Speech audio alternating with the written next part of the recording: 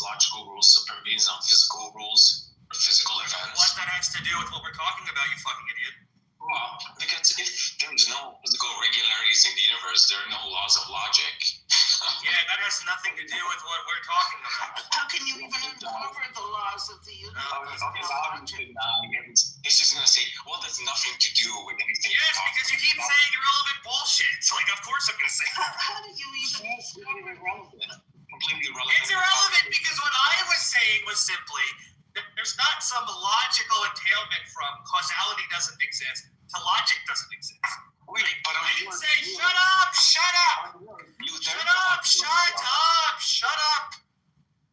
Just concentrate on what I'm saying, and then you'll understand why what you're saying is fucking stupid and irrelevant. I think I understood what you said. No, just concentrate. Hey, slow boy, just concentrate, right? Concentrate. Use that superior Hungarian intellect, right? Okay. So, what I was saying, right, was that it's wrong to say that the conclusion that causality doesn't exist logically entails the conclusion that logic doesn't exist, right? That's what I was saying was wrong. I said nothing about whether I think causality exists or what I think causality is connected to relevant to logic. All I denied was that there's some logical entailment from causality doesn't exist to logic doesn't exist. That's all I denied. So bring up my views about what, how causality is connected to logic is irrelevant because I don't think even if I think causality is like metaphysically connected to people's reasoning capacities, that doesn't mean I have to affirm the conclusion that there's a logical entailment from causality doesn't exist to logic doesn't exist. You understand that, right? You pudding brain fucking moron. It's an ad hominem fallacy. On this view, there's a straightforward logical entailment from causality not existing. The laws of logic not existing. Here's the logical entailment. Laws of logic supervenes non-physical laws. Physical laws, physical regularities don't exist. Laws of logic don't exist. Alvito, can you believe that he's missing the point? Conclusion in such a universe, you can't reason in a rational way. Thank you. Alvito, can you believe that he's that stupid? That's good. Come back. Do you have anything? Can you believe that he's this stupid? Do you have anything productive to contribute? Alvito, can you believe that this guy is this stupid? I know you took your loss together. I just told you loss together very well. The fact that it's entailed under certain metaphysics isn't going to undermine papers. Right, exactly. Make it a logical truth. Metaphysical truth, not logical one. Don't be disingenuous. That's his metaphysics, right? But that's what wouldn't it be metaphysics if it was a logical truth? He wouldn't be doing fucking metaphysics. Exactly.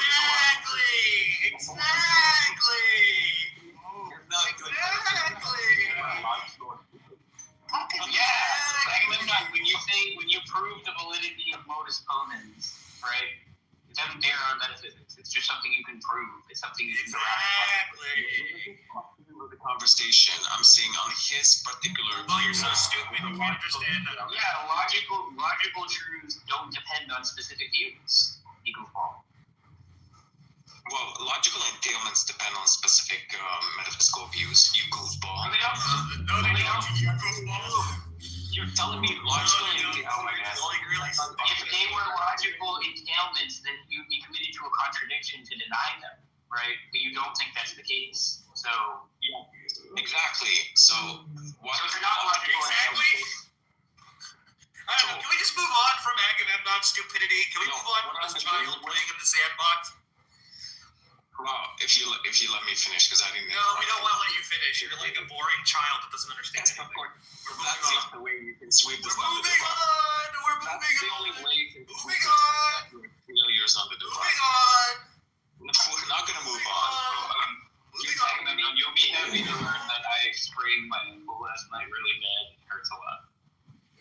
Why would that? What is your sprain? Your ankle? The sprain didn't cause pain. I figured people would have included me in the items that I had taken.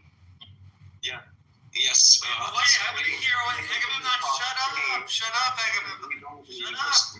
Agamemnon, shut up. Anyway, shut up.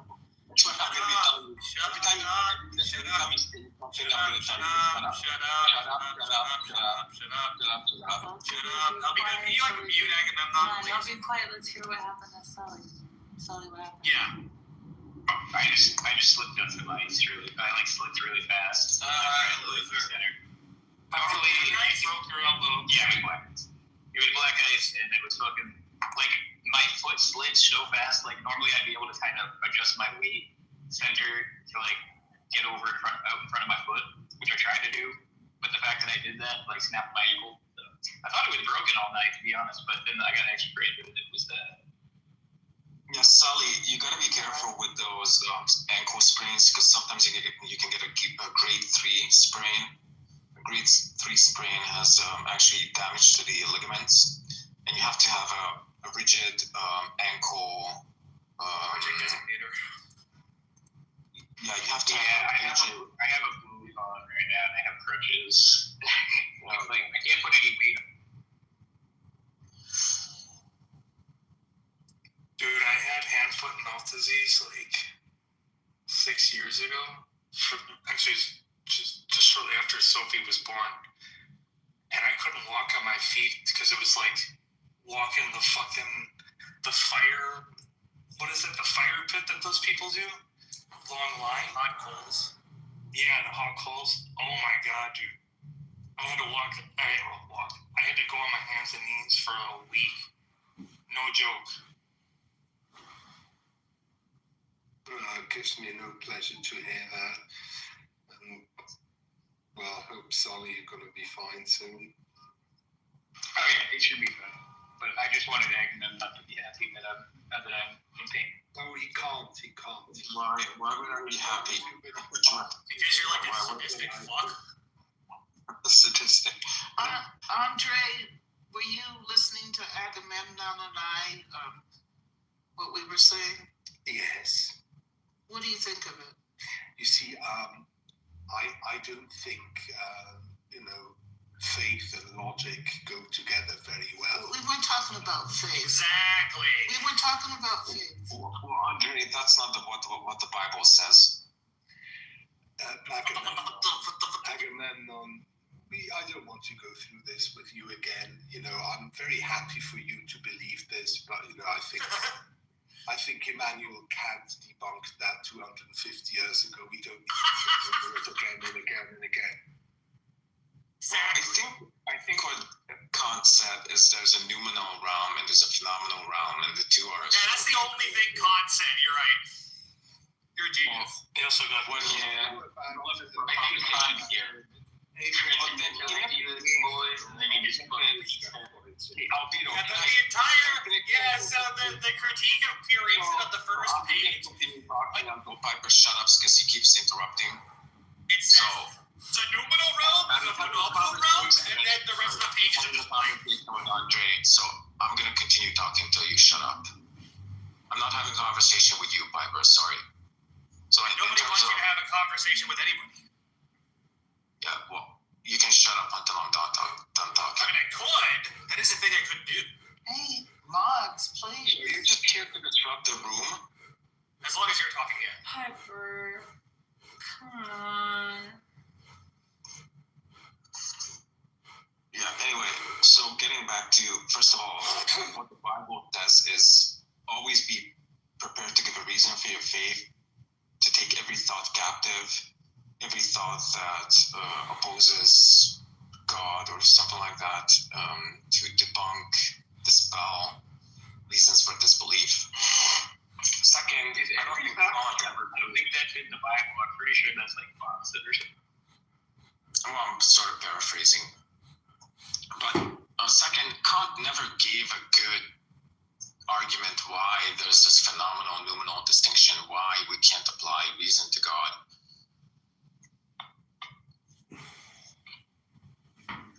Well, Agamemnon, I think it's just much more about making a posteriori claims, and all so-called God proofs are a posteriori claims.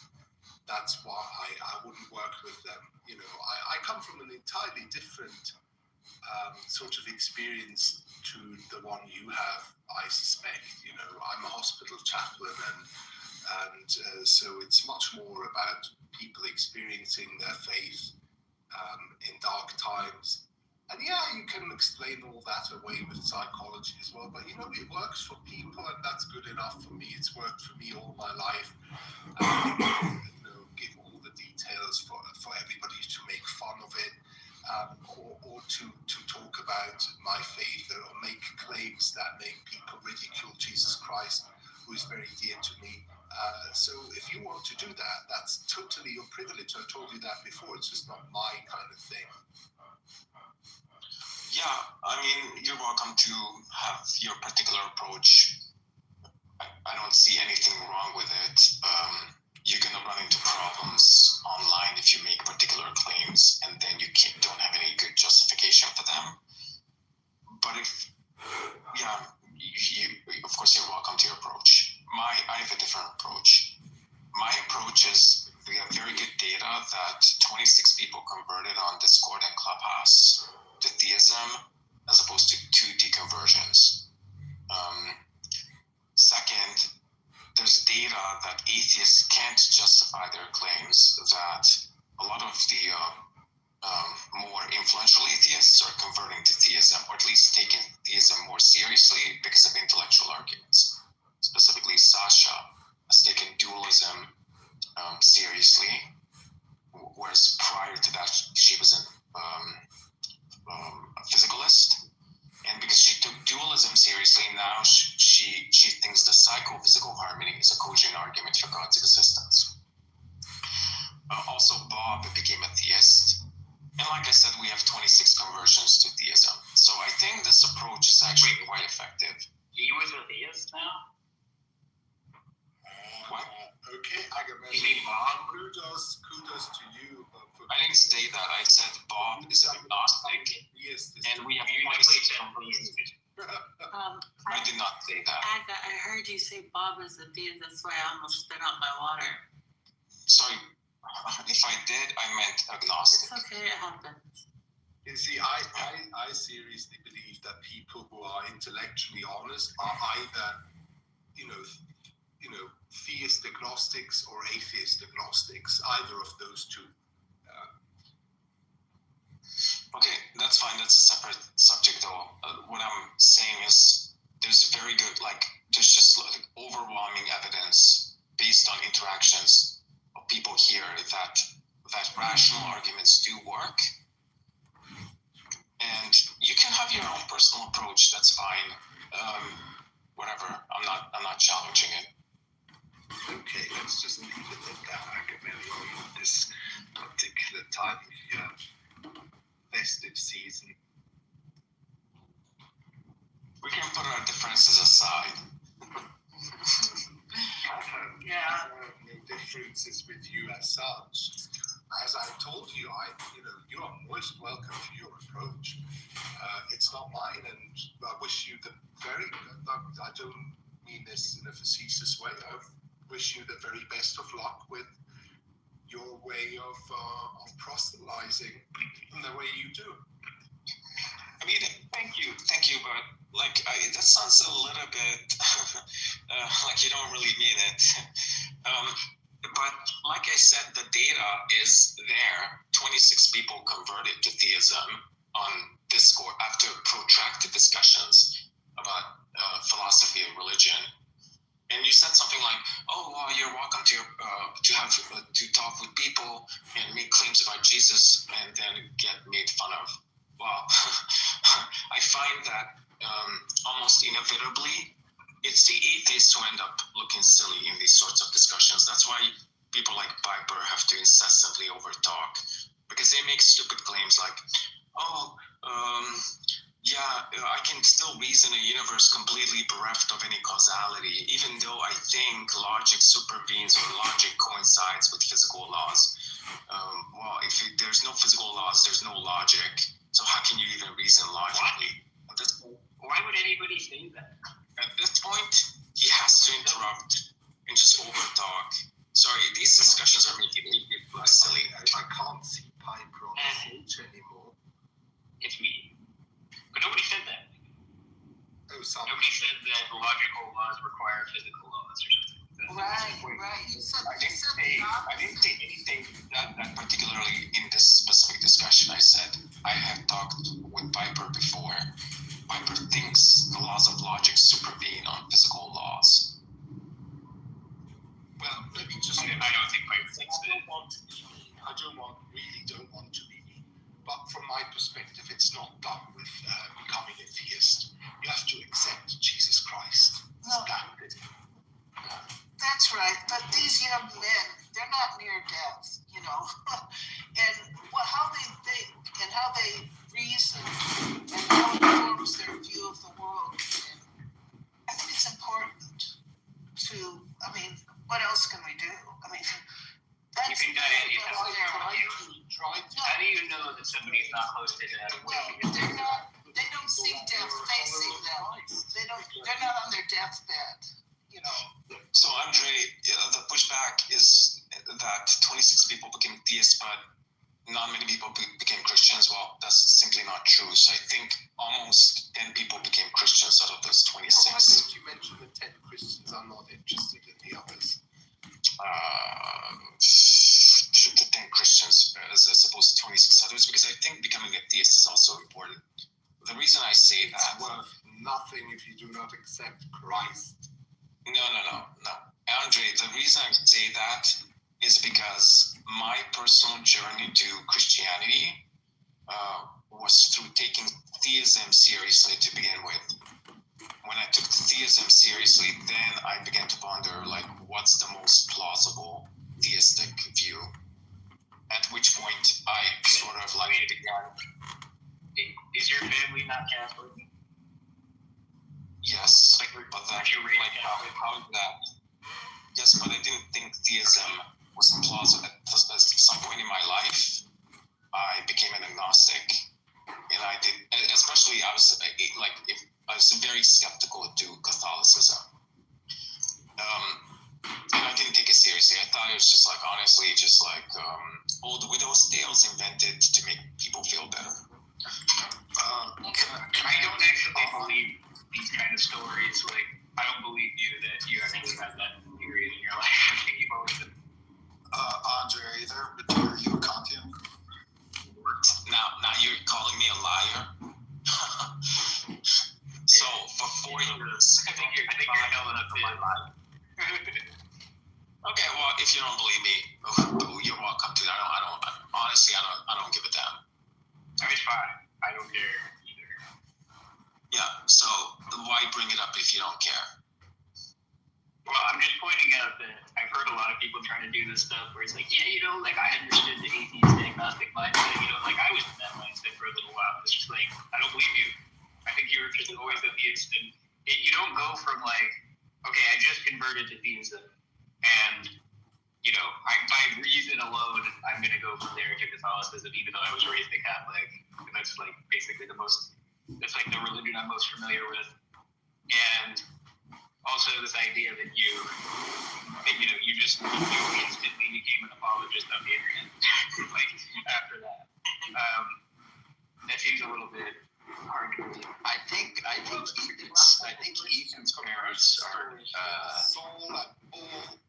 I'm pretty sure I heard you say that I instantly became an apologist. When did I ever say that? And as far as being an atheist agnostic, so I was never an atheist, but I was more like... it was at least 10 years ago that you were doing this stuff, right? Yeah, and you said you became Catholic 10 years ago. That's right around the same time. No. What the hell? So you were talking to everybody in the G+. Oh, I'm still talking. If you wanna understand, are you actually interested, or you just want to hear yourself talk? I think he just thinks that you're not it seems to me what I'm hearing you just sound like you're just trying to talk around it. I can't speak for anybody else, but it sounds like you're just Talk around what? This whole thing about you were just you were just conveniently an atheist, and then all of a sudden you just came back to Catholicism really quickly, and then all of a sudden you were an apologist for them really quickly, and then it just sounds to everybody like you were sort of always atheist, you just didn't really you weren't super into it, right? I'm talking about I became became an apologist quickly. So I was an agnostic from 16 to probably 21. Then I became a theist probably at 22. I was not involved in apologetics for about, I'd say about 10 years afterwards. So what is this? Where are you guys getting this? I was a Scientologist when I was 3 years old, and then when I was 8 years old, I became more. Okay. At this point, I'm just not going to talk to you. Sorry. The thing about that time frame is like a lot of people kind of like that's like the perfect time where everybody's like, you're becoming an adult. You want to think for yourself. I don't know if I want to accept the things I've always accepted. And then you kind of like re-find yourself. I think a lot of people do that. I hated theism at that point. I was deeply entrenched. It's not so much the age. Like I get, like I was probably like 15 when I was like, I just like kind of stopped believing wholesale, But I was like a Catholic before that, But then it wasn't like this. Oh, I understood the atheist position, and then like 5 years go by, and I'm like, no, going back now. I can't understand that. You can't understand. Nobody would change their beliefs from 16 to 22. Okay, man. I can. No, it's just like it's like if you were a Catholic up until the age of 16, then you basically went through everything and got confirmed and all that stuff. And so it's just like weird that you suddenly like learned more when you were 22 of all ages. So that's a really mature age where you're gonna suddenly be like, I was wrong from when I was 16. I don't get it. What, you're doubting that I changed my belief from 16? Sorry, what exactly are you doubting? Because I was confirmed Catholic. So you got confirmed and stuff, right? Yeah, I was confirmed at 14. Then I attended church, so I've always been a very good kid. From the age of probably 8 to 16. I was a very good kid. You went to like Sunday school, like CCD stuff, right? I don't go to Sunday school is a thing for Protestants. It's called CCD in Kitover. Never had Sunday school. Yeah, I'm giving you the actual name of it. It's called CCD. That's what it is called. When you were an atheist, how many babies did you eat? That'll really tell me. Yeah, that was the test for an atheist. How many babies you sacrificed to? Andre, I was interested in dialoguing with you, man. You seem intelligent and also Kanter. Would you call yourself a Kantian? Oh no. I'm a Palinist, I'm not a Kantian. Kant just very neatly fits into the Palinist paradigm. That's why I quoted him. Okay. I would challenge you on Kant. I think Kant is wrong, but if you're not a Kantian, I guess you're sorry, I'm not interested that much in Kant. that's fine. That's fine. For me, it's not about him. It's just very neatly fits into the agnostic way of approaching fundamental theology that the Christian East has always adopted, which I think kind of very conveniently makes all these problems that I hear in these rooms go away. But there you go. Yeah, you're right. That's because they're operating on a lower level of discourse. Yeah, you're right. Well, anyway, that's fine.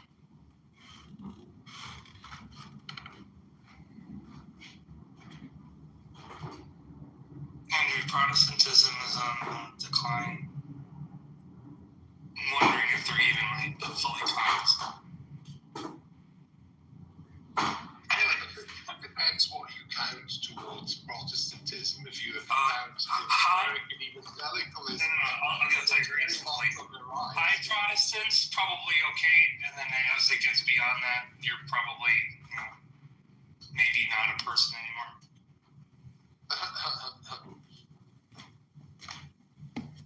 So you get the Anglicans, they're probably fine. Lutherans, probably fine. I forget that high Calvinists, those are probably okay. Like Scholastic Calvinists. I don't know. I mean, Barthian okay, but everybody who clings to the old ways of Calvinism, I think, is basically just following a Gnostic heresy.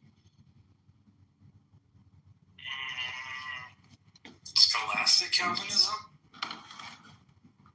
Like Orthodox Calvinism, double predestination and all that. Only people believed in double predestination before the Calvinists were the Gnostics, so that's not a good witness when you go to tell you that you're an Orthodox Calvinist. But if you're a Martian, it's all fine. Talk about the Scholastics.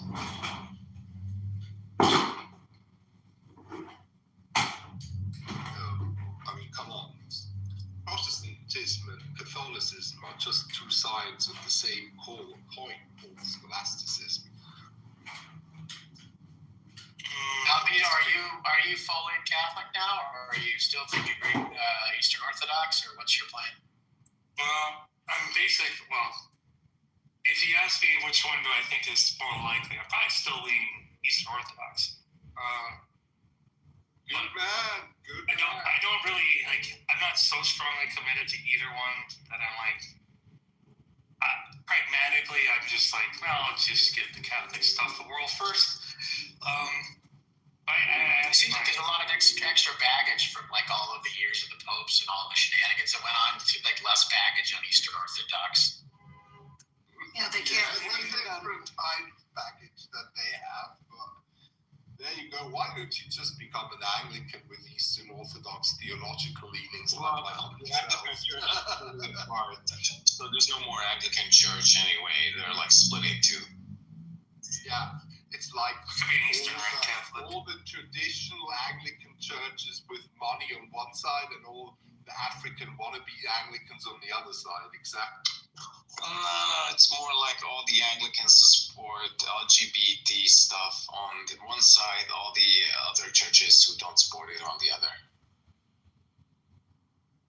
Well, your Hungarian right-wing Catholic hearts open up to that. I'm not right-wing, by the way. I'm more like a center. Yeah, in Hungary, what means a centrist in Hungary is right-wing everywhere else in Europe, my dear. in the African. That's the typical dichotomy people fall into that I know you have or Orba supporters. Seems like very black and white thinking on your part, Andre. Probably you have a very black and white thinking on other things as well, Agamemnon, I suspect. No, just a couple of things like abortion. Abortion, slavery, murder, genocide. Yeah, I have very black and white views on those. Yeah, I can see that.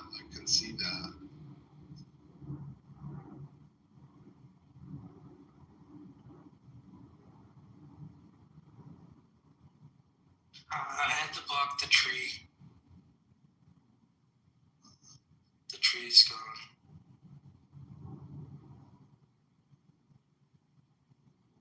Sorry you had to see that, Haley. Andre, are you called to the bedside of atheists very much, when they're dying? It has happened, yes. Mm-hmm. How is that?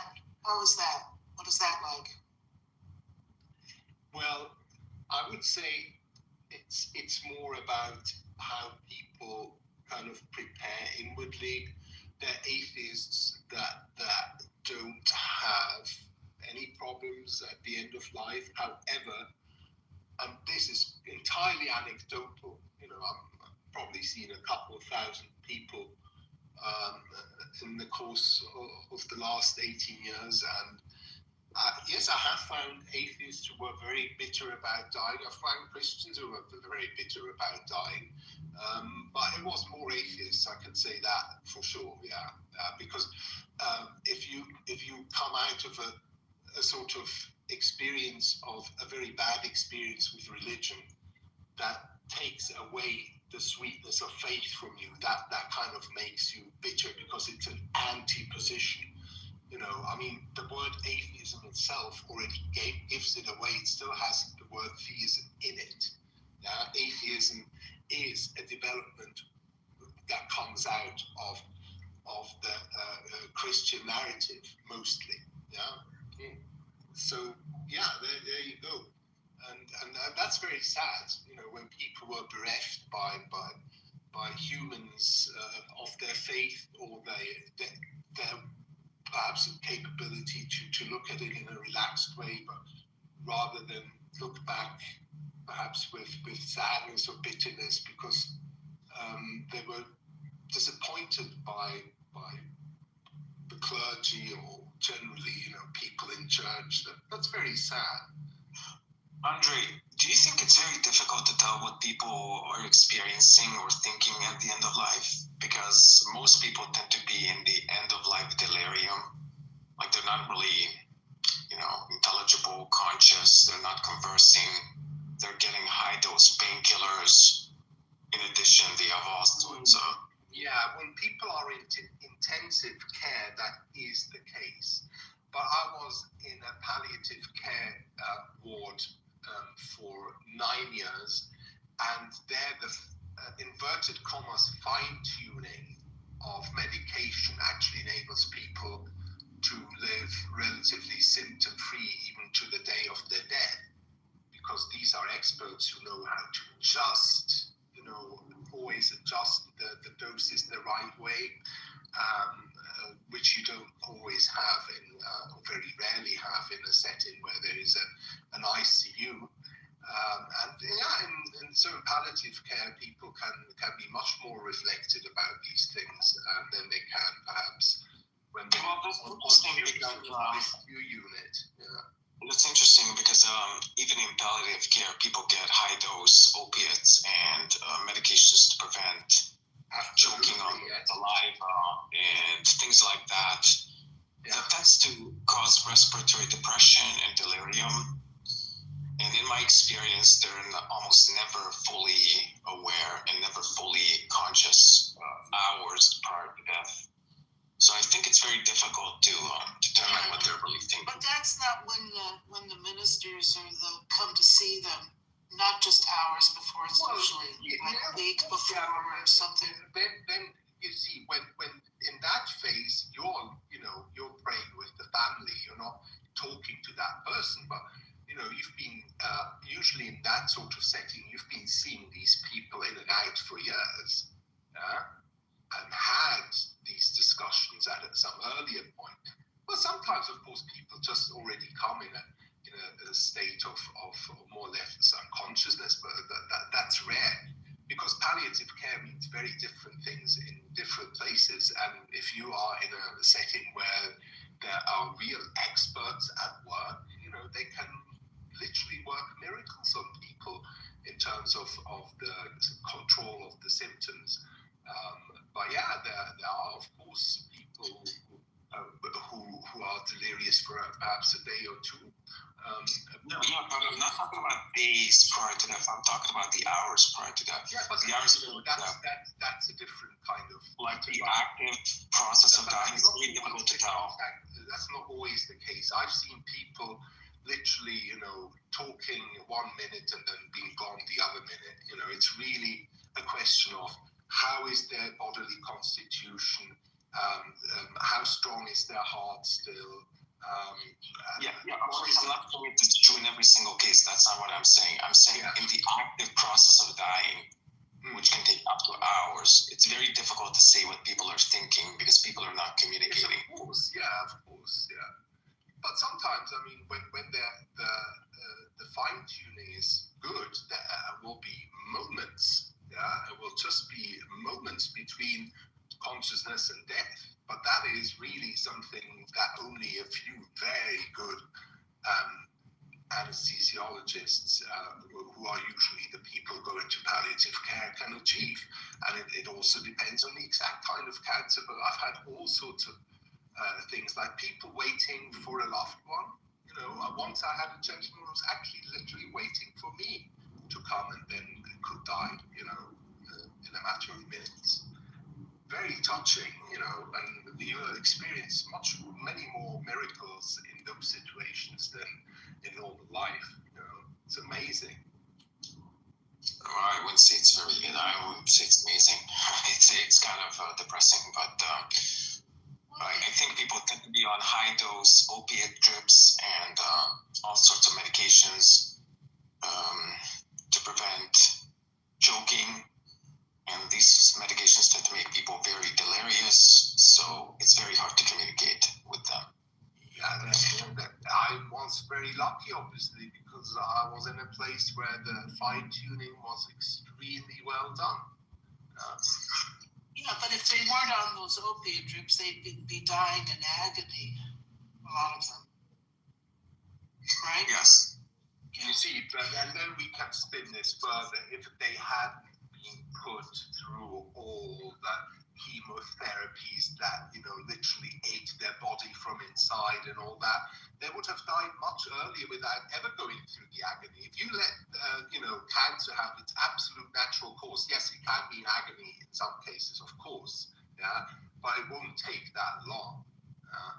And I've seen people who've made the conscious decision not to have chemotherapies, and they were much more symptom-free and died very much sooner, of course, yeah.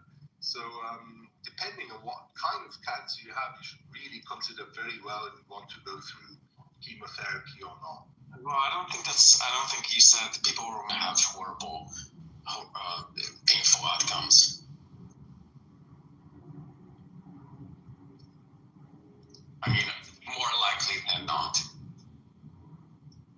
I asked Andrea about atheists because I'm wondering, when you go to see, if they will have you come, they probably wouldn't even want you there. Right? Most atheists. Yeah, but you see, I was live box. When I was in the palliative care ward, I always had a tin of Swiss chocolates with me, and would always enter a room offering those to people, and that's always a bridge. So I got them all in the end. Yeah. So besides the bigger ones, what was it like with the ones who weren't bitter? I mean, did you have people like sort of change their mind at all? Oh yes. Really?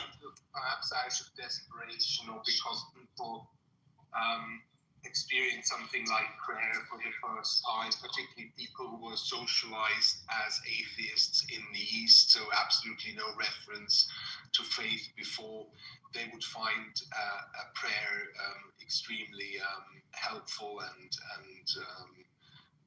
that would perhaps sway them. I had this one lady who got baptized after 2 weeks, because she was just so, taken in by the prayers, yeah. I'm curious, Andre, the bitter ones, what were they bitter about? The non-believing bitter people on their deathbed?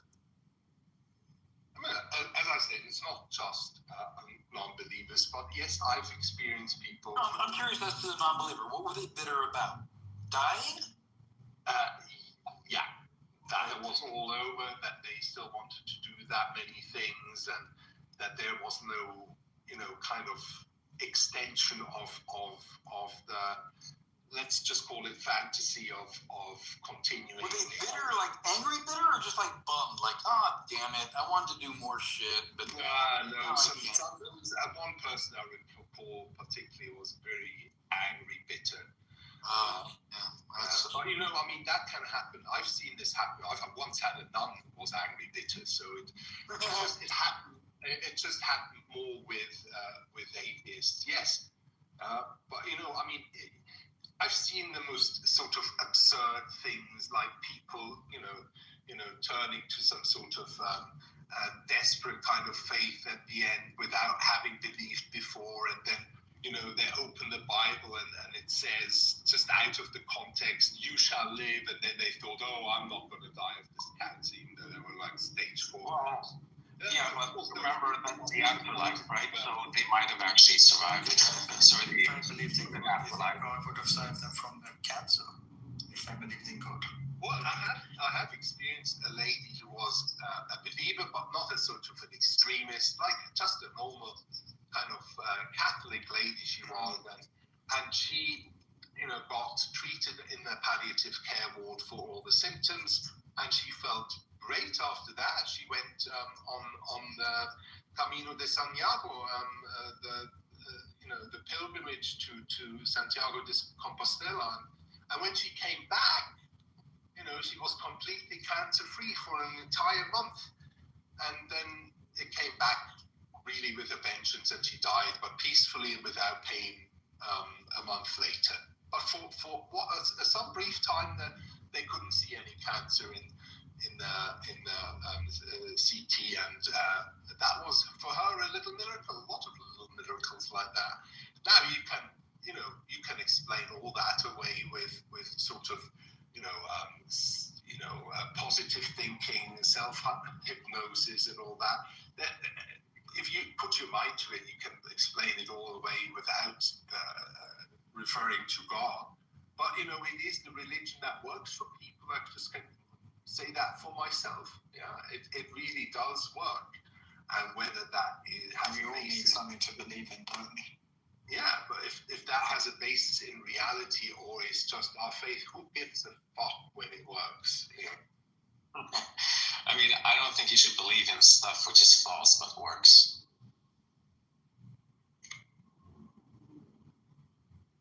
That's why they call it a belief. I want to believe true things as opposed to false things which merely give me comfort. Well, then you're a true atheist. Oh God! I thought the story. Roman Catholic. Wait till someone else says it, but yeah, never mind. Yeah, you see, everybody's different. For Agamemnon, the sort of rational way of coming to believe is very important. Yeah, and we have to acknowledge that. Yes, you have to acknowledge that there are psychological differences between people, Andre. Some people, rational justification is simply not important. For other people, it is. You have to acknowledge somebody who's colorblind, who sees the grass as being red and blood as being green. You have to give them a platform and say, well, you see it as green and as red, and we see it in the opposite direction. So, well, I don't think that's true. I think for somebody who says grass is red, you have to say no, grass is green. It's not red. Well, somebody who says God exists, you have to say, well, no, God doesn't exist. And then presumably you have some sort of justification for that, but then invariably atheists end up not having any justification for any of their claims, so there's that. Well, in the same way somebody who believes in God has justification for their claims or doesn't have justification for their claims. Yeah, except the fine-tuning argument, the argument from knowledge of moral facts, the argument from the Kalam, yeah, blah, blah, blah. Yes, of course, moral justification. Moral facts don't exist. Okay, listen, Andre. Moral facts don't exist. Okay, the moral fact. So you're telling me the fact that it's incorrect to torture children for fun. Explain what a moral fact is. Yeah, I'm gonna give you a moral fact right now. No. Explain incorrect. What it is first. Don't give us explain what it is. What is a moral fact? Well, I'm gonna give you an example, then I'm I gonna don't want explain. an example. I want to know what a moral fact is. I don't care if you want an example. I'm gonna give you one, like quick wasting time. Explain the definition of moral fact. Well, giving examples is right. You can define things by pointing to them, and you can define. It actually has a meaning. Explain what the meaning of moral fact. Can you just stop and let me finish? So you can give two sorts of definitions. One is an extensive definition where you point to stuff. Like I can just give definitions of a chair by pointing to stuff. Even if chairs don't have some common feature, I can just point to them, right? And you can also give like some sort of semantic definition. So I'm here. Okay, here's a moral fact. It's incorrect to torture children for fun. Okay. So then what's like a semantic definition of a moral fact? Okay, it's a proposition which has a truth value. And the truth value depends on something that is robust as opposed to merely on human attitudes, preferences, and desires. just a word salad, my friend. Nothing but a word salad. Okay, Oh, well, you sound awfully like Rob, especially when you said word salad. I was just going to say, at first I thought it was Rob speaking, but it's something completely different. Faluta. Or is it? Hold on, wait, hold on. Are you from South? Wait, Andre, wait. Or is it? Yeah, that's it. Can we get Rob and Fallujah to talk at the same exact time? Oh dear, yeah, I don't know. Well, Rob, are you Well, there? now you don't sound like him, but you did when you said word salad.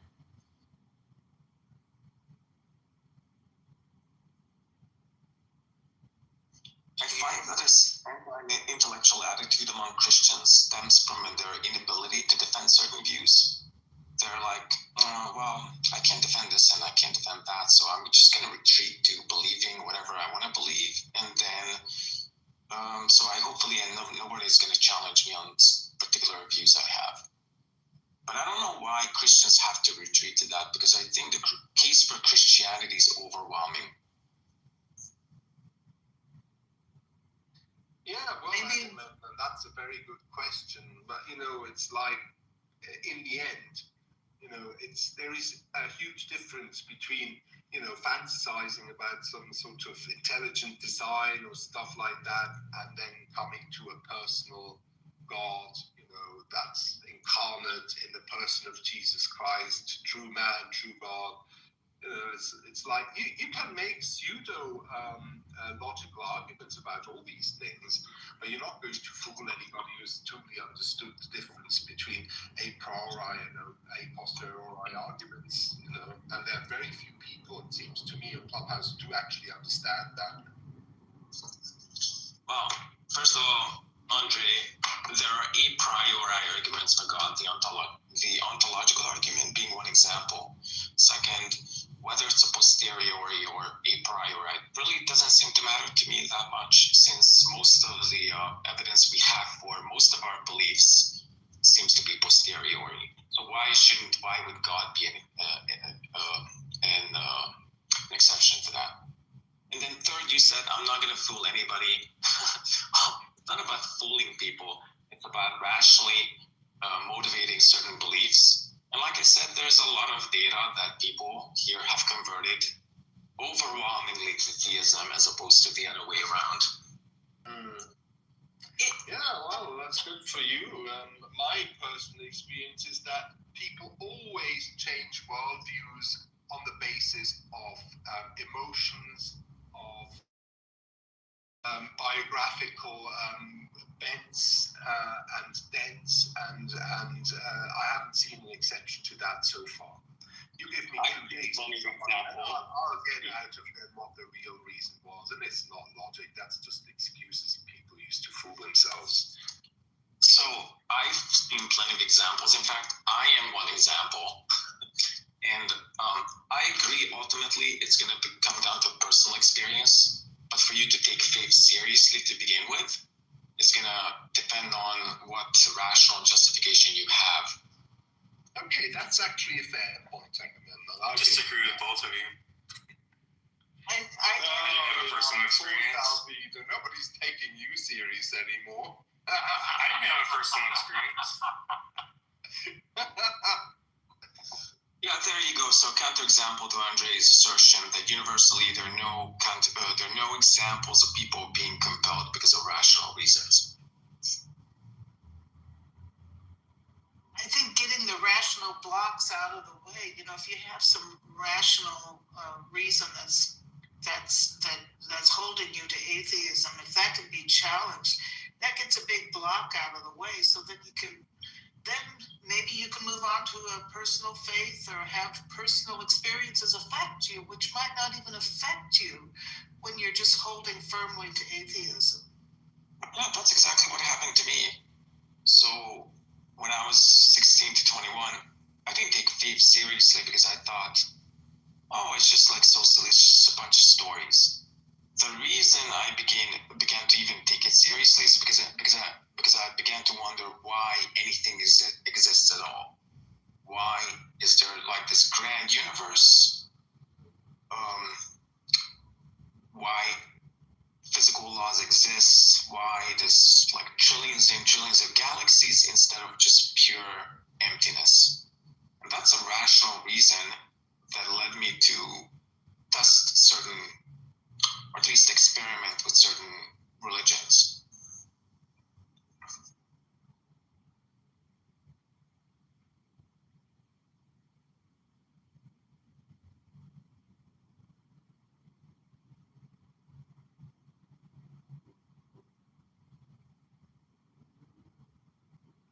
Andre, when you say it's mostly personal experience or emotions that bring people to a belief in God or Christ, do you think it's that most people just... Michaela, or away from Okay, that's Yeah. right, that's right. So do you think that that's because, do you think it's because most people just don't live their lives by logic or whatever, or, or by custom? No. Or what? No, I don't think so. I think it is part of a much larger secularist paradigm. If you ever have the time, I probably should actually do this. If you have a university near you, you should check out if ever anybody does a sort of seminar on Charles Taylor. Charles Taylor is a Canadian philosopher. He wrote a book called A Secular Age, and he very painstakingly explains how the self of our sort of feeling and sense of self developed and buffered off society over the last 5 centuries, roughly starting at the age of humanism. And people used to be far more embedded in religion. People used to be exclusively in one system of religion all their lives, unaware of any alternatives to that, And then the Reformation kind of shattered that a little bit, because suddenly there were 2 options.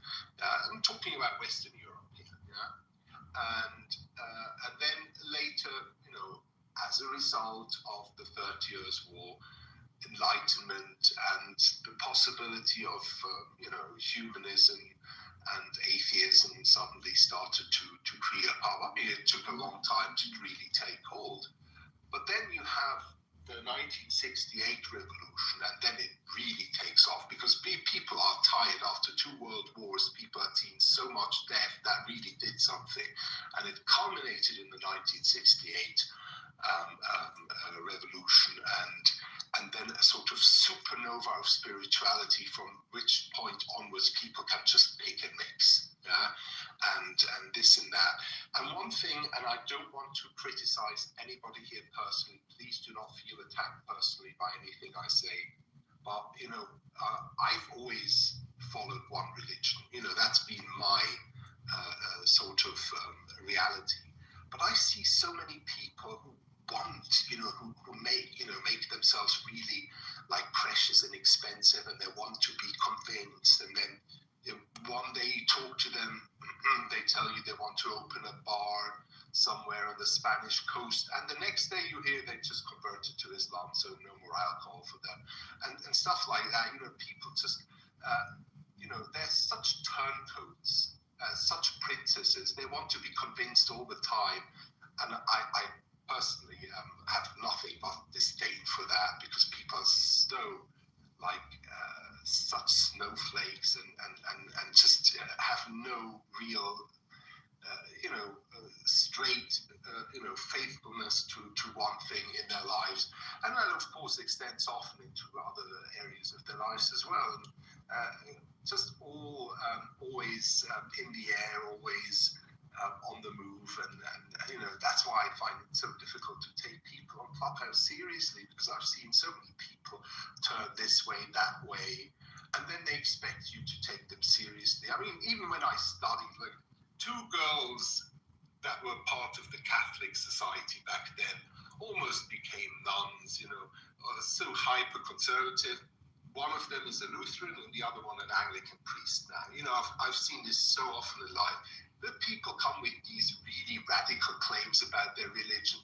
I tell them, you come again in 10 years, and we'll see if you're still making that claim. That if you haven't pulled this through for at least 10 years, don't come and waste my fucking time. That sword cuts both ways, Andre, because I can run the exact same sociological critique on you and say Western Europeans like you have been conditioned to retreat from the intellectual realm and sort of like grudgingly accept that there's a intractable gulf between science and theism. Theism is sort of like for the stupid and those who can't rationally justify their views, and science is if you want to rationally think about these sorts of subjects. But I think you're just like everybody else, a product of their social environment to a certain degree. And the reason why you have these beliefs is you were conditioned by your society to believe it. But other people don't have this view that there's a gulf or intractable separation between science and religion. So why should you not be able to justify your views? Why shouldn't you be open to being rationally compelled or change your views regarding certain subjects? And Because there is nothing rational about it, Agamemnon. There is absolutely nothing rational about it. It's all about faith. It's always been about faith. You're supposed to have faith. Or as Karl Barth put it, Glauben heißt Vertrauen. Faith means belief means to have faith in something. Yeah, you need to have faith. Or as J.R.R. Tolkien put it in The Lord of the Rings, it's but a fool's hope. Yeah, to be able to admit that, and those are people who went through the horrors of World War I. Yeah, and there we are with all these snowflakes, moving between discord, some sort of Dungeon and Dragon game and all that, and I'm supposed to take that seriously. Sorry, no, I don't. I'm so It's justified faith. with those games. Yeah. Also, my faith being informed by many things. I mean, I studied theology, and I have just found that the Eastern model that was anepistemic and agnostic from the very start is far more tenable today than scholasticism. So we have to thank scholasticism for many things, including modern science. Andre, I think that when we see the word belief, and many people, assign an idea that it's like believing in Santa Claus or so forth. But from my perspective, when we're really talking about belief, it's to trust. Like, I believe, if I was married, I believe my husband and I trust my husband to lead me. And I show that I believe in him by the attention that I put into it, by the obedience to his instructions. Those are the ways that I show that I believe in him. And so I think for us to minimize what belief means only to be like, I believe that there's a Santa Claus. There's people that say that they believe in God, but they do not believe, because if they believe, they would pervert the idea of what He's trying to say there's this dichotomy between faith and having a reason for certain belief. But the Bible doesn't say that. The Bible says always be ready to give a reason for your faith. Okay? It says take every thought captive with reason. So this is profoundly anti-biblical, first of all. And there's simply no reason to accept that science and faith or reason and faith are incommensurate. And Andre definitely hasn't given any justification for that. So maybe Andre, you can give her and go ahead and give her. Because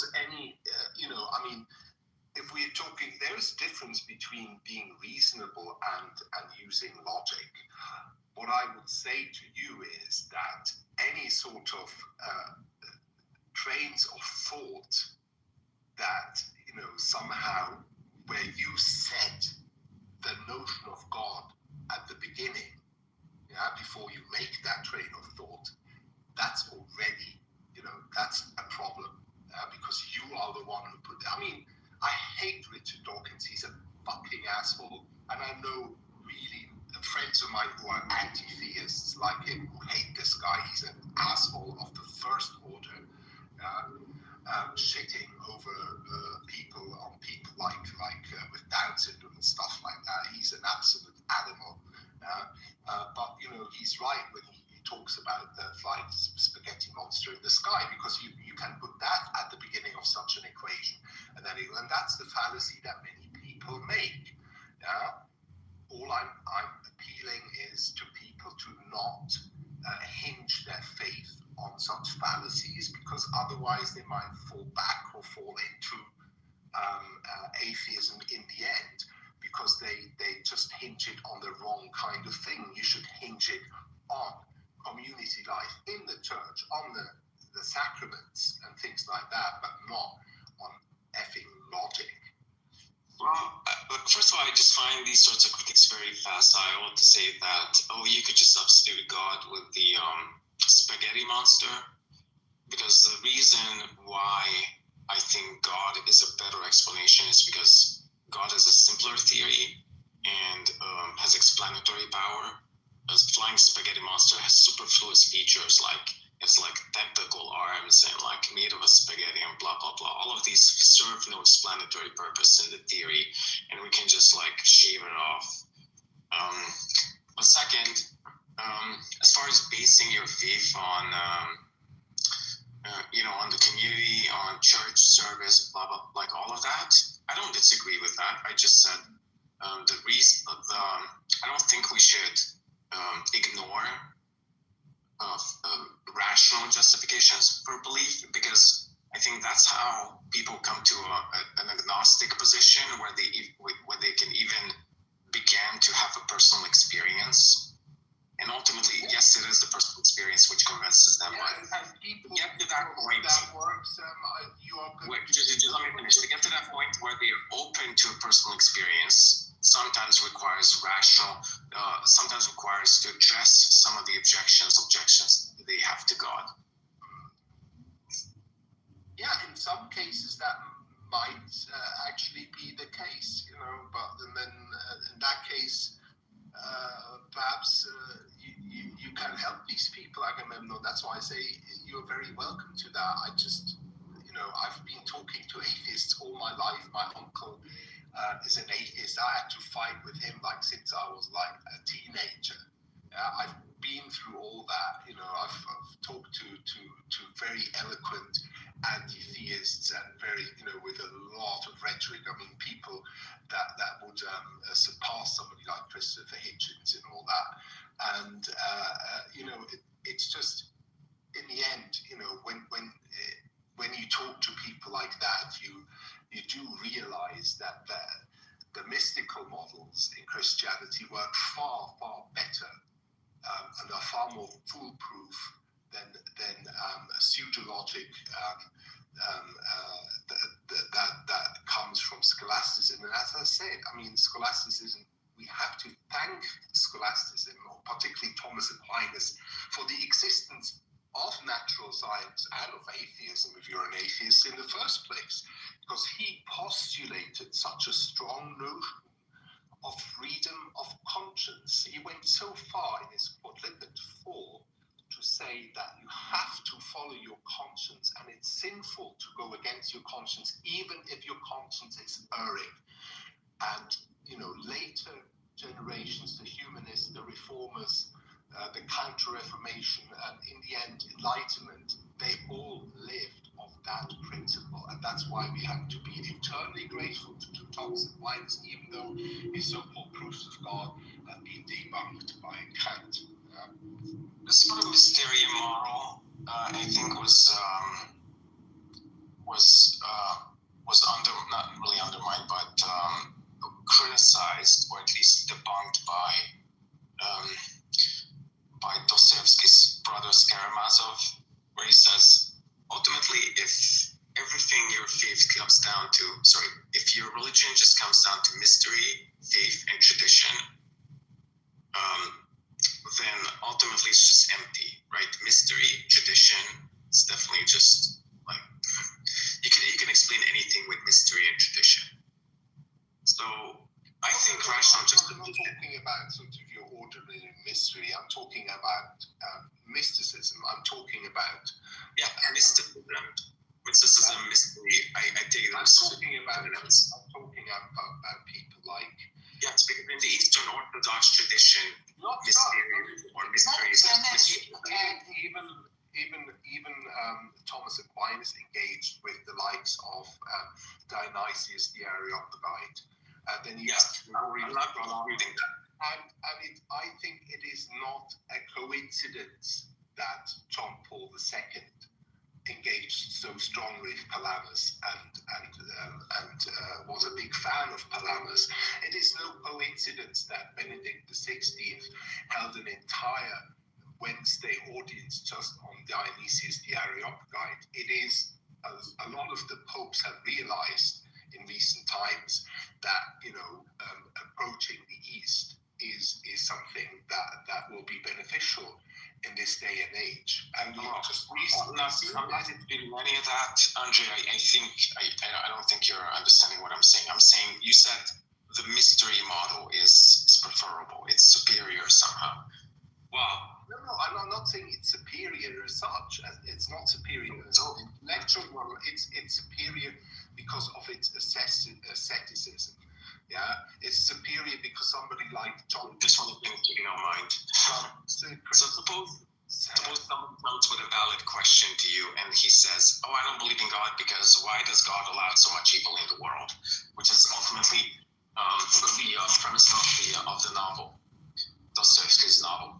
And well, you can give several responses to that. You can say, well, no, sorry, you're just going to have to, despite all the insurmountable evidence or seemingly insurmountable evidence, you can just give, you just have to have faith.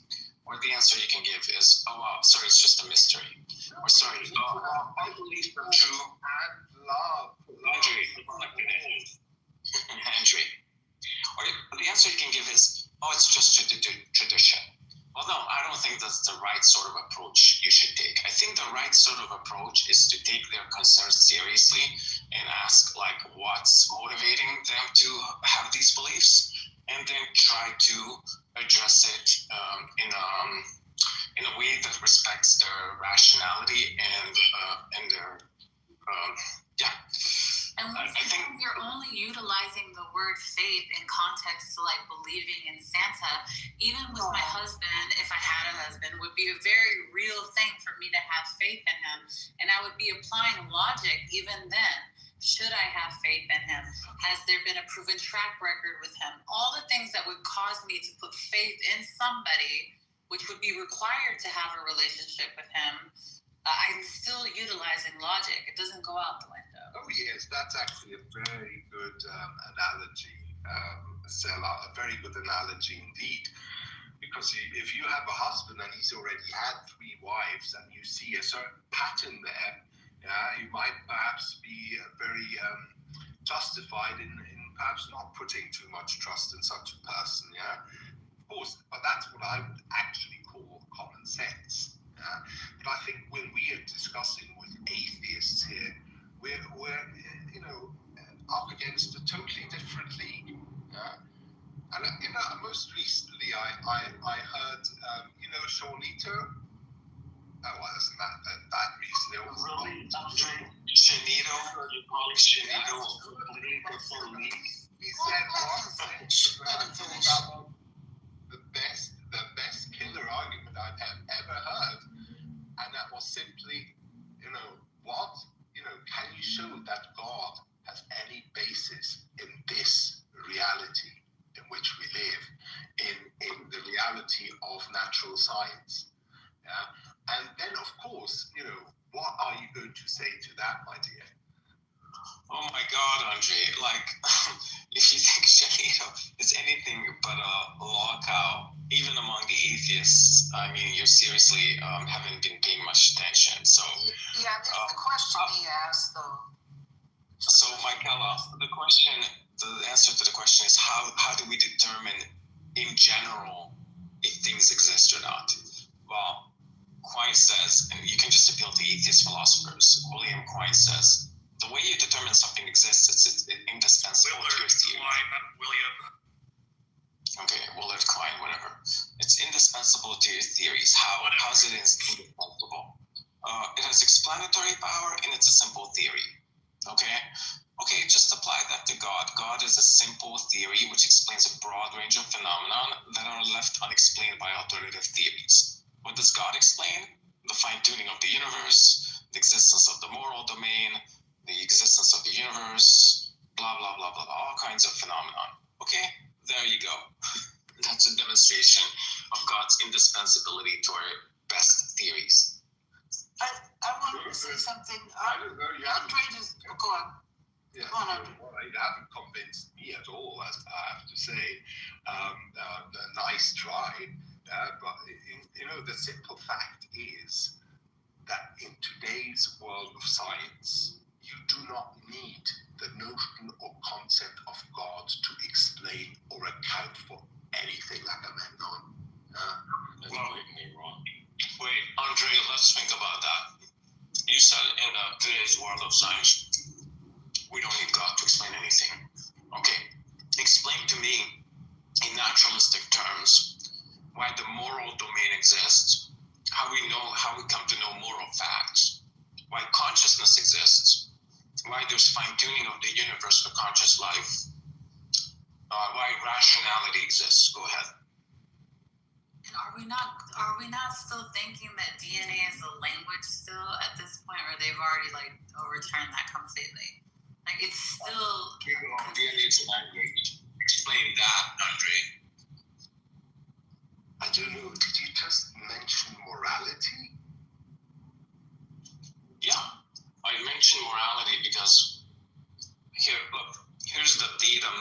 It's just the survival of the species and certain indeed rationales. Like, if I go beat up that guy, he or his family are going to come and beat up me. You can explain a lot of things just through that for a start. I would say this, of course, because I am a believer that yes, religion, contrary to what people believe, has actually prevented a lot more evil than it has caused evil, even though I'm sure there are a lot of people here who disagree with that. Indeed, Kant did in the end just leave the moral argument for God, and I would say that still stands. But I was talking about natural science. You do not need the concept of God to explain the natural world, the universe, the earth, all that. You don't need even an intelligent being to explain it, because you can have other models of thought to explain it. Yeah, it's as simple as that. Yeah. Well, so there are a couple of things you said that I want to respond to very quickly, very briefly. So the first thing is, why even bring up moral facts? Well, because moral facts exist, right? It's incorrect to torture children for fun. Now that seems obvious to more people, or more obvious to more people than the fact that, the physical world, at least to me.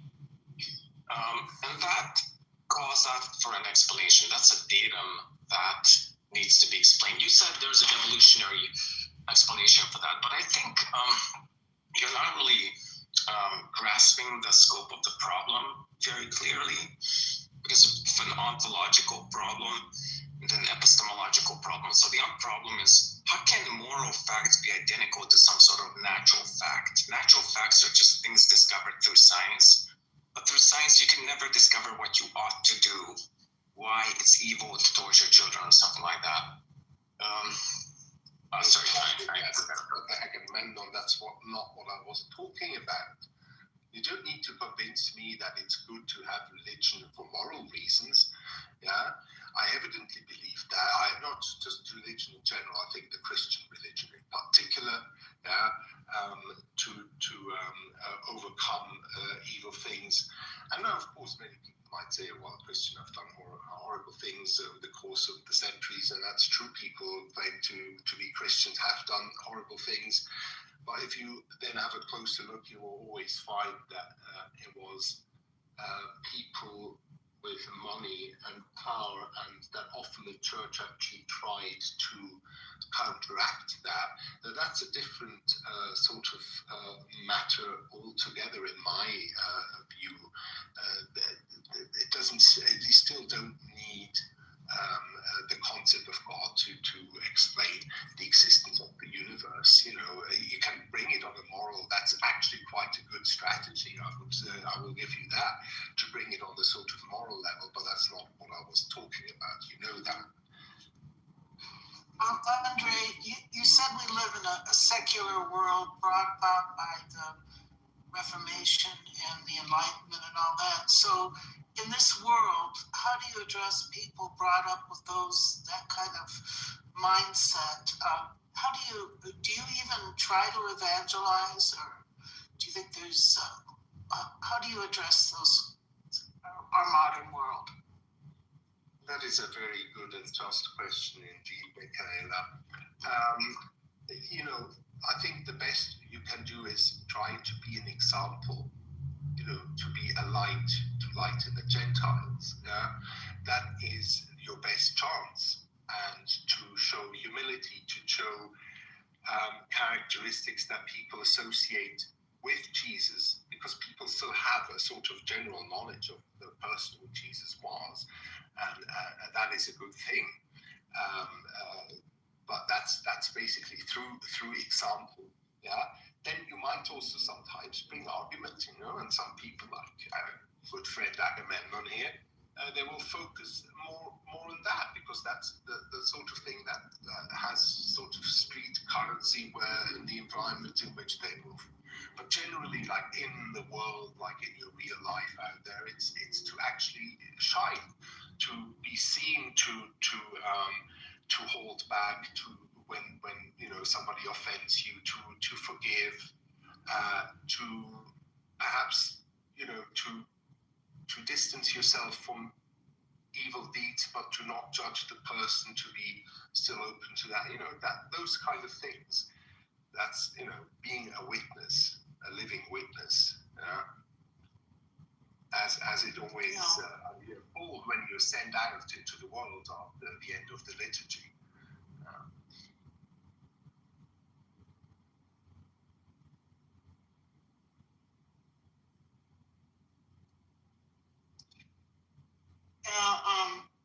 My sister, I hadn't seen her in 7 years because, and there had been bitterness. She had told me she didn't believe in God, and the last time I saw her, my nephew and I had gotten a big political argument in front of her, and we ignored her when she asked us to be quiet. And she could, you know, just our arguing like that in our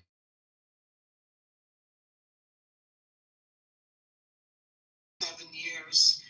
And I was in the same city that she lives in for a doctor's appointment, and my niece told me that she is, and right away I thought, oh my God.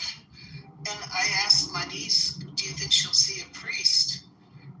And the last I had heard, she had rejected all this stuff. And I had just gone to church, and there was a very holy Polish priest there, and we asked him to come.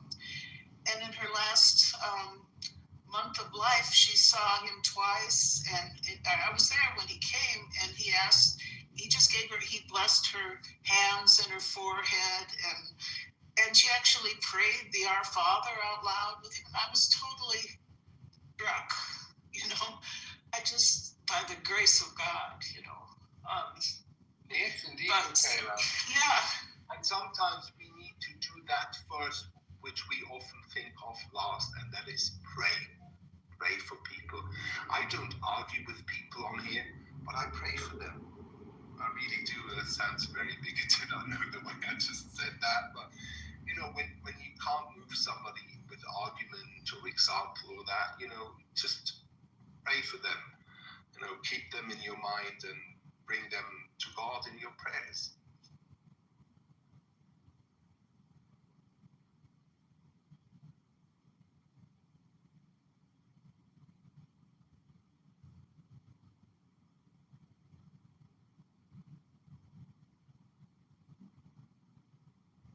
Second Amendment left. I can't see him anymore. This is one of the best. This is one of the best conversations I've had here on Clubhouse. I can't believe the atheists are they here? Are they listening? Or they're just. It's beautiful that they've allowed us to go back and forth like this. I think I just enjoyed that I just completely destroyed Yeah, I'm kidding. Yeah. Yeah. Well, He's great. Well, I was just going to say it is a good conversation, and I got something else to brighten your guys' day. If you've ever wondered what the proper model of the shape of the Earth is, you can go ahead and look at Marcus's and Abe's profile pictures. Marcus on stage and Abe in the audience. They both have the proper model for the shape of the Earth. Thank you. Thank you for acknowledging the Q-Bird. That's the new trend. Yeah. Mm-hmm. Well, Marcus, you should go to Cuba. You might enjoy. Yeah. There is Cuba Yeah. map somewhere. Yeah. And we will let you visit all the corners of the world in our map. Corners, Yeah. get it? And I know who your favorite actor is, Marcus. Cuba Gooding. Cuba Gooding Jr. So the only condition we've got is that if you do visit us in our Q-Bird, please don't bring your cats because cats have a tendency of pushing things over the edge. Oh my goodness, it's a great name.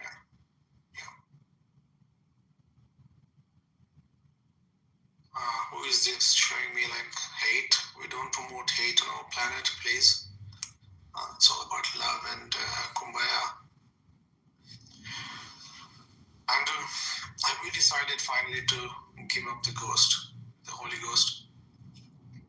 Well, no, but you can give up the shell, and that is of atheism, and crawl into new life because Crimsonite's here. And he took issue with when Andre said that, God's not needed to explain anything. And Crimsonite just said, that's not true. So, Crimsonite has a word or two to share. Just before Crimsonite does that, I was actually going to do that until I realized it was all just a setup because, God kind of like created the drama of coming to Earth and then dying. And then before I realized, he wasn't really dead because he rose up. I felt that was all just a play act. And then he turned around and said, you know what? For all the sins that you've committed, I'm going to take them upon myself. And then I'm going to die for your sins. But I'm not really going to die for your sins because I'm going to wake up at some point. So that is just a con and I left the whole story. All right. Crimsonite? Are you there, sir? Yeah. Did you hear what Marcus just said?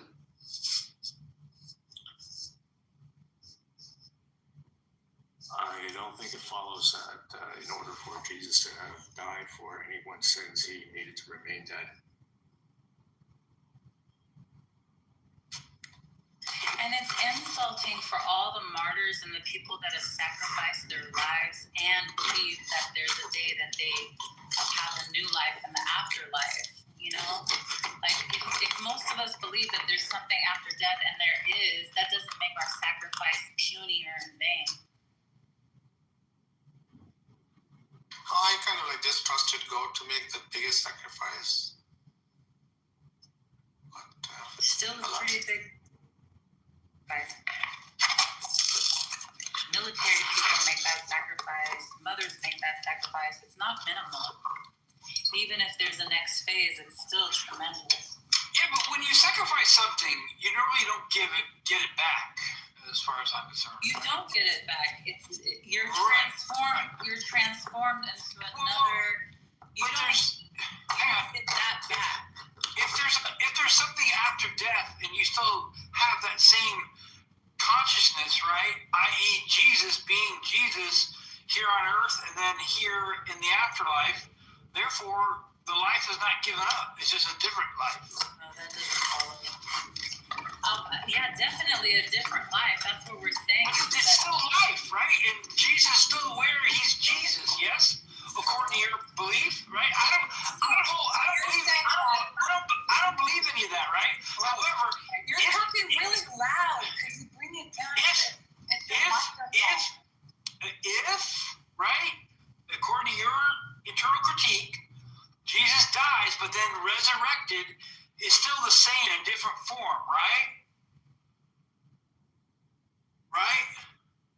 Am I correct on that? I mean, yeah, he Okay, great. JCC, he presented himself as a gardener and they didn't even recognize who he was. So he definitely wasn't the same, for sure. Wait. No, James. Jesus itself, right? This entity, Jesus, was a form on earth, right? Then was crucified and died, but then resurrected. This same Jesus has the same experience, whether it's alive or dead. Do you agree? Has the same experience. Listen, JCC. No, just answer my question. I'm curious. No, because we can surpass all this bullshit and go all the way to the end. The end is that if you grant me that there's something after death, every person that has lost this life, it mattered. You know, not reaching your potential. I'm talking about giving something up. It matters. There's a sacrifice. So if you are granted that you reincarnate or anything of that matter, it doesn't mean that a sacrifice wasn't paid for this particular life. All the millions of the people in the world that believe that there's something after this, it doesn't mean that, oh, well, since you believe that there was something after this, it's not really I'm talking about this. I'm talking about Jesus itself, right? Jesus, this entity, still having experience, right? There was no sacrifice as far as I'm concerned, understanding Have you ever been nailed to a cross, JC? Holy shit, that's not the point, Sailor. Yeah, it is. No, it isn't. No, it isn't. It's a matter of losing experience, right? Life is experience, as I see it. So Wait, people don't sacrifice pain? Okay, I'm just gonna stop. Thanks. It's like you might be focusing on the wrong thing. I'm focusing on giving something up that you don't get back. Is what I'm focusing on. Right. So didn't get that. when you sacrifice something, you can no longer have it. So if the life was sacrificed, You're focused on the wrong spot. I don't grant that. then I'm mistaken. I'm mistaken. Cool. Here's something you can agree with. He didn't, if he has to go through pain, and he did go through pain, how do you get that back? Why are we talking about pain now? That was the sacrifice. Why are we talking about pain? Because he went through it. What was the sacrifice, this death of the human side that Jesus gave up? Look, I don't know all of that, but it's very... That's my question. That's my question. What was the sacrifice, the human part that Jesus gave up?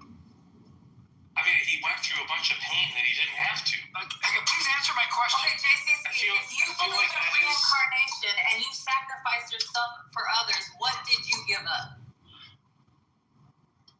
I didn't. If I'm going to come back to life, I didn't sacrifice my life. No, you sacrificed that life that you were living. Well, no, you're right. Sorry, I didn't mean to interrupt you. It's just, I did want to say this. So it is kind of weird, JCC, because Andrew, if I don't give you if I give you $5, does that mean I didn't sacrifice my money because I get more money? right. So what they No, you gave up that $5. You're not getting that $5 back. Yes. Yeah, you're not getting the time. But Jesus alive as a human experience. Jesus dead as a human, but still in spirit form experiences. Yes or no? But we're not saying that's what he gave up then. Okay, great. Then I'm mistaken. Then JCC. Forget everything that you said. My complaint is null and void. I don't complain. All right. Woo! JCC, could it be the case that that people live after they die? Is that possible? I don't think so. No. You don't think it's possible? No, I don't think death is death. You don't have life after death. No.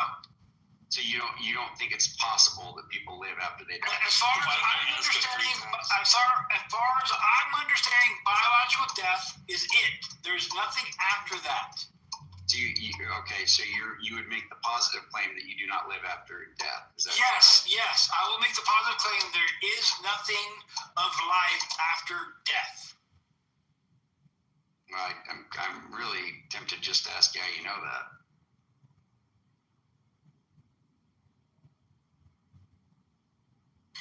Hey, Salah, by the way, you nailed it with that mention of Jesus on the cross, but here's the point.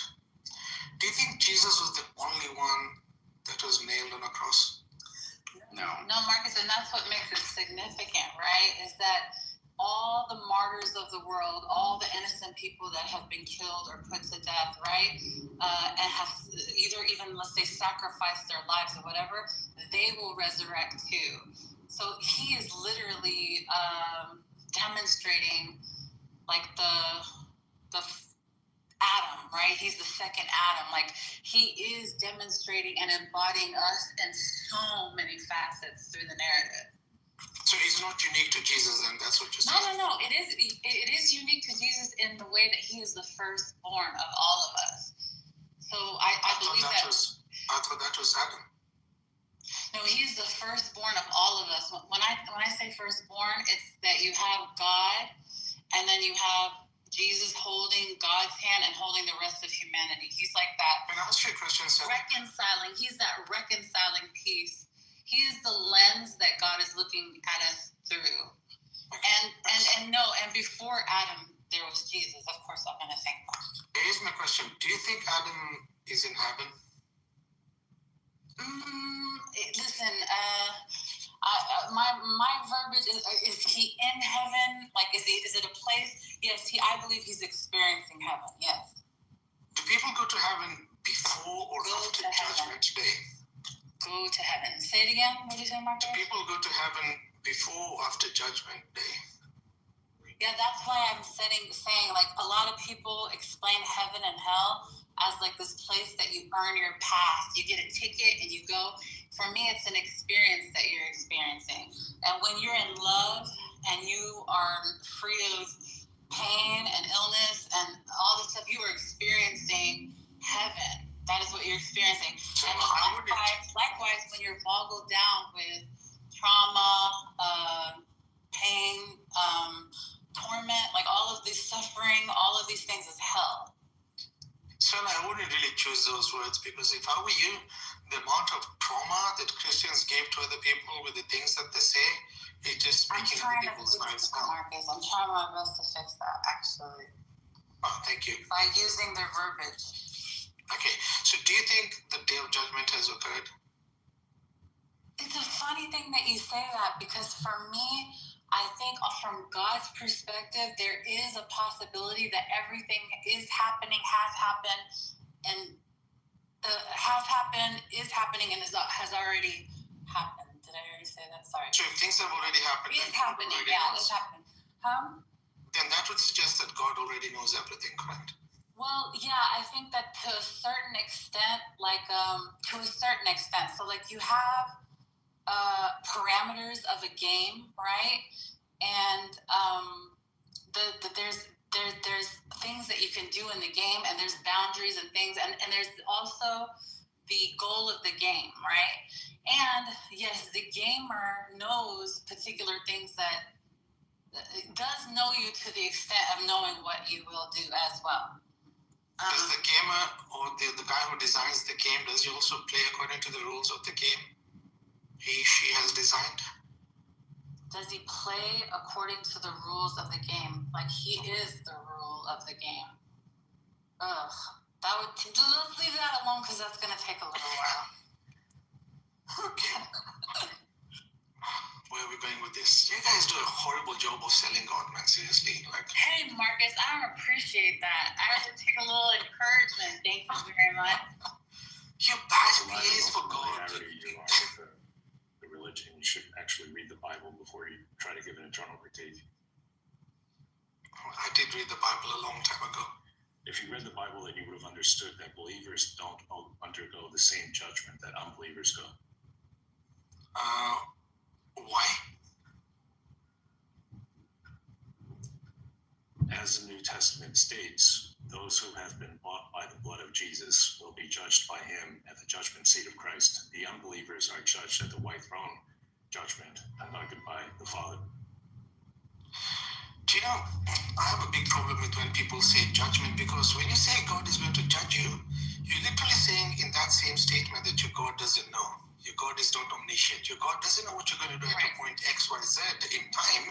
And hence, God will have to make a decision based on what you're going to do at some future point. You're literally saying your God doesn't know. Yourself with anthropomorphism. It's the way of enacting human-like features and conduct by God in a way leading to us knowledge that we wouldn't otherwise be able to grasp. So how do you understand Marcus, judgment without me thinking it's like... St. Augustine puts forth the idea that sin itself is judging you itself. It's bringing the punishment with it. And that's a great place to explain sometime when other people aren't trying to get in. Sorry, Crimsonite. So what am I going to be judged for, Crimsonite?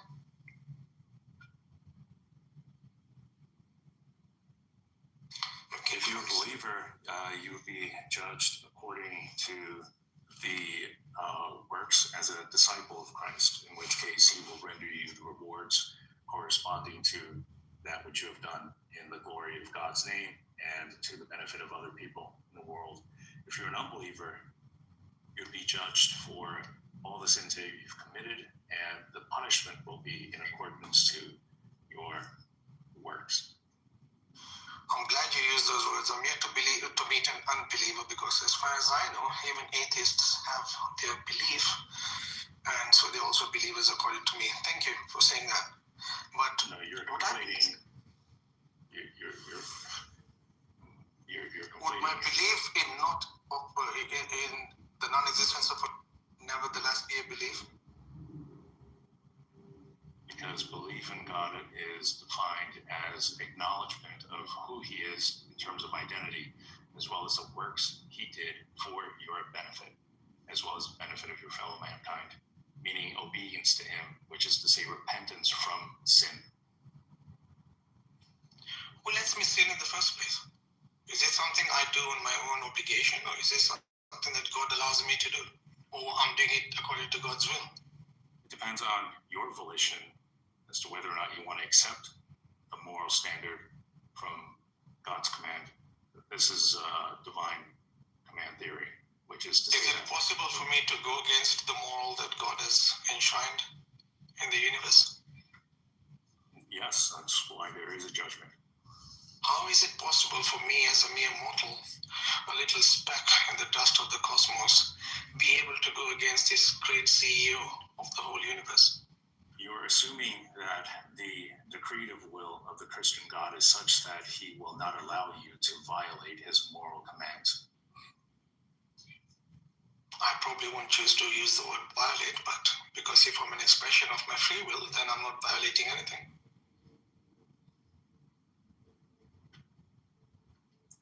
You would not be violating your expression of free will, but you would be violating the moral standard that he has commanded. Would I be violating God's will? Depends on what you mean by will.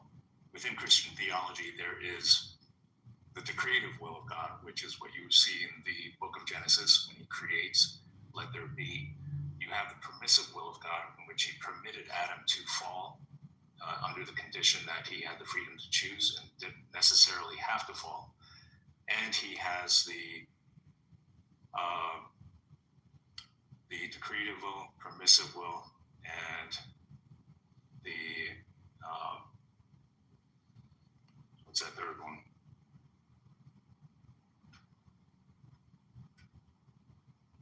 I guess both of us are going to have to read the Bible together at some point, Crimsonite. But here's the point. Even if I didn't know none of that stuff, would then I also be able to go against God's will? Again, depends on what you mean by will. Well, what you mean by will, whatever you mean by will. because I keep on hearing this idea that, God has got this will and everything is happening according to God's will and we can't go against God's will. So whatever it is, regardless of the meaning or the methodology and how it's applied, is it His moral prescriptives are such that his will is for you to follow him, but he gives you the freedom, the permissive will, obey that. Does that come with consequences?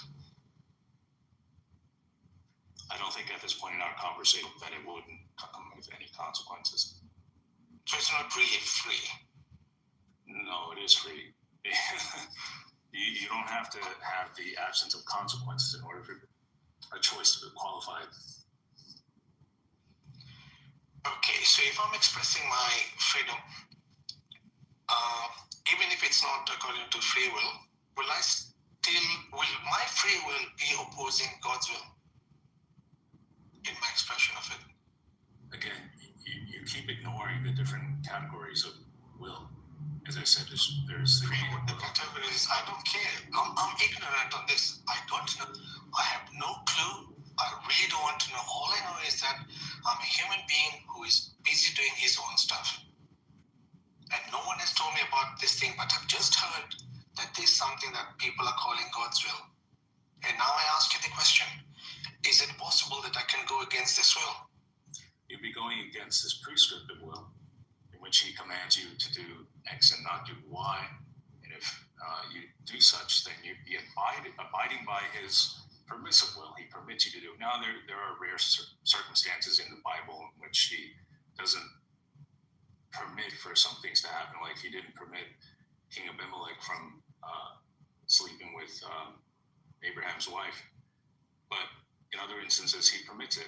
And what I've noticed is that he permits it in cases where the offender is aware of the sinfulness of the act, whereas in the case of King Abimelech, as well as in other instances, he doesn't permit it in cases where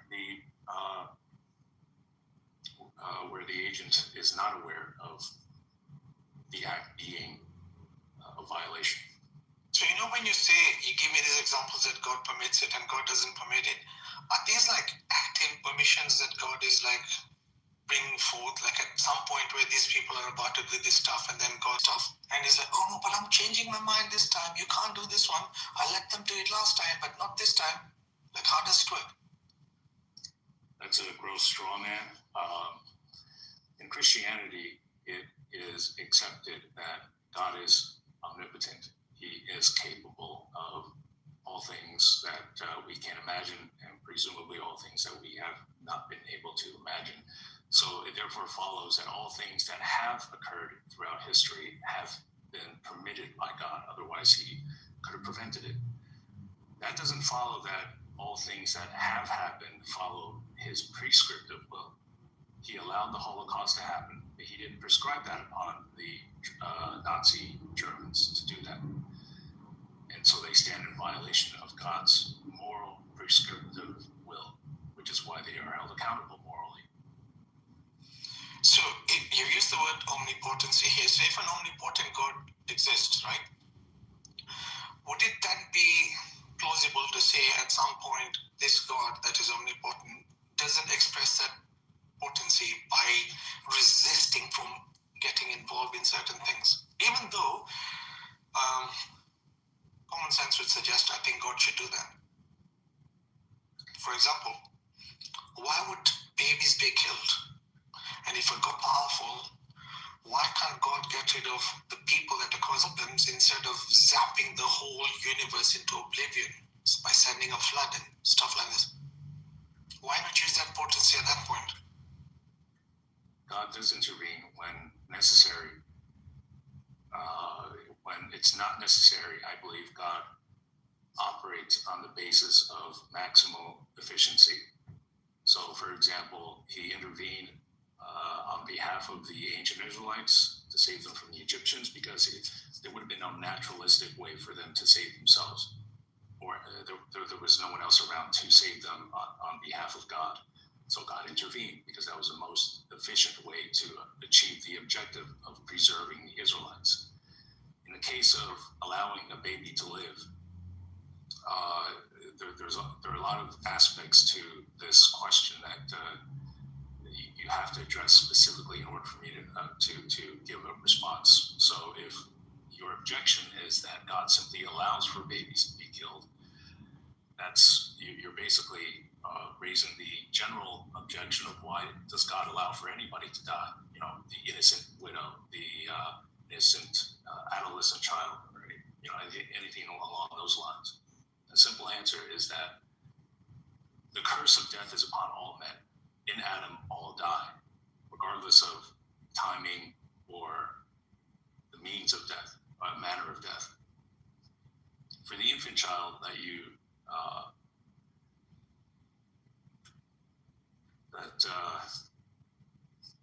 that you brought up, it's for example the common case that people go to from the Old Testament is when God ordered the killing of babies, pregnant women, and is that what you're referring to, by the way? No, I wasn't actually. I was just trying to express the fact that you believe in a God that is omnipotent, yet this God cannot use his omnipotence when it is most needed. I kind of think that's it doesn't logically follow that an omnipotent agent is required in any sense to intervene. Yeah, one could argue that, but me as a human being would think if I had the potential to do good for humanity, I would do it with all the means that I had. There would be nothing stopping me, especially if I was the head honcho and the CEO of the universe. I would express my potency. Correct, but that's assuming that there's a deficiency in that revelatory power in the absence of intervention. Could you expand a little bit more on this? I'm not quite following. So, for example, when in the Old Testament, when Joseph was sold by his brothers to the Egyptians for a slave because they were jealous of him being the anointed one and all that, what it says was that what they had intended for evil, God intended for good. So by selling Joseph into slavery, his brothers, through an act of wickedness, actually facilitated a greater goodwill of God. So if God had intervened and prevented Joseph from being sold into slavery, what the good that it accomplished, the unification between Israel and the Egyptians, the salvation from famine, none of that could have happened.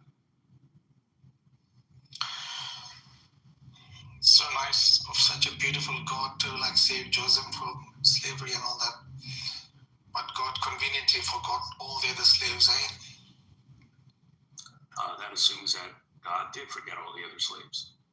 Of course, God did forget all the other slaves. But when you make that claim, you have to demonstrate that's the case. Otherwise, you'd just be peeling. Did other slaves exist? You literally just said that God saved Joseph from becoming a slave. That means there were other people that were slaves that existed. It's your own example. I think you just misheard what I said. Did you not just say that God saved Joseph from becoming a slave?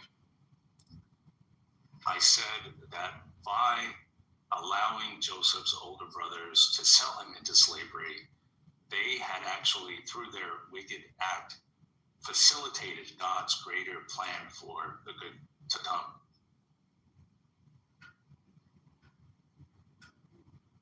See, God's kind of like I know it sounds funny, but I've heard some say that God's kind of like a ninja chess player. And when you try to outwit him, he actually uses your own moves against you, like Steven Seagal. So I'm glad you used that example. That's a really good example. Do you think God is in creation? He's both in and out of this creation in different senses. Okay, how is God in creation? He's in creation because he's omnipresent in that he sees all things. He upholds all things. He's not here in the literal sense in which whatever substance he's made of, people just call it, say that he's made of God stuff. Okay, whatever that is, you call it energy. Okay, could you repeat that? So God is not here present. literally. So God is present because? God is present because He sees all things. It's like if I am communicating with a friend through a webcam that's hooked up and is channeling the image and sound from his living room to my house, then it's like I'm there with him and he with me. Okay. Do you believe in miracles, Congressman?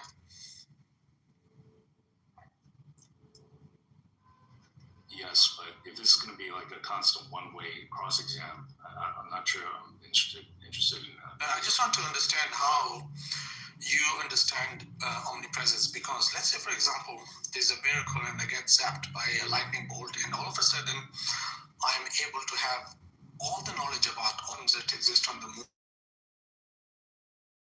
what's happening on, if there are any creatures, the temperature, the pressure, everything about the moon. There's nothing I don't know. Would then that mean I am omnipresent on the moon? In a sense, yes. Wow, okay. So all I just need to do is to know. And if I can get to know the whole universe, then I'm literally omnipresent in the whole universe. In a hypothetical sense, yes. But being a finite, fallible creature that you and I are, I would say that's a nomological impossibility.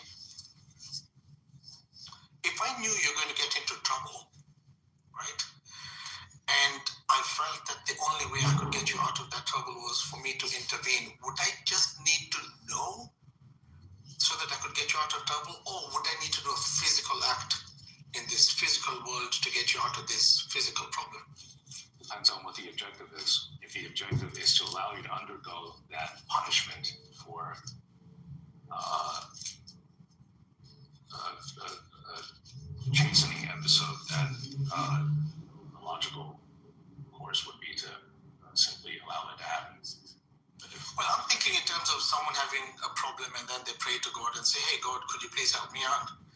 So I'm thinking, if it's a physical problem that I have, how would God intervene? Would God just know that I'm in trouble? Do you intervene when your child is learning to walk and sometimes needs to fall down to learn to walk? Like, if you don't let them. Yeah, you do. You keep an eye on them. But I'm physically present. Yeah, so that's where him and I differ. I believe that there's no place that God is not. So he believes knowing is enough. I believe being present is enough. So my bad. Like, I add that caveat. Yeah, there are nuances when you get into it. And this is where you get into speculation because it's not revealed explicitly in the Bible. In the Bible it talks about God having visited Abraham in the form of 3 angels. Were those the exact 3 persons of God, or were they simply angelic facsimiles to what would be an approximate representation of what we would expect to see? So we're getting speculation, but at least one of the 3 persons, namely the Holy Spirit, seems to be explicitly attributed the property of literally being everywhere on a momentary basis. I don't know how that works, and I don't think it's the least fair for an atheist to try to pick at a Christian on these speculative topics to try to create doubt. I really don't think it's that difficult. I think it's pretty easy, because I think God can be in creation according to your model, because you guys claim that Jesus is God and Jesus was a physical human being. So it's possible that God can be in a physical form in creation according to your own model.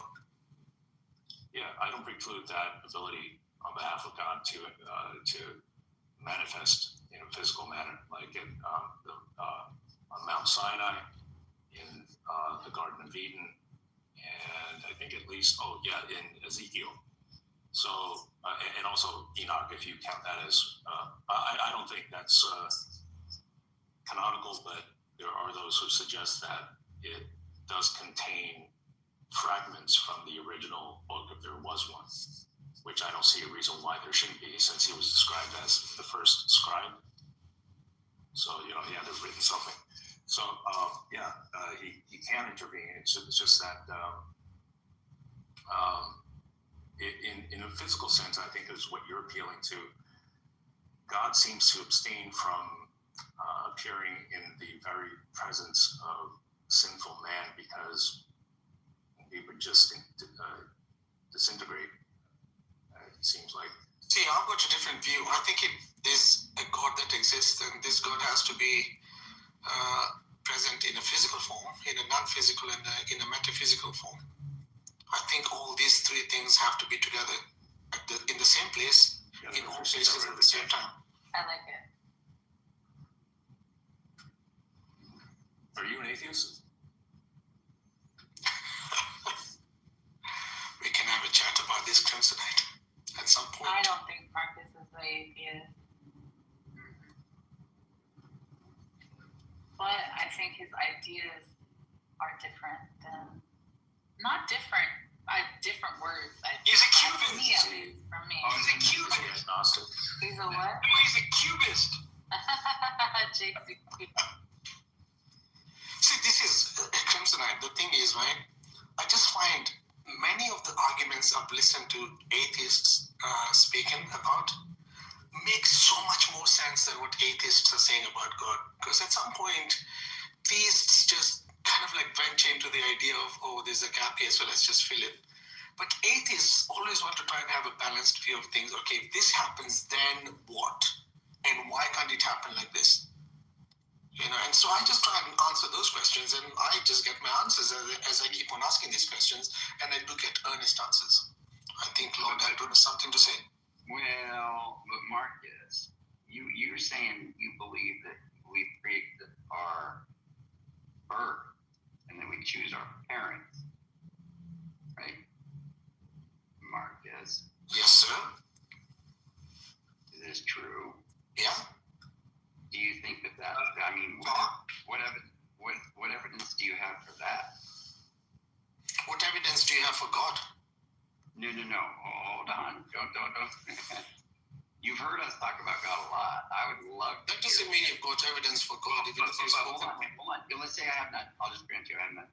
So what evidence do you have for this? I have none. No, But we that's can not talk about true. That's not true, Marcus. It's like a lot of these kids that talk about reincarnation, that they were somebody before, they talk about that experience of seeing their mommy and daddy before getting here. So there is some evidence. Fine. I mean, there's Okay, Andrew, let me ask you a question. I'll answer your question by asking you a question.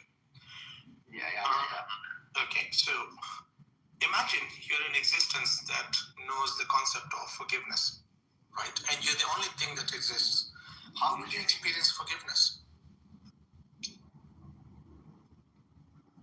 There would be no forgiveness. Well, you suppose you're the entity that knows everything, that there's nothing that you don't know. Right. And there's one of these concepts that you know, and it's called forgiveness. How are you going to now experience the thing that you knew as a concept? You wouldn't, Why wouldn't you? because there would be nobody to forgive, or to be forgiven or to forgive. Great. That's a good answer. But you're powerful, you're omnipresent, you're omnipotent, you're omniscient, you've got all the omnis, and there's nothing that's going to stop you from creating another person, correct? So therefore, you can create another entity out of yourself. And you can decide that this other entity is going to piss the first one off, so that now you can get someone to forgive. Right? Okay. Does that make sense? Well, I mean, I follow your reasoning. I mean, yeah, that's fine.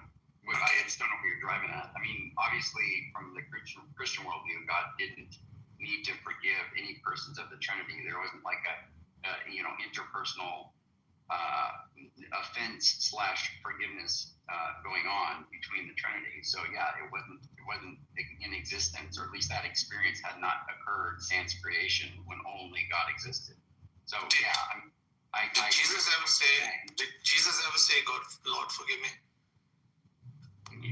No. Jesus said, Father, forgive them, not forgive me.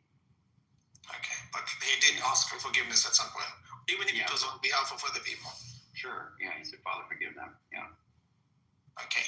What if there's a whole myriad of concepts that exist, right? Out of which me as an entity wants to experience a certain number of those concepts. How would I go about doing that? Oh, I don't know, maybe the incarnation. I could reincarnate, but how would I experience something that I know as a concept? If I was the only one that was existing and I wanted to experience something that was a concept, like you say, create beings that can experience those concepts and then become one of those beings. Exactly. So does it then follow that for me to come into this physical world where other beings have been created, there would also have to be ones that have a very similar thought to mine, where they also want to experience certain concepts, and me being amongst one of those concepts, maybe they want to experience having a baby that's going to ask these kind of questions. Then how will I come into this physical world? They want to experience having a baby, is that what you said? Yeah, having a baby and all the other concepts, which are kind of similar to me, because you probably see in life that we kind of like the things that our parents do. I'm not saying all the time, but usually what our parents do, we enjoy doing the same thing.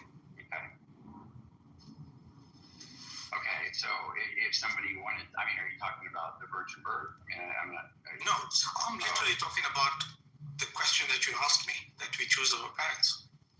Yeah, but you well, it's kind of strange because on one hand you were just saying all the atheist arguments make a lot of sense. So if you don't hold to any kind of being that exists sans creation, who are you talking for? You on your view, who are you talking about? I'm talking about the being that was you, that knew everything about itself. So you think we are God? Why can't you be God, Andrew? What's stopping you? I didn't create the universe. Do you create anything in your life? Yes. Well, then you're a creator of some sort. I agree. Didn't Jesus also mention to you that for gods and the miracles you're going to perform are going to be even mightier and bigger than me? Well, in one context, he says you are God, but then he's quoting an Old Testament passage, and at the end of it, it says, "But you will die like mere mortals." Just like Jesus died. Well, but like mere mortals. Jesus also died like a mere mortal, and then he rose. That's when he became a spiritual being. Well, he didn't die like a mere mortal. He did. That's not correct. He was nailed on the cross, Andrew. You also use the word God like capital G, and then that reference is used as a lowercase g, a God, rather than God. Yeah, it's definitely not referring to capital God. He's not.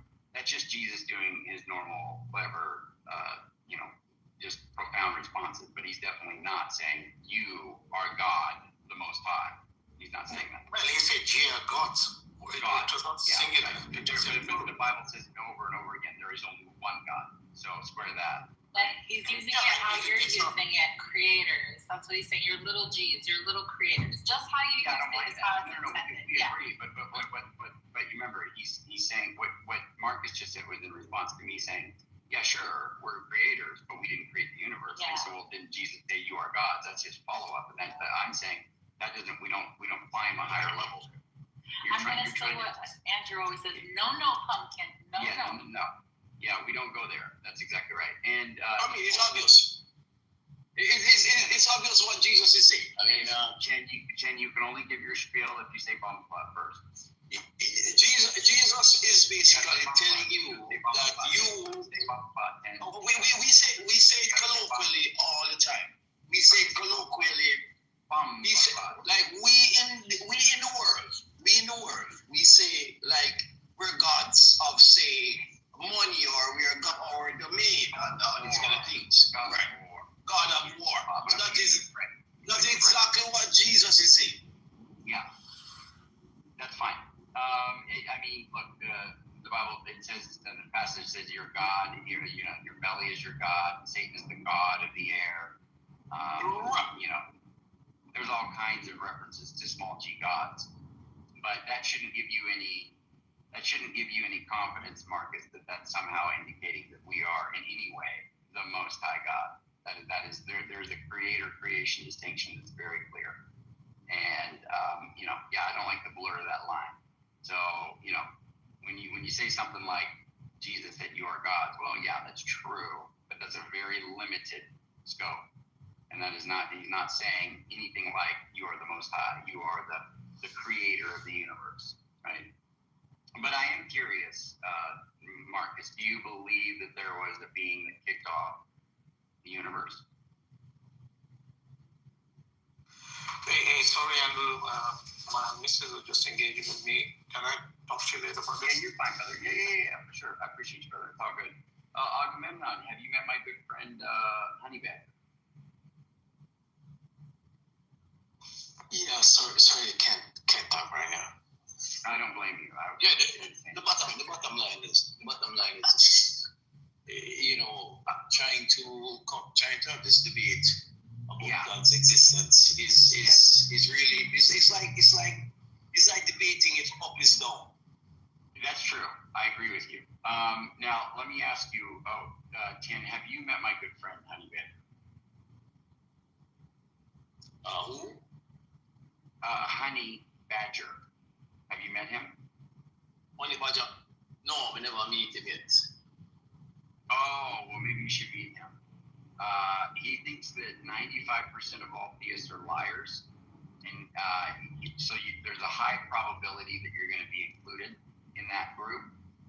So maybe you could help disabuse him of that very foolish presupposition that he has. Kind of a, broad generalization. What do you think? He's delusional. Yeah, this is true. But still, do you think you can, disabuse him of that? Well, I mean, it's easy. It's very easy to, put these atheists in their place. Okay. I do it on a regular basis. A regular basis. Okay. Honey, are you there, my good friend? Yes, I am. I'm here. Well, Shabbat Shalom, sir. How are you? I'm good. How are you? Good. Have you met my friend Ken yet? I don't think so. Okay, Ken, I'd like you to meet Honey Badger. Yo, wait, man. Everything good with you? Yeah, I'm doing pretty well. And yourself? Not doing too bad, So what's your problem with people who believe in God? I understand. Go ahead. I just think that very quickly into a conversation about what they claim, at least, and this is just my opinion, right? I'm not stating this as like a fact, but in my opinion, they become very dishonest very quickly, and it kind of disrupts the flow of conversation. Well, dishonest about what? We are very clear. Do you not understand what we are clear on? No, I'm not clear on it. Okay, all right. So basically, we believe in God. All right, and that's pretty much the crux of it. We are not as Christians. We're not required to present God physically to you. In our scripture, there's nowhere it's written that we must take a spaceship, go where God is, and bring Him to you. The Bible tells us specifically what we need to do. Choose. The Bible, when you're talking hold on, when Jesus said to Brother Thomas, who was one of his apostles, he had to show Thomas his scars in his hands in order for Thomas to believe that he died and rose. Right? Now check this out. In that same statement, he said, listen, I know you believe in a brother because you have seen. But then he turns around and he says, blessed are those who believe who have not seen. That's it. It's over. We are never required to physically and scientifically present God to you. I understand. I just had a question about what you said earlier. So, are you implying that you would require, like, God is somewhere other than close to us? Because you said take a spaceship and go get him and bring him to you. Is he not near me?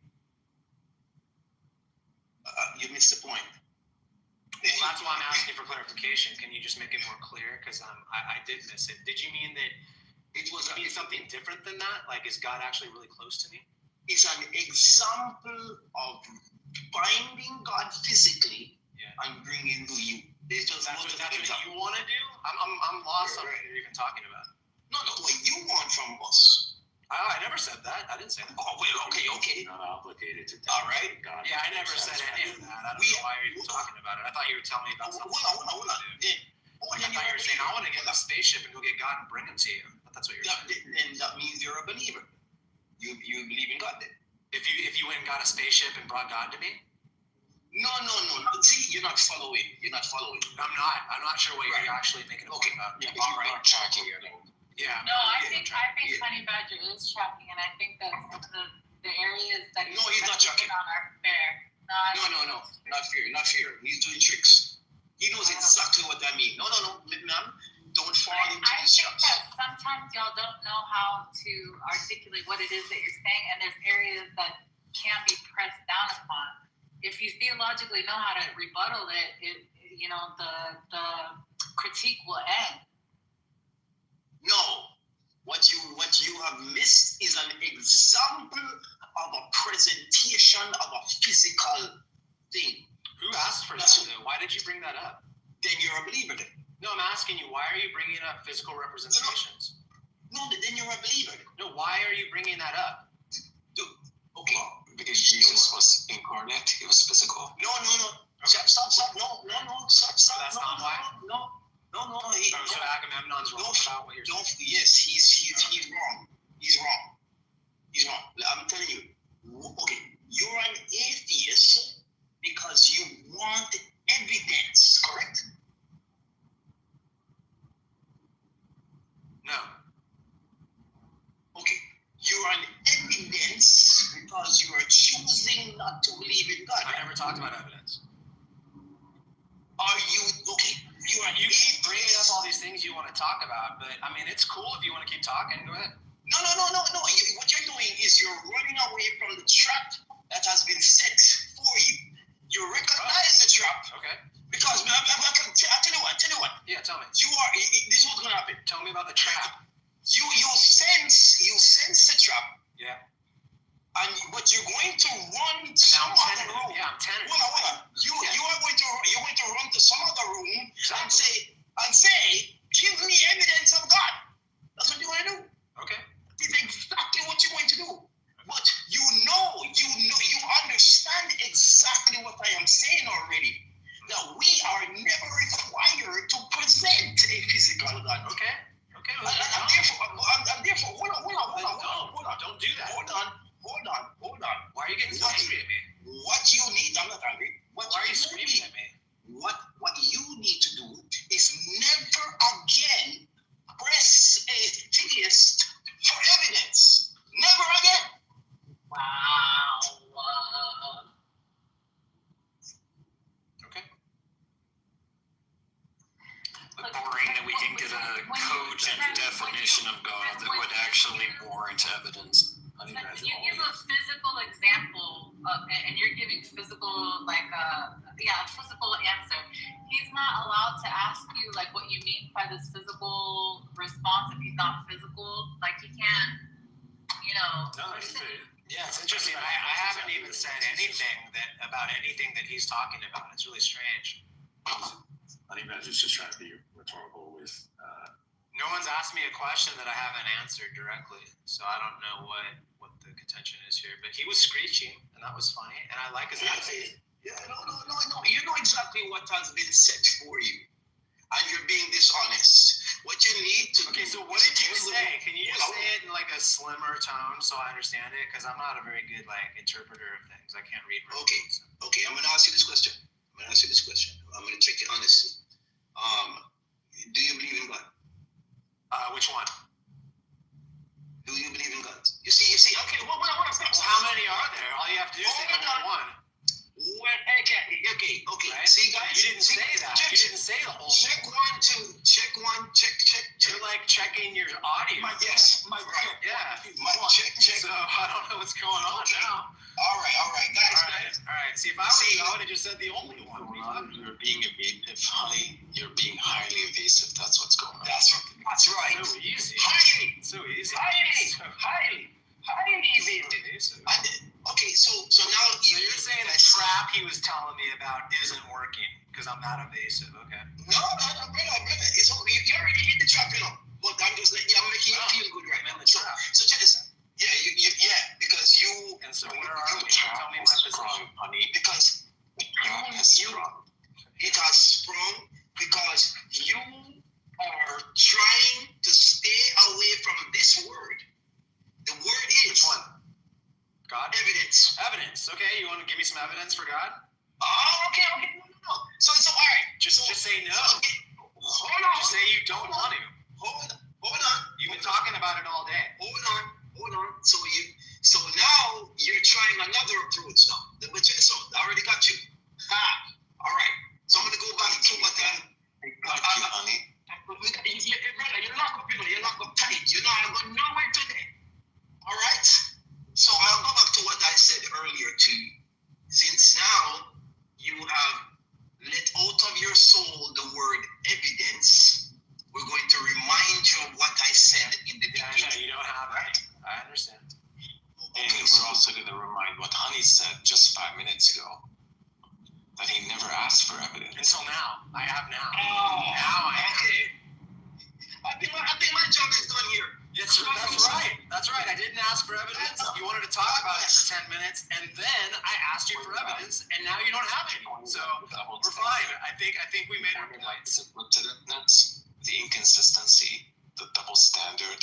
He said he doesn't need evidence. Then Yeah, I don't need it. I don't need it. He's asking for evidence. I don't need it. I just wanted it.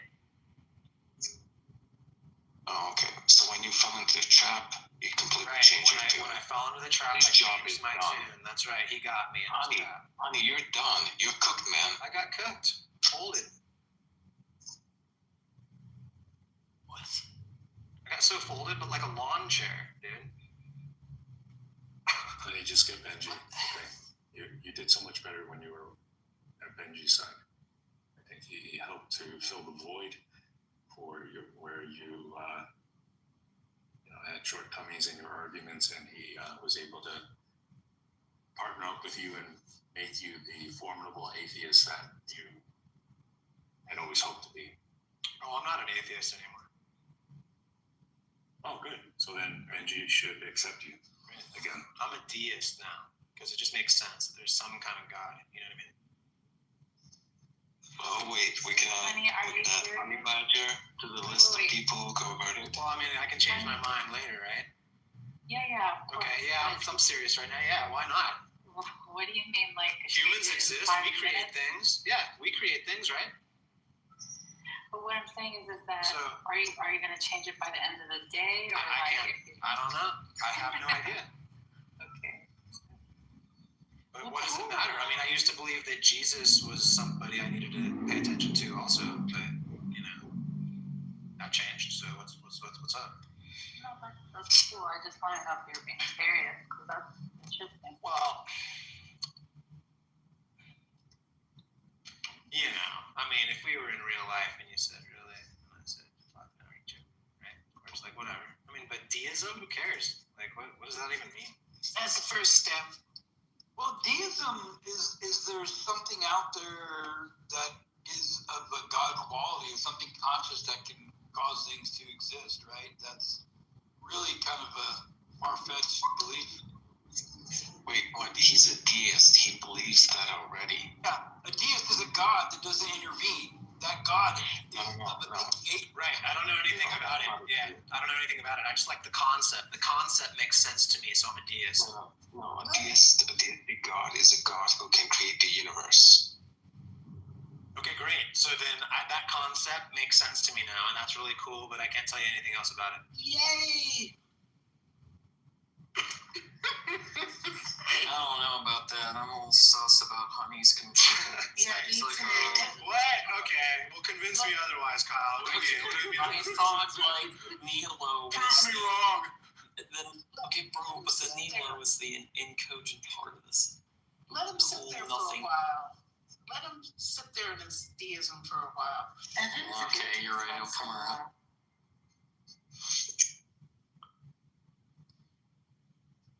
Let Honey stew in his own juices for a while. I'm a Gnostic theist myself, so I'm going to heaven. because I want to. It's pretty easy. You're a Calvinist. Yeah, I just win because I am saved. God always does and is what I command him to do. And he always is what I want him to be. And that's true for Christians too. It's true for Muslims. Every religious thinker, all of them have a God that automatically and immediately obeys their deepest fantasy. My God just does the same thing. How can you command a God to do that? You can command the God to save you by your own virtue. You can judge the God to be powerful enough to make you eternal in heaven. What is it? You have the power. Have more control. You sign off on the God and anything and everything the God does. The concept of God's irrelevant to me. I'm just curious as to someone who says I can command the God. Yeah, you make God irrelevant simply by killing him, James. You just buried God's power. Yeah. It never Yeah, you obliviated God. You went back and utterly defragmented God. You atomized him. I didn't. A lot of people don't kill God that much. Some people like murder him over and over, keep reanimating No, I him. never intervened with the said God. It wasn't even a He thought. meant to kill himself. Yeah, you Humphrey Bogarted his ass. Yeah, you just went so hard on God that you're like a different kind of person. But generally, yeah, God will do what you want. He'll even be gone, as if to say never existed. And in James's case, that's true.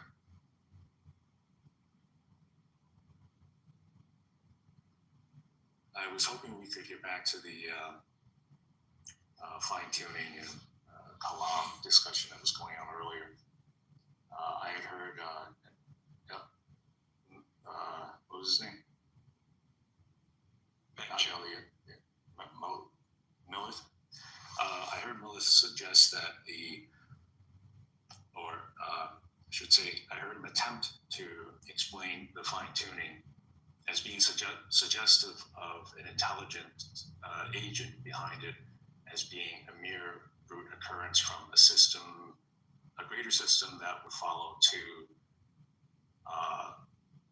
wherever this universe came from. And I think that is not supported by the latest science, which suggests that the cosmological constants of this universe was not already fixed prior to the Big Bang, but that it was fully established in the few moments after the Big Bang.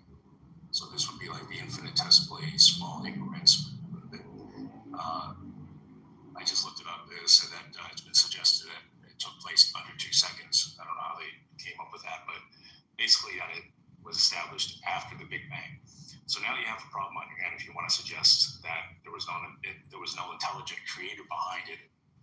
The problem is that if the cosmological constants were established after the initial moment of the expansion, then it only follows that whatever was responsible was still intelligent by the standards of this universe, since they were the cosmological. Where are you reading that? That's from modern cosmology. Do you mind posting your source? You already agreed the No, source. It's modern cosmology. Post the actual source to where you're reading that. It's modern cosmology. I'm not just Googling modern cosmology and expecting to find anything like what he's saying. You understand? Are you fucking stupid? I'm asking him for the speed reading that says that. Now, here's the other thing. They're constant, Aga. They don't change. I emailed Luke Barnes, who's a leading expert. Yeah, I bet you emailed Luke Barnes. I've heard that too. I emailed Luke Barnes. So did I. I know what he says and what he thinks about this, and he's a fucking moron. And you have no idea what we're talking about. Okay, great. Aga, if you're just gonna do this for my fucking benefit, I was responding to Crimsonite. If you're gonna keep talking, I'm gonna leave.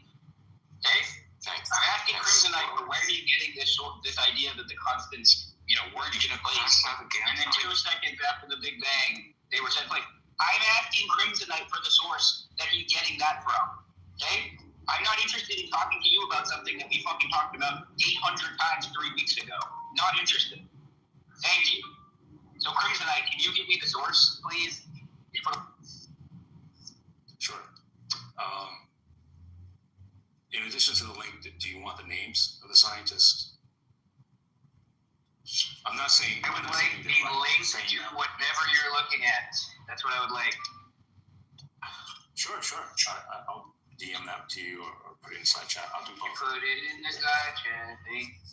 So the question remains is that just how strong of an explanation, what Millith offered earlier, how strong would that explanation be if it was in fact the case that the cosmological constants settled in place in the moments after the Big Bang? I think appealing to necessity is a bad explanation to begin with. Imagine you played poker with somebody and they dealt themselves 5 straight flushes in a row. And you ask them, hey, how come you got 5 straight flushes? And his response was, well, the laws of the universe are deterministic and I was determined to get this result. You'd think that's pretty stupid, wouldn't you? Exactly. Because it's not a probabilistic outcome that you would expect. And right, we're going to determine what's the source, but why is it put the link in the determined? chat. What's going on? Can we get the link? Can we get that link, Crimsonite? Yeah, even if it's determined, why is the universe determined to get that specific outcome? And he gave you a link. He gave you a source. It's modern cosmology. No, I'm not talking to you, buddy. Crimsonite, you said you were going to put the link in chat, right? Hello? yeah, I'm doing that now. Copy and pasting. Now, I did speak to Luke Barnes, so I emailed him, and he said on his calculation, the chance the cosmological constant is in a very narrow life permitting range is 1 to the power of 120, like 1 in 10 to the power of 120. On the other guy's calculation, it's 1, I think his name is Adams, it's 1 in 10 to the power of 30. So even on Adams's calculation, No, you're just misunderstanding. You're fucking completely misunderstanding. No, I'm not. Crimsonite, where's this link, buddy? Because I don't want to sit here and listen to this one. Can you give me the link so I can leave? Crimsonite, can I get your link now so I can leave?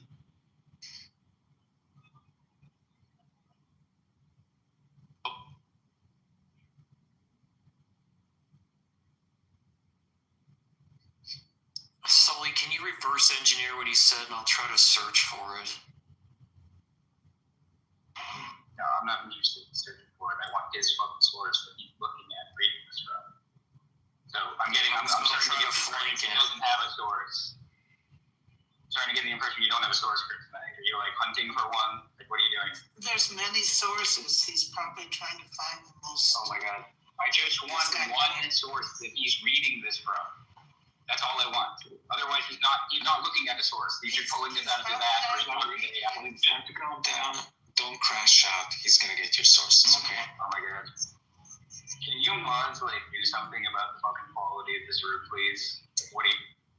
Hi, I'm in the complaint department. How can I assist you? I mean, I'm just trying to get Crimsonite's source, and I'm having to deal with fucking Agamemnon and Michaela running interference for him. So, do you have a source, Crimsonite? Because I've been waiting for fucking. I don't want to be here with these people anymore. So, let's get the source, please.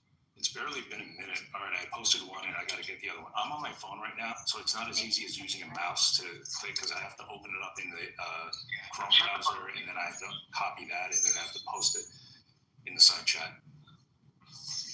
And also, when I in the text bar, when I highlight that, it gives me an option to select from various copied links and other notes from my clipboard. So it takes a while.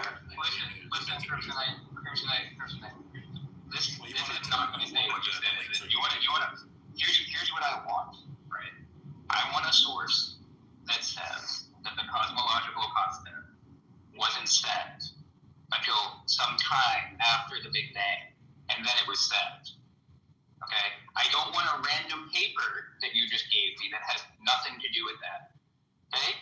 So, do you have a source that says what you said or not? It's in there. It's in there if you. Okay, where is it in here? Where? scroll down to where it talks on the new cosmological constraints on the variation of fundamental constants. Find structure, constant in the Higgs vacuum, expectation value. And in that section, it talks about the variables that would have had to have been in place in order for some of the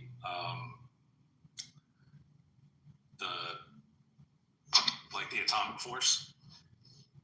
What section of this paper am I looking at? They have numbers, so where am I looking?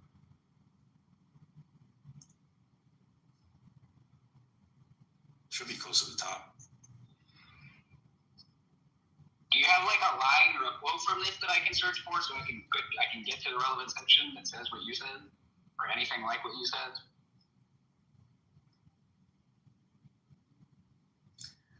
If you want me to identify on the paper itself, I have to,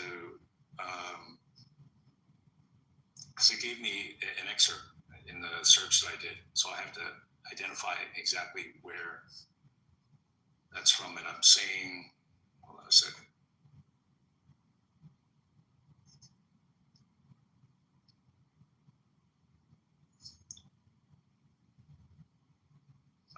Okay.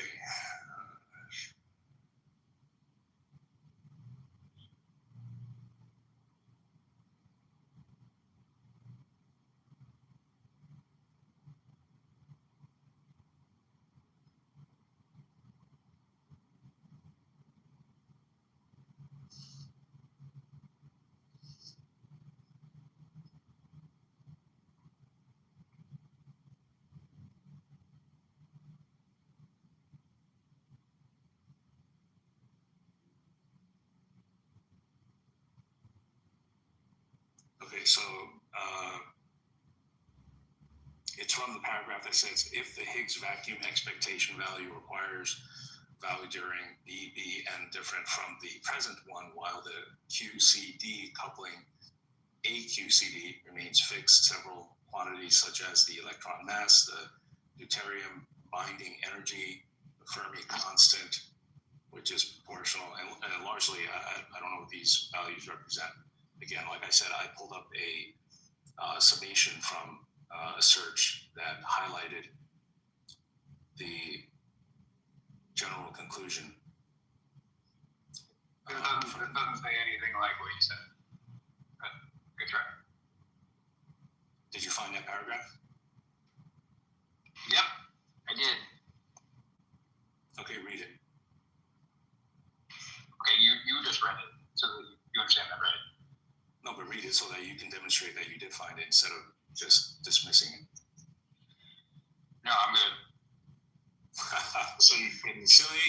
Sully, I mean, keep playing with your sword. You screw up everywhere you turn, including our last debate on have fun jerking yourself off, but get back. Abortion. In which case you tried to. Yeah. So that's him. If you do, he's not interested at all. He's not interested. He just all he's trying to call a bluff on my end. He's trying to call the bluff, saying, "Oh, I'm just making this stuff up. I don't really have a link, and that the search engine didn't pull up this in the search that I just claimed I did." And now that I showed it to him and challenged him, I said to him, "Did you find that paragraph?" He said, "Oh yeah, sure." I said, "Okay, go ahead and read it." No, I'm good. What a dishonest scum roach, I tell you. This is what I oftentimes, rather than not, I don't participate in these discussions because the atheists on the stage are not motivated. They're not motivated for what's true. They're not motivated. Yeah, just like the phlegm in your throat. I don't know what you've been doing. It sounds like you've been in pain, either physically or psychologically. That's why you attack them. This is getting boring. Come on, gentlemen. Because they're not interested in what's true. They're not wanting to find out what the truth is. They've decided what the truth is for them, and now they want to Andrew, can you move on? They want to fake the crying. Oh, truth bomb can't handle it. Can we move on now? Everybody's taking. Sully was demanding for that source, and I posted it. I challenged him. You did your part. That's fine. That's what you're supposed to do when somebody asks you the source, and you did, and that's great. Well, I mean, I think what would be helpful, Chris, just so, because Sully's leaving it as though you basically lied about what was in the paper. Can you just read it so everybody can hear it? Maybe some of us would understand it, I don't know. But, okay. Can you just read it? That part, the relevant part. Anyway, maybe not the whole paper, but just whatever's relevant to, I guess, what the initial conditions, the ranges or whatever being set after. Yeah. Okay. If the Higgs vacuum expectation value requires a value during BBN different from the present one, while the QCD coupling AQCD remains fixed, several quantities such as the electron mass, the deuterium binding energy, Fermi constant, which is proportional to the V negative second power, and effects to proton decay rates, this is in parentheses, the neutron proton mass difference, mass of light, because there was a equation in there, the mass of light nuclei would change with respect to their standard value. And there's a link here citing another research paper. The effect of the variation of the electron mass is translated in the calculations into a variation of the sum of the electron and positron energy densities, the sum of the electron and positron pressures, and the difference of the electron and positron number densities. That is to say, the change in these quantities affects the expansion rate, as is seen in the Friedman's equation. I have no idea what that is. The N to the P reaction rates and the weak decay rates of heavy nuclei. If the neutron mass difference varies with time, the initial amount of neutrons and proton, the N to the P, and the Q values of several reactions, EG3HE, okay, there's another chemical equation here, would be different than their present values. Okay, so that's the inference from the search result that I got earlier. The variation of light nuclei masses affects the Q values and the reverse coefficient of the reactions that involve neutrons. And that's from Flambaum and Waringa, 2007. And that's the end of that paragraph. So this, what this is saying essentially is that the certain values would be more unexpected if it were the case that the cosmological constants were set prior to the moment of Big Bang, as opposed to it setting in place within the first few moments of the Big Bang. Meaning, while the explosion happened, or the rapid expansion, and in those few short, infinitesimally small moments, the cosmological constants set to what they are currently. That's all it is. A lot of boring equations and stuff like that, which I don't think anyone here currently has any interest in. Neither do I. But all I'm suggesting, all I was doing was to give a response to Millet's suggestion that you can have a flock of sheep and the mechanics involved in that creation could be different from the individual sheep or something to that effect. And I'm saying that that'd be problematic if it's the case that the cosmological constants got set in place after the Big Bang, because then you'd have to appeal to something outside of this universe that is acting in a fashion that is acting in a manner that is identical to an intelligent force, but that is not intelligent. That just happened to be. And again, with atheists, that's what I was trying to say to Andre earlier, not Agamemnon, the other Andre, which is that he suggested that there's no rationality in religion or something like that. And the question I wanted to ask him was, well, is there, in his opinion, is there more rationality in atheism? Because you have nothing to ground any truth claim.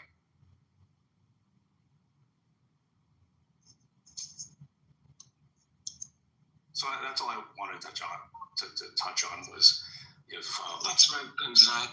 It seems like the principles of rationality are inherently normative. Like if there's evidence, you should believe a certain theory or hypothesis. So that involves a should statement, so it's normative. But science only tells you how things are. It doesn't tell you how things ought to be.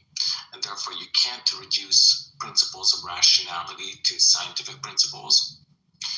Now, the way that ties into the discussion is, according to Andre, science can explain everything. But wait, it can't explain the principles of rationality. Predictions, isn't that telling you what things ought to be? What? No predictions. Our predictions, we're talking about our predictions about the future ought, like it ought to be this way, if this, then this kind of thing. No, like Albedo says, that's an expectation, not how things should be. Well, if the prediction's incorrect, then the science is wrong, right? Yeah. That's different from If the prediction of the theory is incorrect, that gives you reasons to reject the theory, yes. What's the theory that you're proposing that you think is up for grabs right now? Just any theory. What are you talking about? First of all, I'm not even talking about theories. I'm talking about principles of rationality. Like, if you have some sort of evidence for a theory, then you ought to accept it. Okay? That's a should statement. Isn't it? Is it not? Okay. Okay.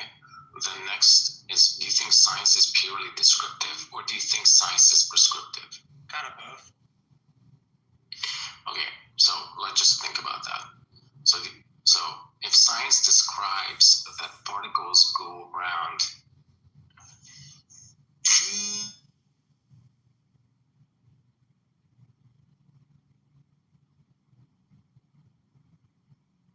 What happened? Sound like a dustbuster got him. Something got him. Holy fuck. I don't think that's a proper use of the word normative. Something here.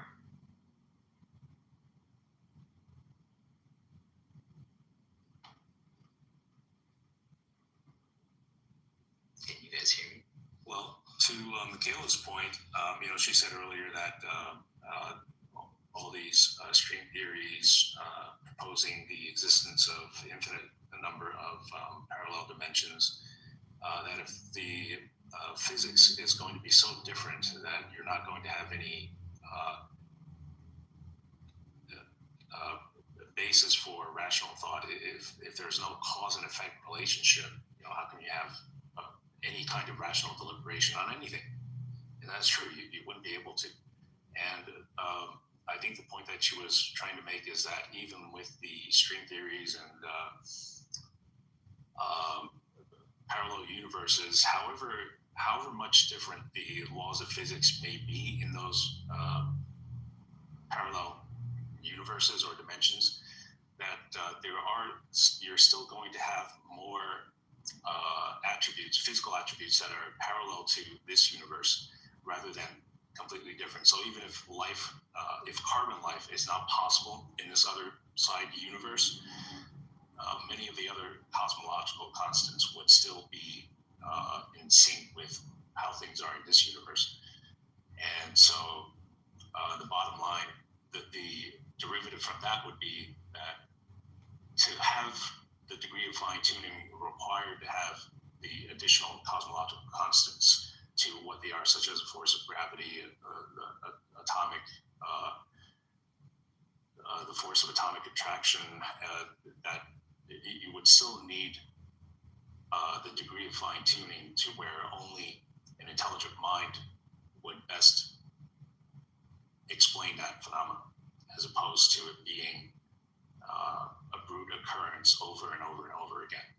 It just fills all blank spots on a spectrum that has no other explanation other than just appearing. And that's what I was saying earlier, is that to get around these problems, the atheist would have to appeal to a force that behaves just like an intelligent mind, but that they rob it of the mere classification of it being an intelligent mind. And I don't think that's rational at all. It seems you're adding an attribute of volition to a physical phenomenon, and therefore God.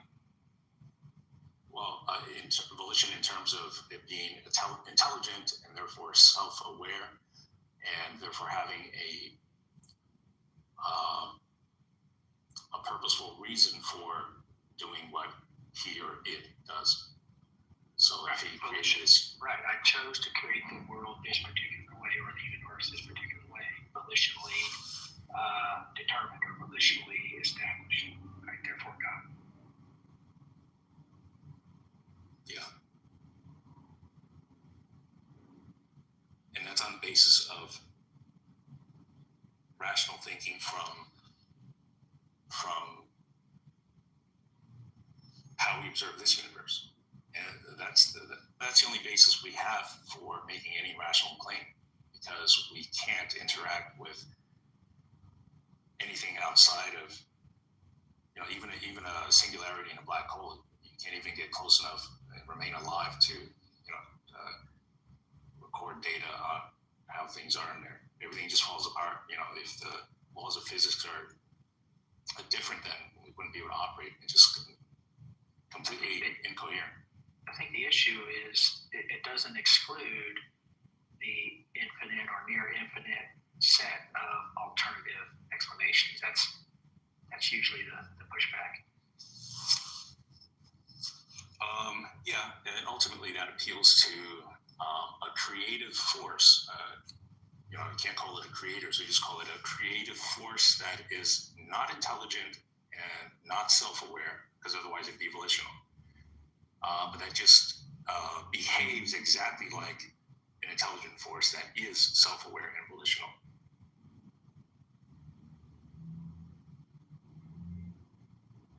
Right? Because otherwise, what disposition would there be for that physical universe to confer knowledge in a way that allows us to make infallible truth claims, like I am awake now, or that you are awake, and we're talking over Clubhouse?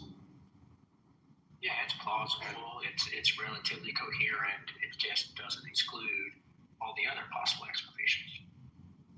Right, but you have to understand that all the other plausible explanations work equally against the side of atheism, in that it makes it self-refuting. And to whatever scope I could be wrong about my conclusion, the same could apply to atheism, except if I were to accept the basic premise based on, and it could be acting the way you could say that it's through your observations of this physical universe and that you come to this conclusion, or that you presuppose it from the start. Either way, it revolves around your center of being. It revolves around the fact that you exist.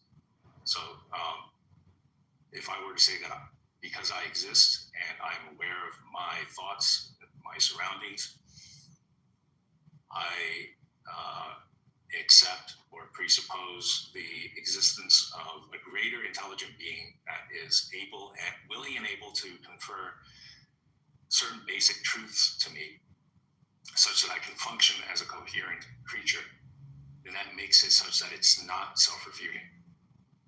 But if I were to presuppose randomness, then that makes my claim of atheism vulnerable to error.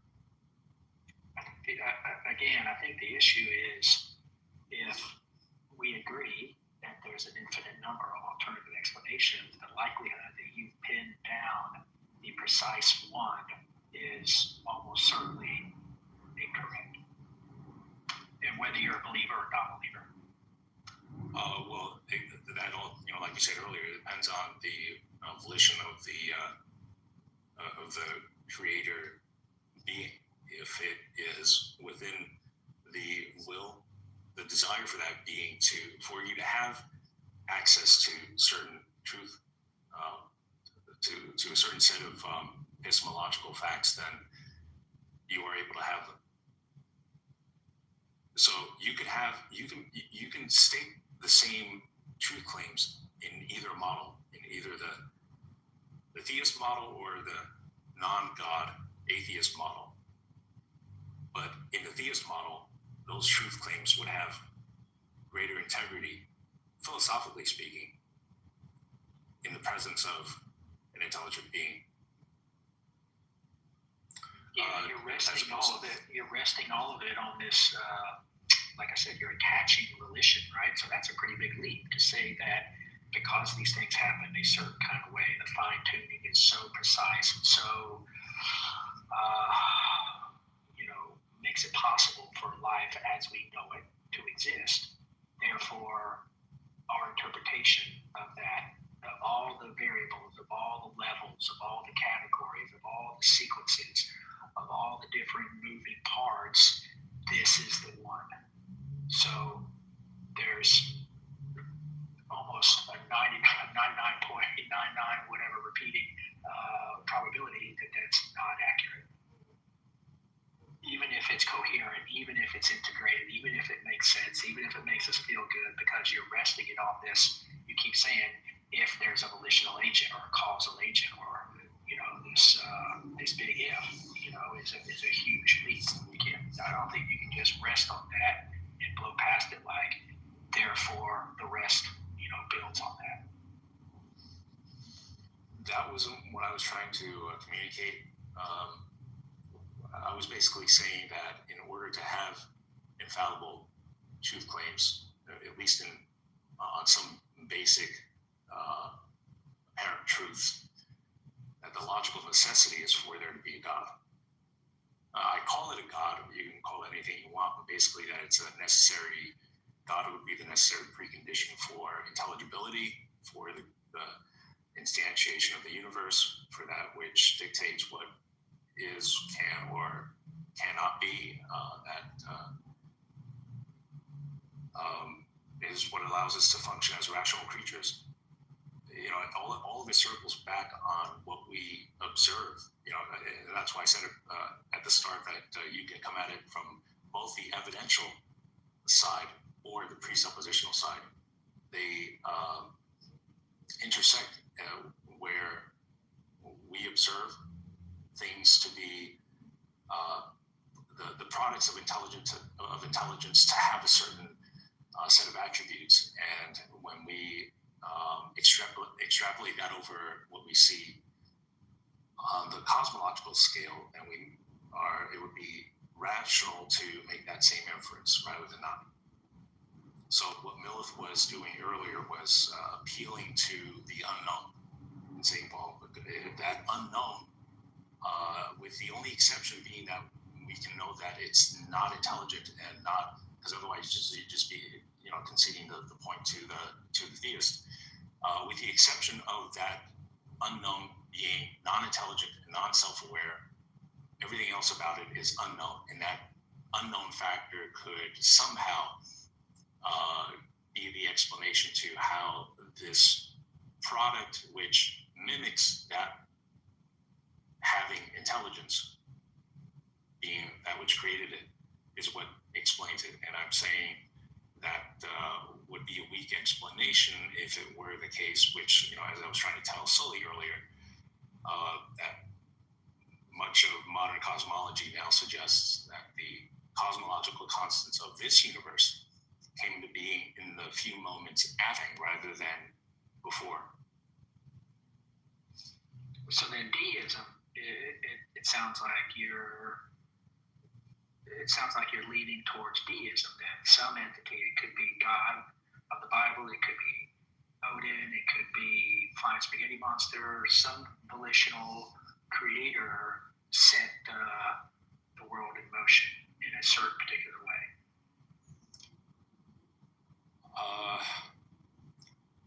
I can affirm deism insofar as to acknowledge that it addresses the intelligent design problem. But as far as the rest of it, I would say is not, it lacks a great deal of explanatory power.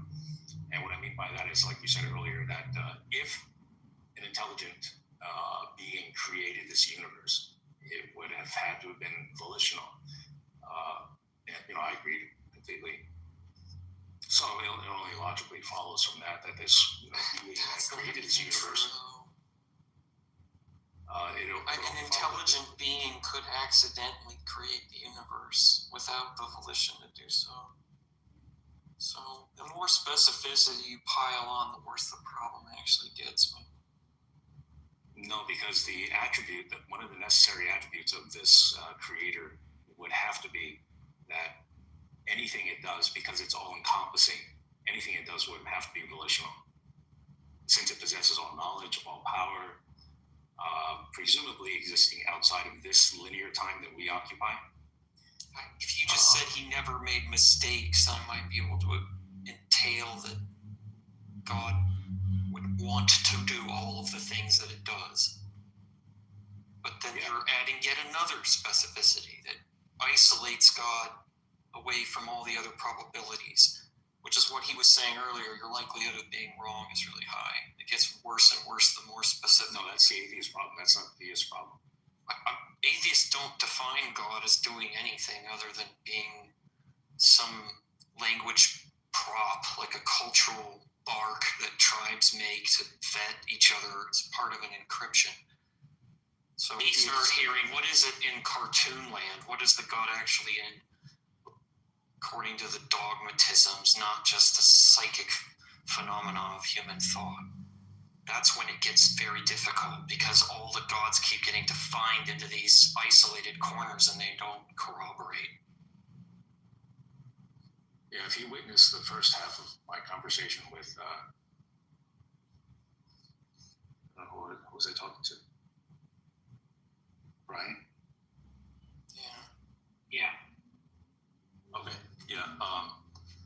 If you witnessed the first half of the conversation, we both agreed that due to the complexity of this universe, the fine-tuning,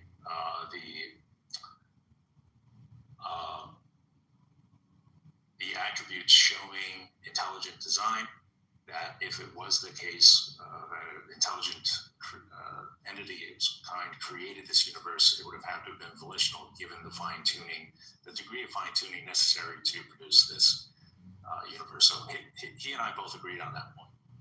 And so I don't remember that. Okay. As far as I could tell, Brian said you could just say it's volitional, but then you end up with this problem of over-specifying it, and it becomes probabilistically low. That bypasses the intent to confer knowledge. In other words, that this creature, the basis for which the creature is able to make truth claims, to have any grasp of any fact of the world that he inhabits, would be dependent on this creator. So God would be the grounding for his knowledge claims, and that solves the problem of what you were trying to raise. What that is a problem for is the atheist, because they wouldn't have a grounding. I think my issue with the deism is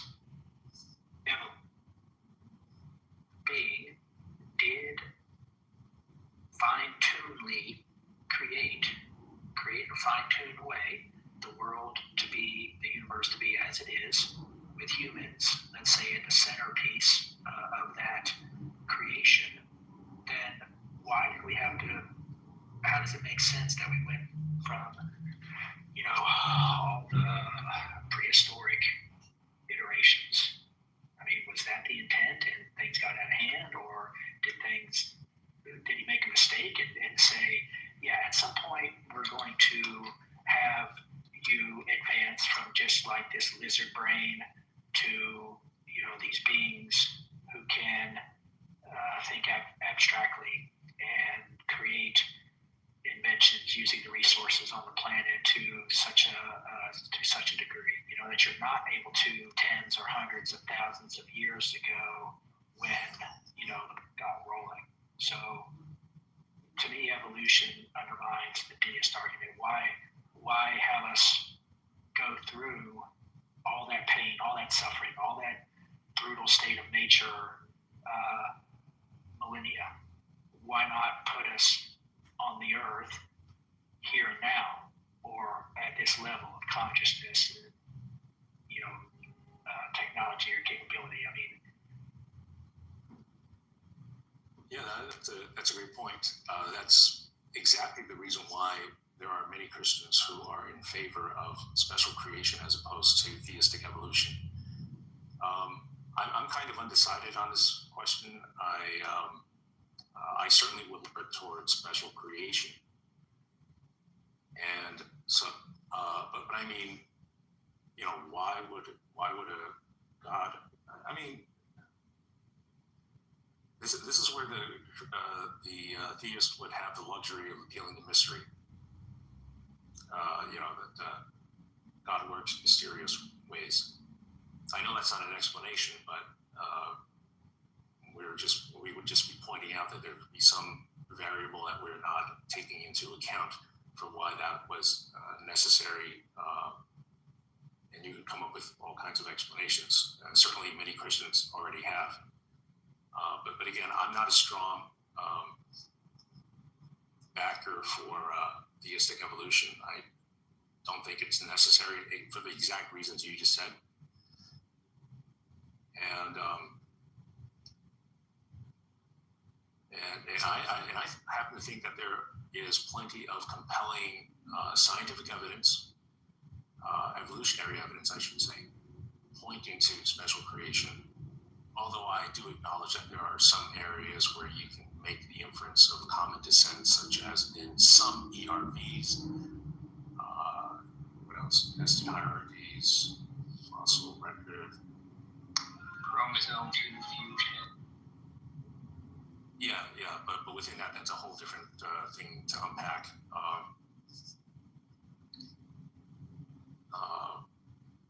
Because with the chromosome 2 fusion, there are way more satellite genes there than you would expect for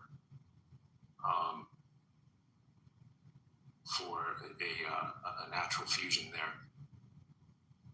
If it just happened. Because that's why, like, the scientific consensus that it is. That's what it is. I guess that's why, you know. There's a fact that's about that. Yeah. They're all wrong because you read a guy. No, I didn't say they were wrong. I said I'm undecided on this question. But, you know, again, there are, like, the fossil record is sharply discontinuous in many aspects. You find creatures where the fossil remains of creatures where you wouldn't expect to find it, and vice versa. So, even with all the data that we have, I can still be fairly confident in saying that a lot how we interpret this data largely depends on our worldview, which could be taught to us, influenced by our lifestyle. Because it's so the way the matter of interpretation is so flexible that you can make it work either way.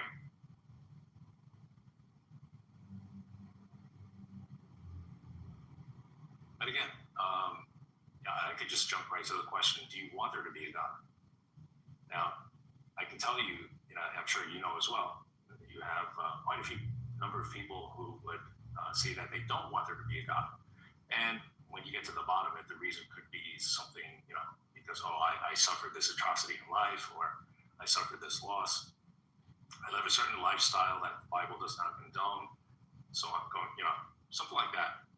Now, on the theist side, you will have individuals who are just psychologically, you might say, weak, needing there to be a sky daddy to look at. Look, that's true as well, okay? But when you get to the bottom, when you get to the bottom of what separates the two, and you want to look strictly at the data, certain propositions just become more absurd with respect to how you see this world operate.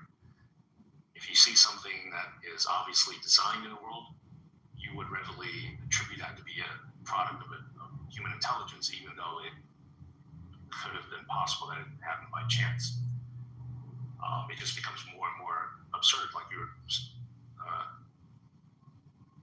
invoking the probabilistic the probability against certain propositions. I think a good example would be Mount Rushmore. If you highly eroded and not nowhere near as sharp as the actual Mount Rushmore, you probably have a divided group. One half saying that it was carved by humans, the other saying no, it happened naturally. And depending on how you look at the other variables like the weather condition, the rate of rainwater that might have accumulated sea at Mount Rushmore, it becomes absurd to suggest that natural wind forces and water erosion caused it. Insofar as how I am extrapolating that rationality to the necessity of an intelligent creator. Okay, I don't want to bore everyone here, on this Kalam argument. It was just something that. Do you ever talk about the morality of God? Rushmore have to deal with the Kalam? He's combining fine tuning in the Kalam and like every other argument and just running fucking Agamemnon's really, thought experiments and analogy. Do we ever watch people? Not really going anywhere. Yeah, but I don't mind. You guys can. I can join in on some of the type of conversation that would be fun for you guys, which would be pointing out some other moral or philosophical inconsistency within the Bible or religion in general. Anyone care to recite the psychophysical harmony argument? Because I'm actually not even a strong advocate for that. I kind of always assume that. Will you be working Mount Rushmore into that one? Also, psychophysical harmony. Yeah, there's probably footage of Mount Rushmore being created by people. Psychophysical Rushmore, 5 rounds. Or we can get into the free will argument. That's a good one, dude. That's one of the best. The free will argument. Andrew and Sasha were kind of talking about that a few days ago. This is where Calvinism is the best. Do you care to explain it? Truly the.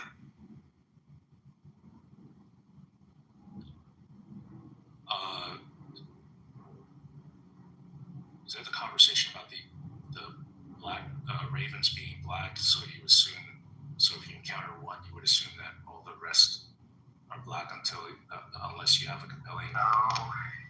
No, that's not what it is.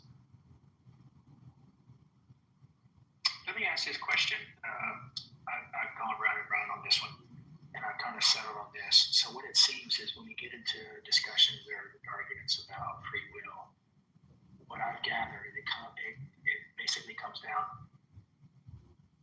You have free will, libertarian free women, freedom to choose otherwise. And it basically says no. We have, this deterministic, process that is such a close and reasonable facsimile of free will that we can't tell the difference. So one, is that an accurate statement? And two,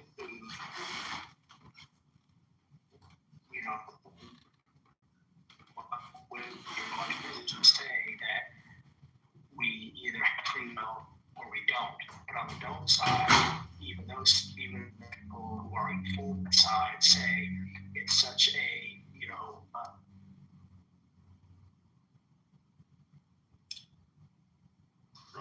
Absolutely, Brian. Absolutely.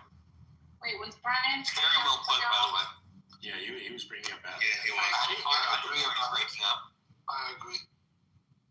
It was totally breaking up. Hey, Um, Sully, can you run us back to the Ravens and how it's supposed to be parsed out? Well, just a second. The idea is that a non-black, non-Raven is evidence that all Ravens are black. Red couches are evidence that all Ravens are black, so. Okay. Yeah, I remember the free will conversation started with Andrew and Sasha, and then James interjected and said, "Well, how can there be free will if you don't have an infinite number of choices?" That was dumb. And then he was asking Sasha for a definition of free will, and she said the freedom to act on your desire, something like, which is not far from how I would define it. I just self-determinism. That's it. That's confusing as hell. You can just self-determine yourself into heaven, then just go to heaven because you will. But usually, like, free will is like juxtaposed against determinism. So just call free will self-determinism. It's just kind of confusing. What the fuck are you talking about? What the fuck are you talking about? What? Noah's taken so many L's today, dude. It just means like you determine for yourself, and nothing imposes on your choice to determine for yourself what you do or where you end up. Yeah, it's just confusing. So I volitionally determine and arbitrarily determine my path. Right. Well, maybe not arbitrarily. If it's free, it may not be arbitrary. How dare you? How dare you up here say that I've taken somebody else today? I actually destroyed the conversation we had earlier. Wait, what? What? I destroyed you in a conversation we had earlier. That's weird. You're wearing a bunch of those L's. What else? What else are you referring like a to? star on your shoulder. What else are you referring to? If you don't have the replay, it didn't happen, though. If there's no replay, it didn't happen. By the way, Sailor, that was. You don't think it's confusing, Sully, to call free will self-determination? No, in fact, I think that's literally just like source code. That's like going to be part of every libertarian's conception. And also, obviously, compatibilists don't think determinism is incompatible with free will. So it's going to go like I think self-determination is just like another way of saying like yourself is responsible for what you're doing. I don't think it's very informative. Like I don't think it tells me what view you take because it seems compatible with like every view. Crimson, you said. Yeah, what you said earlier to James was absolutely spot on about the nailing to the cross, crucifixion, suffering he endured. That was something that can never be recompensed. Can't change the past. However, I just wanted to point out for your consideration, as well as Andrew's, that whenever you invoke the suffering of Christ, the fact that he died for us under both Calvinism and Universalism, basically any theistic determinism model, the crucifixion of Jesus would be unnecessary. The wooing, as sometimes you call it, or as I just call it, just another form of irresistible grace, that could have been applied even without the. In other words, God could have arranged for that wooing to be a permanent state of. A permanent condition from the first man onward, so that nobody ever sins. And that would be the coercive force throughout eternity against anyone ever rebelling. So you wouldn't need the crucifixion. That's just to rebuke God for his personality. You must be out of your mind. Let's in order to be a universalist, you don't have to see the way that you're using determinism is that it's already been determined. If you're going to go right or left, but you very well can be a universalist and believe that you're the one making the free will choice to go left or right, and God knows what that choice will be. Now, I know you're saying, well, isn't it determined that he wins everything over in the end? And the reason that is because God already knows things more than we do. For example, right? if the reason why we choose to hurt ourselves, the reason why we choose sin, the reason why we choose bad things is because we have warped vision, we have distorted thinking, we have deception that makes us believe that this is good when it is in fact bad. But when you have all of that baggage wiped away, people often choose what is good. They willingly want to do, like, when you don't have the addiction of such and such, you desire to eat good foods. Or when your perception has changed, you don't want to be promiscuous, or you have a new perception. And so God knows that he's going to get everyone to a place that they recognize what is good and desire it freely. So even with, like, myself or any of us, right, we can be, choosing suicide, like we want to walk into traffic, right? But when we have that warped thinking adjusted, we no longer want to choose harm. We want to choose life, right? And so God knows that he can get us to that expected end where we see clearly. And that process is through restoration and rehabilitation and blah, blah, blah. So it is determined. It's just that God knows he's that good that he can land the plane. But it's still going to be through free will. Yeah. Hey, Sully, do you think that if libertarian free will is true, PAP is true, that universalism is possibly false necessarily? Yeah, on the relevant modality, yeah. Mm-hmm. But I mean, I think it being contingent is fine. Yeah, no, look, I keep trying to, I just want them to say that. I don't know if, well, for one, I don't know if the Sela thinks you need PAP, but Andrew definitely does. Yeah, and what's the problem? Actually, there's one other wrinkle to that, Albedo, which is that, you might think that salvation is, monergistic, I guess. Yeah, but wouldn't that just be determined? We just mean that, you didn't earn a spot in heaven, you got it through grace. Oh, well, do you mean, you don't get to choose it, then? Something like that.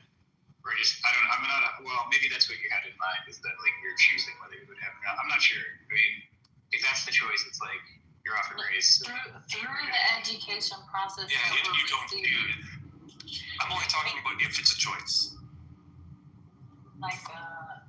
So we don't think that God could be a good enough teacher that he teaches us to the point that we come to an understanding that we desire freely to come.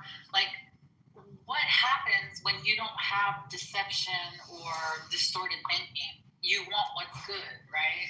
You desire what is good freely. Sayla, the issue is, and I hope everyone else caught on to that as well, is that in every instance when you explained the way in which God wins people over, you invoke a causally mechanistic process. He fixes this, he straightens up that, and then that leads us necessarily to a certain, steers us towards salvation. Exactly. Yeah, you see, the fundamental concept behind libertarian free will is that choices are ultimately irrational. So if the choice to move towards God when this problem or that problem is fixed, if that's a rational choice, then it wouldn't be on a basis of libertarian free will, because it dictates that there must be some who would act contrary to that fixing or whatever irresistible grace is. And that's why I say that if it is a causal mechanism that God would have had Jesus die unnecessarily, because he could have just employed that irresistible grace from the start and nobody would have ever sinned. Yeah, the causal mechanism can still be utilized through your free will. He can cause you to freely desire to come. He really can. He can, because the way that he does that is by healing you, right? That if I am going through a process where I'm learning what is good and what is bad, and then he begins to show me what is good, and I start to become convinced of it. And how good is that teacher? How well does he know me as to what he has to reveal to me to get me to desire what is good, to get me to to a place that I want freely. Like, I'm like, you know what? I'm dating this guy, and he's like, you know what? I'm gonna make Salem my girl, and he just pursues me and pursues me and pursues me until he gets me. And then take into consideration that God has the ability to know what my preferences are, know what my dislikes are, know exactly what it takes to get me to an expected end, and is able to take away the sin that is keeping me in bondage to what is good and true and right. So when you take away those things, I can get to a place that I freely say, wow, this is good. I want this. You have convinced me that this is what I want. Through all my experiences, all the things I've experienced has got me to a place that says, this is good and I want it. What the hell is this argument even about? Like, what's the contest? Like, what's being contested here? What's being contested is that people think that if it is determined, right, that in the end God is going to win everyone over to him, it cannot be them possibly freely coming to that expected end. And I just don't agree with that. It just means you aren't a libertarian in that sense. I am a libertarian because I believe they come freely. Yes, no, I am. You're not. Yes, no, you're I not. am. Okay, listen now, Hold on, then you're a tree, you're a house, you're a gold bar right now. That's what you're saying. Words don't mean anything. You complain or whatever. You're just not. You're just not. You are not a libertarian. Albedo, I am not the first person who's written about this. This has been written long ago. Athanasius, literally, hold on. No, I'm not gonna accept what you're saying. I will not accept what you're saying. So why not? If I'm off. Because nothing what you're saying has anything to do with contemporary philosophy. I'm talking about theology and what has already been stated, that there is an idea that God can bring you to an expected end through free will. That he will bring you to a place they call that compatibilism. That you no. That's different. Yes, it is. Compatibilism doesn't take your free will into consideration. Yes, it does, dumbass. Necessarily. Don't call me a dumbass, Albedo. Well, you're the one talking over me. But you're not letting me finish my sentence. I don't need to. Well, I don't want to hear from you if you're going to call me names. The conversation is mute. I was going to show you exactly how it's different because it is already determined if I will take a left. I'll show you paper after paper how everything about what you're saying, it just is compatibilism. I will take a right. It's already been determined. But God is the one that is determining if I will take a left or if I will take a right. But what everything you said is consistent with compatibilism. What I am saying is that everybody here agrees where you want to take a right. Okay, that's what I'm saying. Sally, do you think what she's saying is compatibilism? No, there's a caveat. Albedo, she can maintain that God actualizes the world in which libertarian free creatures freely choose to come to Christ, all of them, libertarianly, like the leeway. Did you hear what she said? What did she say? That's what I said. That's exactly what I said, Andrew. And Albedo, I resent you calling me a dumbass and not letting me take the time to explain my position. I've heard you say that over and over. No, you haven't. And you're yes, I have. You've literally explained. I've literally heard you make the same point. You're still talking over me. Go ahead, Andrew. Explain it. He doesn't see when I say I'm a dumbass. When I say I'm a dumbass, but when you say it's received, so please, by all means. Look. I thought I heard you say, Selah, that it's ensured that God can ensure through people's freedom that they do what it is that brings about the end that He desires, and they're free. Thank you. Right? Thank Yeah. How is that inconsistent with compatibilism? It's not necessarily inconsistent, but she's saying she still maintains libertarian freedom. And then she also says, "Oh yeah, he's really smart, and he just teaches some things. Those are all causal things." To get you through your libertarian free will. Mechanisms by which the things that he's doing, it doesn't have to be causal though. Obviously it is. No, it can be. She said it was causal. No. She doesn't have to say. But look, I think you're being. This stuff's recorded. That's fine. Go back and listen. No, that's fine, Albedo. But I think you were like making it seem like she was speaking about gold bars and bricks rolling down hills and whatever. I mean, she's almost precisely on. I mean, look, she's not doing deep philosophy here, but what she just said is fine enough, man. I mean, that's correct. Look, God. Okay, how about I just say a bunch of propositions and she can just affirm or deny them? I mean, that's fine. I mean, I should just try to be fair, but that's fine. I have no desire more to interested have a in conversation why with you calling me insult. No, thank you. Why did Don't talk over me then. Albedo want to not hear about the you must already know something. Dun, dun, dun, dun, dun, dun, dun. Please rest assured that we're not making personal attacks against you. Albedo's, it's sometimes you get frustrated, and so can I, and so can you, and we can all fall into frustration. But it's just that we're using a lot of the same terms, but we mean something different, and so that's what sometimes causes confusion. So when you say that you affirm libertarian free will, and then I, along with others, have informed you that it means that decisions occur on a non-rational basis. Not to say irrational; it's irrational. There's no deliberation behind it. So, for example, in Ezekiel, it says that Satan was lifted up because of his beauty and intelligence and power and all of that. But it's not to say that they infallibly caused him to fall, since the other angels had, the same attributes. But that with him, it was just the free libertarian choice to rebel on the basis of those, as opposed to not. And so when you say that God will fix this and fix that, and that will infallibly lead to a person turning towards God, then that's compatibilism, and that's actually what you. No, it's not. Even in our life, go ahead. Yeah. No, they hear from you much better. Well, I will. There's something much more important. That little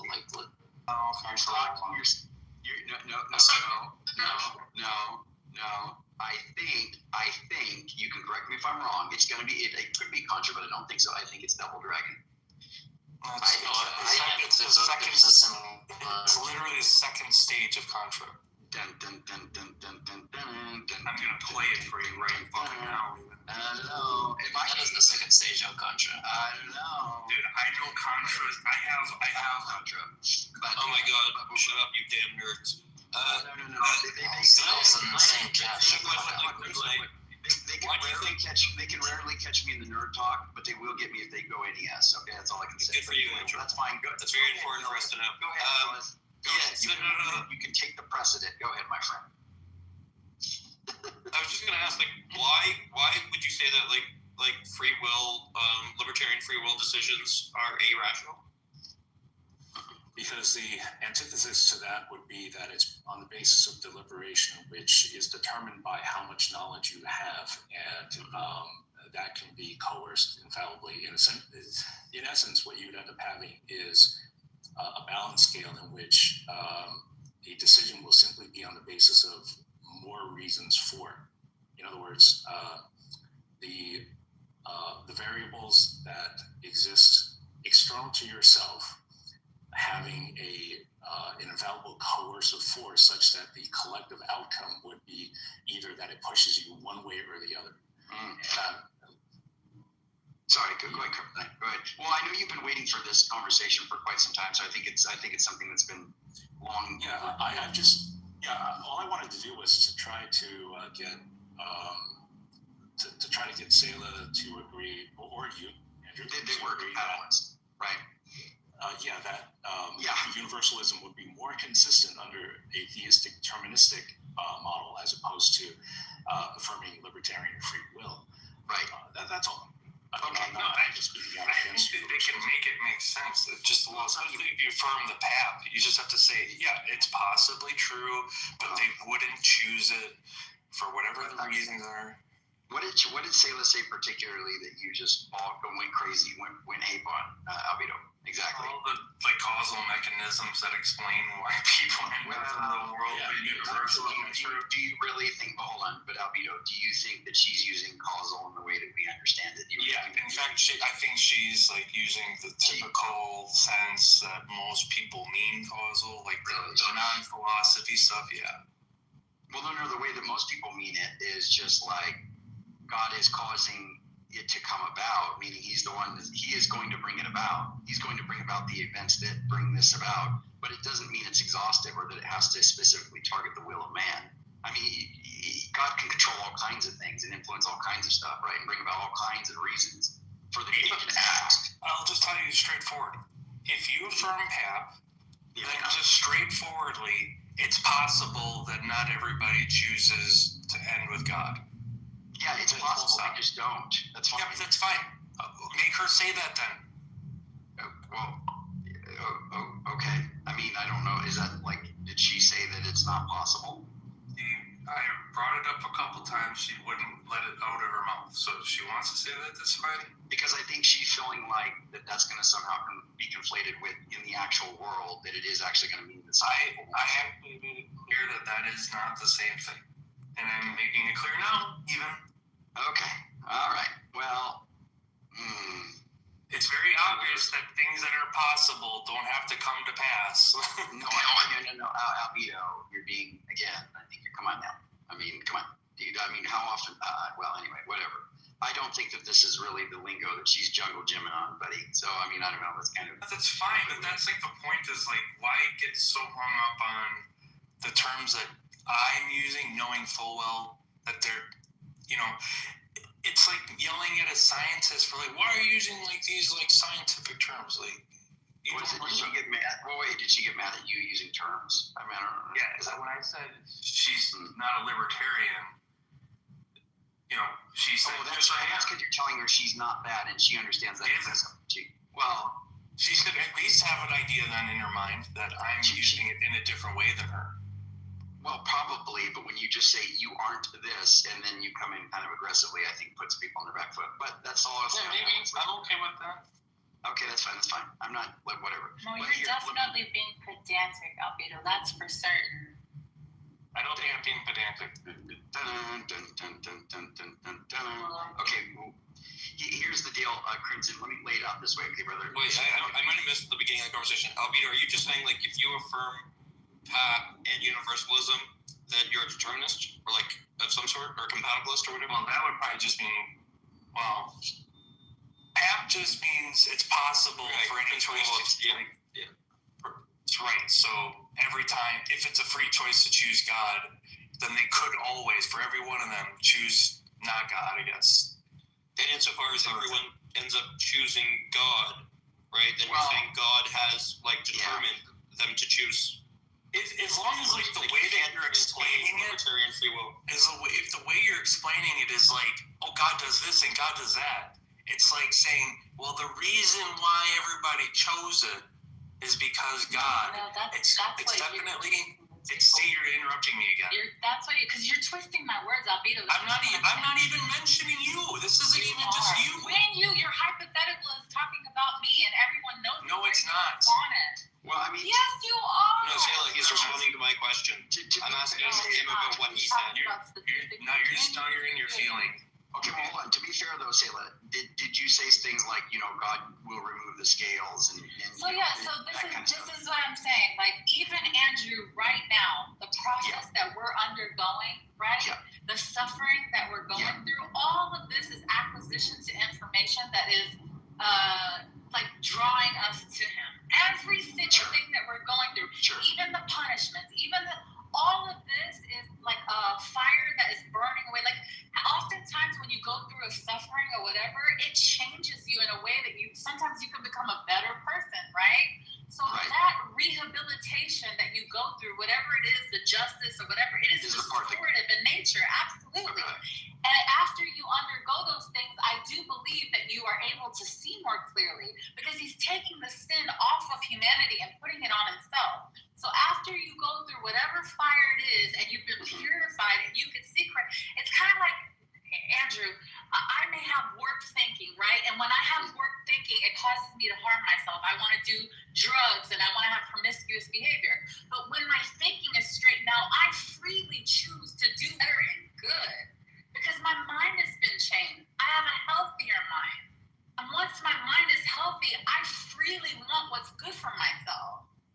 You understand? Andrew, and what she's saying. And then they want to act retarded, like they don't know what I'm talking about. So all that stuff is now I'm just going to interrupt you. Because you interrupted me before. I'm just going to put you down, man.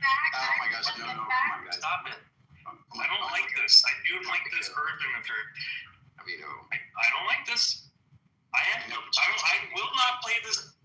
This gets to talk over me. I don't give a shit what you like, Albedo. All right, then I'm just going to move you from my room. Do not remove guys. No, come on. Don't then stop it. Stop it. And you don't remove Stop it. people. Stop it. chill, guys. Just chill. Come on. Excuse me, mod me back up, Andrew. That's not cool. No, it's not cool. You know better, Albedo. You know better but than I asked you to stop. That's the bullshit that I don't like. Y'all have different rules for me than you have for each other, and you can go fuck yourself with that. That's not okay. I'm not supporting that. I don't agree with that. That's so not all right, shouldn't have Albedo. You know better than do that. And this is what I was going to say, my last sentence, and then you guys can go for it. I resent the fact that you think that I'm bringing out doctrines and positions on theology out of my ass. Like, Nobody you guys said think that. I like, no, you do. Because when I'm sitting there telling you that All right, here's your more than one sentence. okay, when I'm telling you that I'm not bringing up new concepts, you're like, I don't care. I don't give a shit. I don't want to hear this. You guys literally think that I come up with doctrines sometimes out of my ass. Like, I'm just, I'm just going to pull this out of my ass today. You said you were going to say one more sentence. I don't give a shit, Albedo. Don't you ever remove me. We don't remove mods. And that includes me, Well, that's too, not true. Albedo. I moved Andrew down. Well, you're making a big mistake. You're not supposed to do that. Yeah, I'm not perfect. Okay. Well, that's obvious. All right. That said, Hey, Andrew, did you not hear? Okay, you go through the purification thing. You heard her say that, right? The thing that, the restoration. Yes. And then you choose. Yeah. That to me sounds, that thing causes you to choose. I mean, it doesn't have to be that way, right? It can just be that God. It's the thing that fully explains what you do. In every world where you go through the purification, do you choose otherwise? No, it could be. Yeah, you certainly could. Well, does he accept that? Yeah, so until, as long as you're not choosing, you still haven't been purified. As long as you're still not into the place, then you're still being worked. Like, how long is God willing to wait for you, and what is God willing to go through to win you over? Yeah, exactly. At what point does he say, Well, that does sound a little bit causal there. What I'm saying is I'm telling you, Andrew. How long is God willing to wait for everyone to freely come to Forever. him? How I want him to wait forever. But no, he's better than that. He's able to heal you and bring you to an expected end. Like, basically what I'm trying to say is that he is able, if you could go to rehab, right, and you learn things that make you not want to hurt yourself, I think God is able to teach you things that make you not want to hurt yourself too. Freely. You just investigated it on your own. It's definitely causal. I don't know why this is like. Well, I mean, look, that was my version of it. That was my. Well, it still is my version of universalism. I don't think it's a bad thing. I just want her to recognize it. That's all. Look, here's the thing. To be fair, I think there's some nuance here we can probably try to flesh out at one point, but I don't think right now is the time to do it, just because there's been some kind of some stuff. Let me just say. So I think there's some nuance there, definitely, that we probably need to flesh out, so you can really get maybe a solidified view in your mind as to what you think on this real fine details. I think it's fine to say that they're free, because I hold that too. The creatures are free. God is sovereign, but it isn't the case that God is sovereignly causing them to do what it is that they do as far as picking salvation, right? And just to be clear, when you affirm the path, it's not like every choice has to be free. There can be certain things, not salvation, of course, we're going to want to say that that's a free choice, and it is. But there are other things. There are other things that, somebody who's affirming libertarian freedom is not committed to saying that every decision. Andrew, the best part is you don't even need PAP for this, because this part of it is supposed to be a gift. You don't deserve it, which means you don't need to have PAP for this. Because the whole point of PAP is that you have earned something, whether it was negative or positive, but you don't need to have earned it. Well, I don't think that's right, because we want to say that it's a love choice. It's a what choice? In the end, God wins everyone over to him. You don't want to say. Really. You don't want to say that people couldn't have chose otherwise, because you want it to be love in spite of being able to choose otherwise, right? You want it to be contrary to saying, you want to be, hey, I can love God, but I don't have to. And that's the enriching element of why that's a good thing. That's like a... Yeah, but that has to be contingent. It has to be that they choose it, not that God chose it, or did it. Or in fact, like anything in the world, nothing in the world can be the explanation. No, listen. nothing in the world can explain why you choose it except for you. Yeah, okay, So when she says all of these things that inform you of what your decision, ultimately, all of those are irrelevant. At the end, it's just you. Yeah, so a psychologist knows how to get you to freely stop harming yourself, but God can't do it. Like, get the fuck out of here. And you just don't understand Pap. Okay, just let me say this to Crimsonite, because this might be helpful. Maybe we can just, dive back for just 1 second. So, Crimsonite, this is my view. So you just understand that I'm not affirming compatibilism, and I'm staunchly opposed to compatibilism. Okay, so here's my view. God has middle knowledge. Okay, He knows what it is that creatures would do given any circumstance they would be placed in. Okay, so He knows that. Now, He has all of these different worlds that He can choose from, and He can actualize the world that He wants to, given the facts of that world that are going to be conducive to His ends. So He can actualize the world that He wants to, in which the free creatures freely choose what they choose with Pat. They freely choose, and it serves His purposes. And when He actualizes that world, they are still free. They do what He knows they're going to do, and it still remains that they could have chose otherwise. So the path's preserved, so they're libertarianly free. It is the case that all people will, under the view of universalism, they will all freely choose, in the end, to serve God.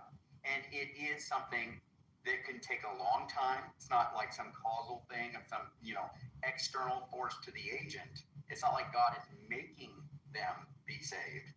He's not forcing them into the love relationship.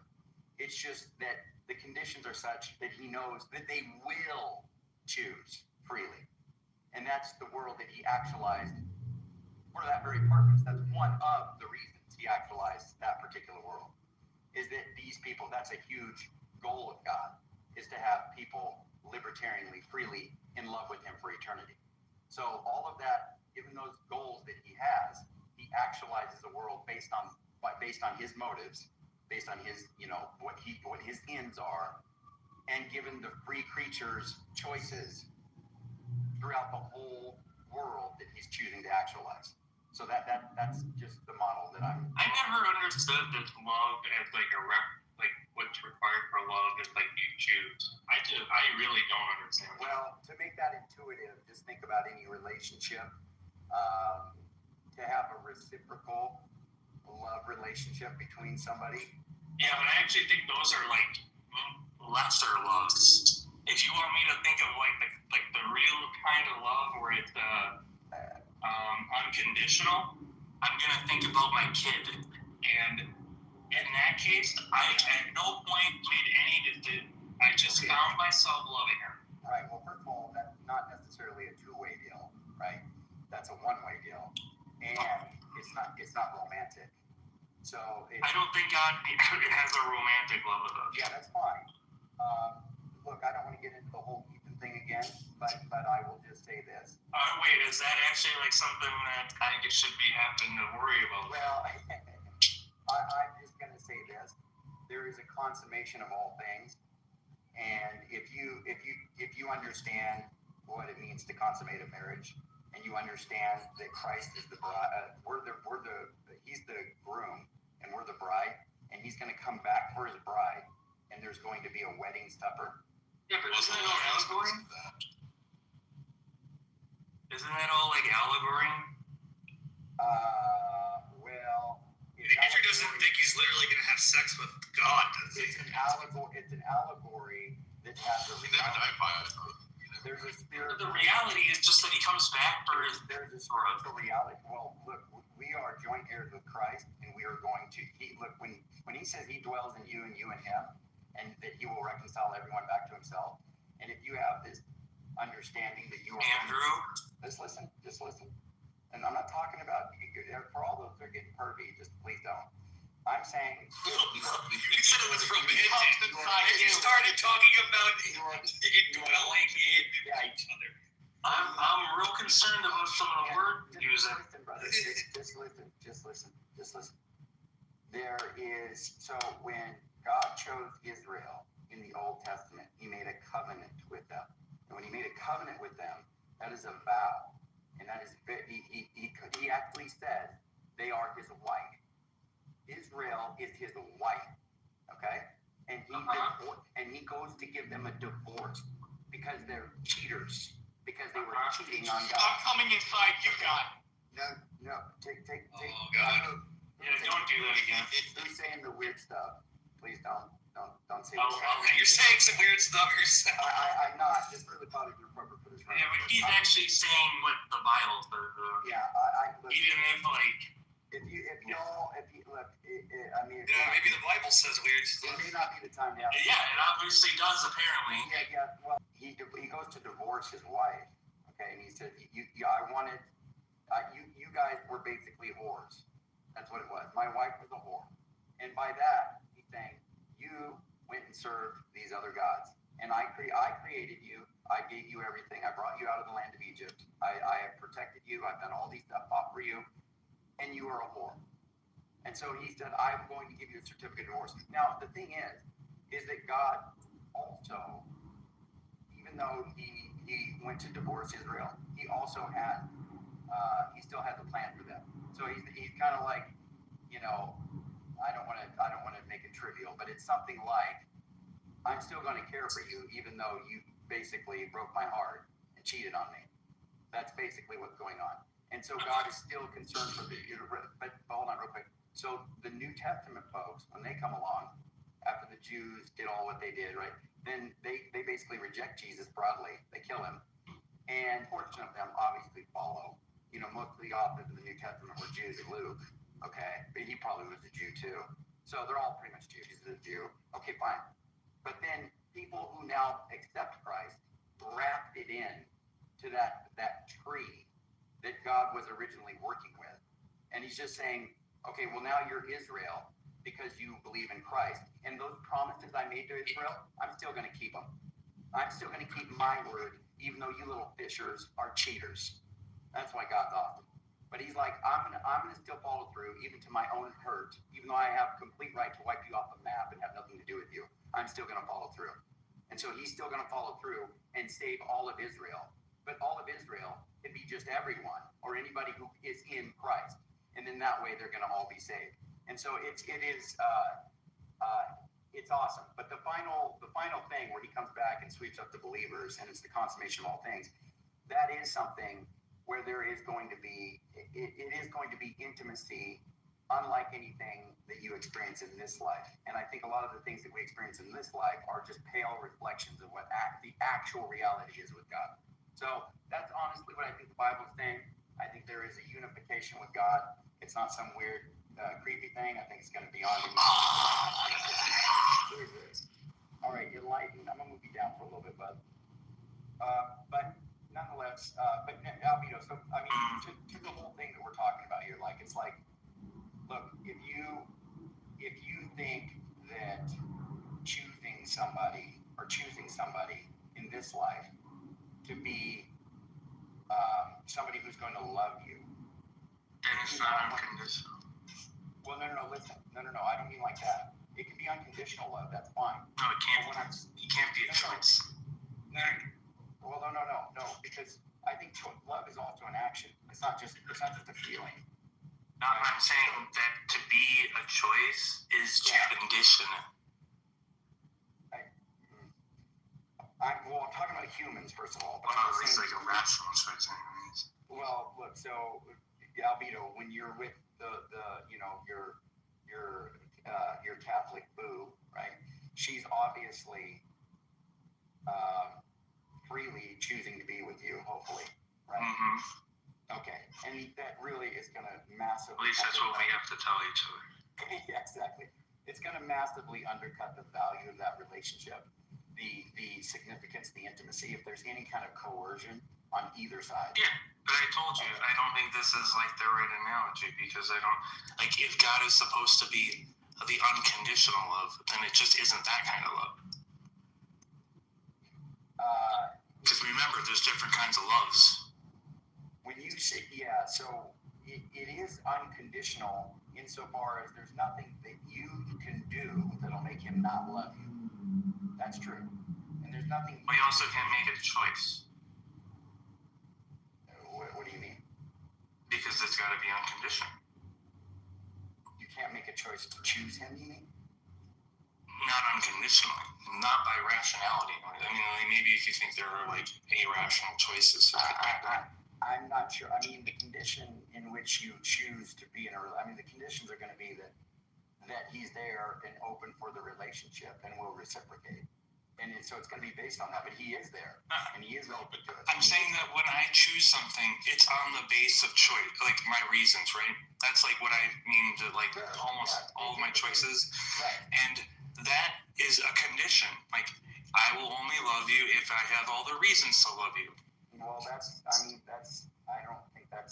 very strange way of cashing that out. To say that I love you because I have a depth of intimacy with you and I understand you very well, and there's a connection to you that is deeply felt, and it's something that I don't have with anyone else, and I can the kind of depth that I know your person. Yeah, all of that stuff is like not choices. It doesn't. No. But listen, upon understanding that, you can say that I am freely choosing to maintain this free relationship with you. But that's on the condition of all those things, and that's why you're choosing it. No, because it doesn't have to be. Okay, if you didn't have that, would you choose it? So you may. Right, but would that make you irrational? No, I don't think that's true. Because if you had reasons to like think that this person is not trustworthy, and you had reasons to think that they would harm you, do you think if you still did all the love stuff, that would make you irrational? If they're doing terrible things towards you, I think at some point you need to have some self-respect or some protection of what it is that they're doing towards you. That is true, but I think being self-sacrificial for them is a good thing, and it's very reasonable given the framework of reality. I think that's very good. So I don't think it's a bad thing to lay down your expectations, and you must meet my rigidity and meet all of this stuff, and if you don't hit all these conditions, then I'm just not going to love you. No, I think this is where commitment and following through with your vows or what you agree to is huge. Because it's not going to be dependent upon, hey, you did this, this, and this, and this, and this, and this. Now, it is true that Jesus gives one exception for that, and it's not even necessary. But he's just saying, if it's the case that they're going to bond to another person physically, if that's what they're going to do, then they have dissolved the covenant, or at least the necessity of the covenant between the two of you. They broke the covenant. And so you can still forgive them and stay in that relationship. Yeah, so that's all. It is all up to you. You don't have. It isn't the case that two people were wonderful. Okay, I think that like the fact that you've chosen is just a condition in which is required for love. I think like it's almost like maybe not a contrary. It's like it just seems very contrary to the other. It's like in order for me to love you, I must have chosen you, and that sounds like putting a condition on it. Well, when you say you haven't chosen you, we're talking about intentionality towards a person. You how else would you say I love this person? It seems like you would do it on the basis of not a choice. You just find yourself with the love. Well, just try that on. Do you think you love people around the world? Do you think you love everyone? You remember all the Black Bob and this kind of stuff. Not in like the way, in many senses, no. I would say I have like a level of human dignity that I give to everyone, and a level of like respect or something. That's right. But that's about it for the most part. But then what about when you narrow it down and get more specific? Now you take your. Hey Piper, I can hear you squeaking. Now you take your Catholic. Sorry, what did you say, Andrew? You narrow it down. Now take it down to a more intimate relationship. There you're going to see the distinction, the differences between the one you're with and and just generalized out, right? And there's some conditions that are going on there that make it such that it's an appropriate relationship to say this is a reciprocal romantic relationship where I don't have this with anyone else. Yeah, but why does it have to be romantic? I don't understand. Like that is the one. Ooh, yours with your. It's not. Look, I'm trying to paint a picture where that's not the right kind of love. The right kind of love is not a romantic kind. It's the kind that you have for your parents or your children. Oh, you're talking about with God? Yes. Okay, so there is an analogous way of looking at it that he's our father, and you can say in that sense that you love him in that way. But there's going to be an intimacy that surpasses any fatherly worldly relationship. Just human father to son or daughter or whatever. Yeah, you can imagine. Like, you mean more maximal or something? Yeah, the depth of it's going to be much. Yeah, that's all fine with me. I'm okay with that. The intensity of the feelings associated with it, the kind of awareness of what it is that you're in. I'm okay with all that. Yeah, all this whole shebang. Yep. Okay. Which the reason is also compared to like a wedding or compared to a marriage is because there is a certain intimacy that you get with your partner that is not the same you have with your father, at least hopefully. Yeah, I do understand that. Okay. I do get that, but I'm way more committed to the idea that kind of stuff is conditional love, and that if that's like the way that must be thought of, then that wedding stuff is just like pure, I don't know, allegory or metaphor or something. And then the other kind of love, like my love for my daughter, my parents, is the unconditional love. And I don't choose it. And that's also why I think you don't need that for the universalism, because I everything that Selah says, like the words that come out of her mouth, I agree with. I just don't think there's no choice there. I think you go through the purification, and after you finish the purification, you're just like, hey, God's a great guy. Let's go hang out. So, Andrew, let me ask you this.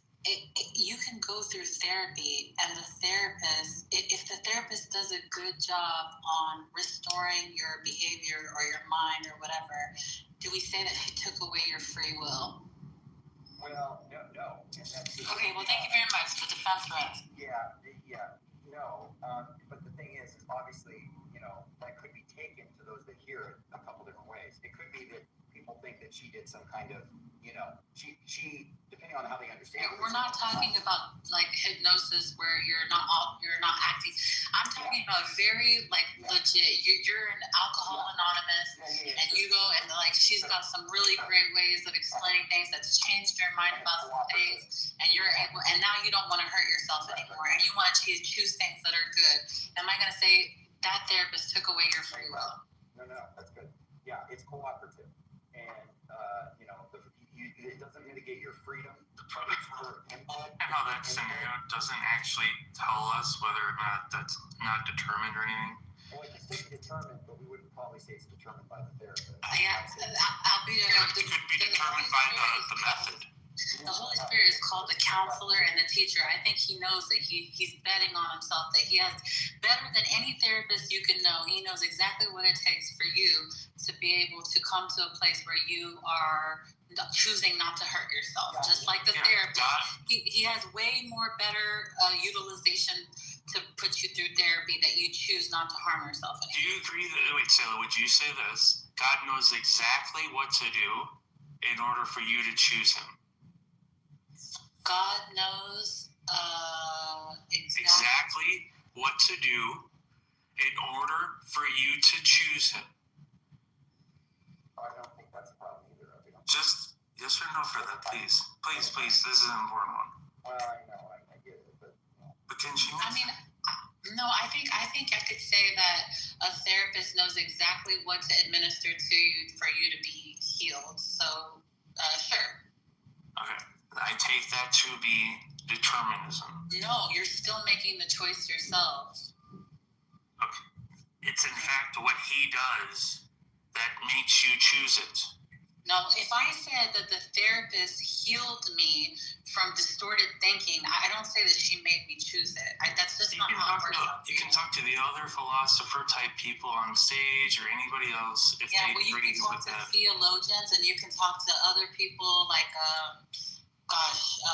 Thomas Talbot, for example. You could talk to David Bentley Hart, and all of them are going to say that through free will, every knee will bow and every tongue confess. I'm not like but every compatibilist says that too. They all say through free will, determinism rocks my world, and I still get all the night. Okay, but there's a difference. Andrew, could you explain the difference on how you would parse that out for Albedo? I mean, I was thinking maybe that's fine. You guys will do it. So just basically say that the deal is do you think in reality, not that it will happen, but in reality, it is the case that each one of these agents who freely choose to go in relationship with God for eternity, that they could have, not that they will, because we don't believe they will, but that they could have chose otherwise. But you gotta be really specific though, Andrew, that no matter what God does, that they still could choose otherwise. Well, I don't know. What do you mean? I don't think I need to bring God into it. Yes, you do, because God is external to you. Yeah, I know, but we're not talking about it. But this right here solves that. If it's the case that the agent can choose otherwise, it doesn't matter what God's doing. I know that, but I don't want her confused. So listen, I'm saying that you could choose otherwise, but God gets you to a place that you don't want to. Yeah, just like a therapist gets you to a place that you don't want to cut yourself anymore.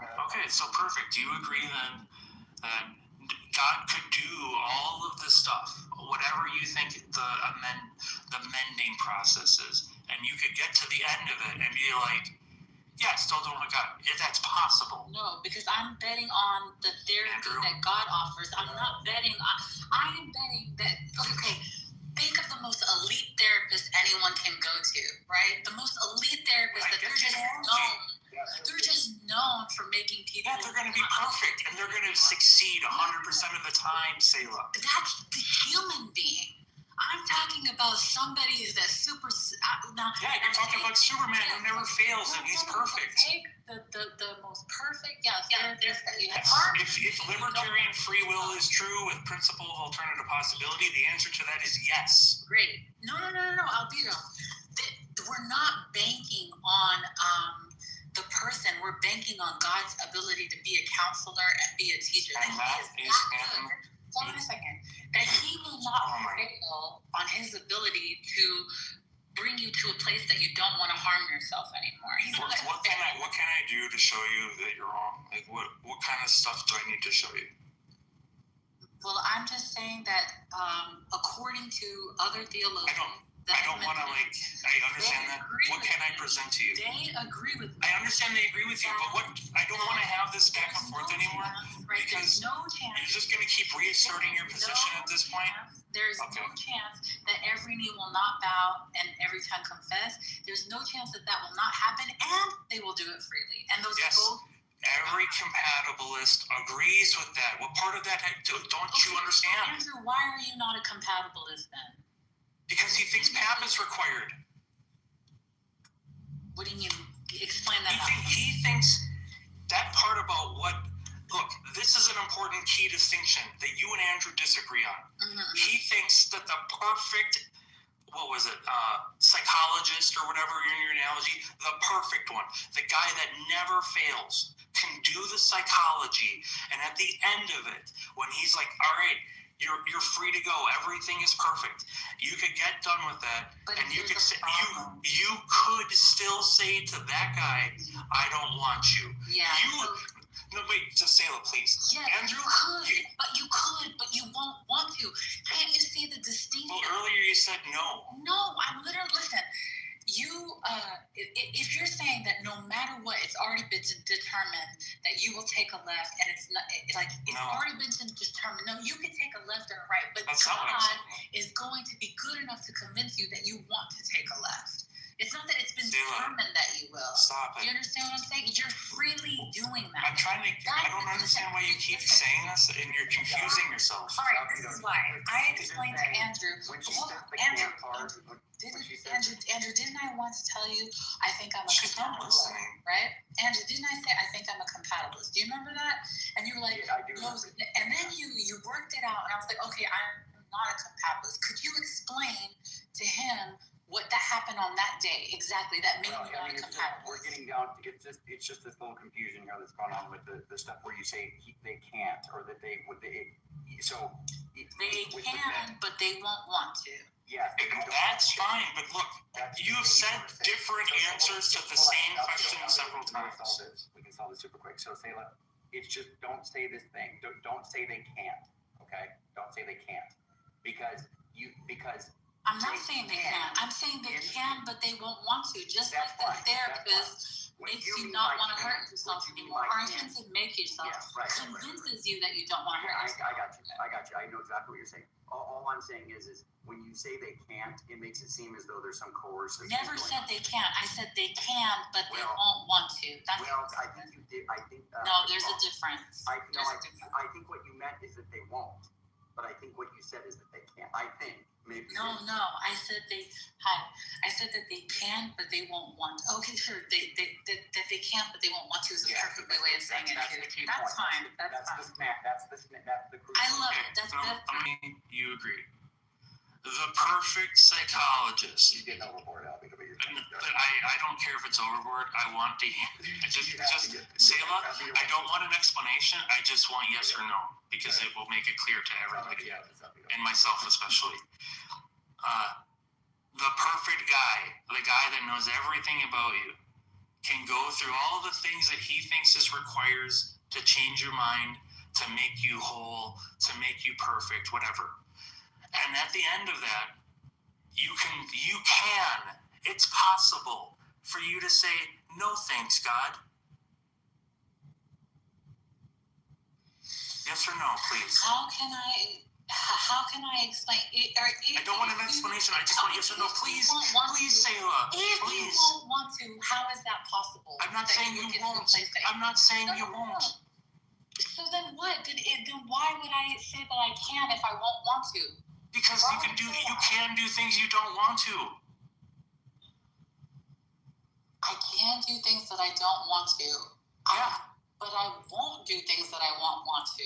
I won't do it. That's not the word. If I won't do it. Oh my God, you are so insufferable with this. Why is this so hard? Because what you're betting on is the person. I'm betting on God cannot fail, is what I'm telling you, Albedo. So I cannot concede. I cannot concede to say that you can do it. There's no way that I can concede. I cannot concede to that because I'm saying that God is faithful enough to make you not want to, so that you can't do it. You can't do it because you don't want to do it. Yeah, you're damn right. Because in your way, if I concede that you can do it, you're saying that God wasn't good enough to accomplish what he set out to do. And I cannot concede to that. You cannot do it because you won't want to do it. That's why you cannot do it. And I am betting on the goodness of God, not you. I am saying that God is faithful to be able to accomplish what he set out to do. And if I say no, if I say you can, if I say that, right, that you can not, get to a place that you don't want to harm yourself, then I'm saying that he wasn't able to be a good teacher or counselor. We got another. She's just saying impossible. Thank you. No. Fucking take more L's, man. I'm betting on God's ability to get you to a place that you won't. And if you won't, you cannot. Yeah, you're compatible.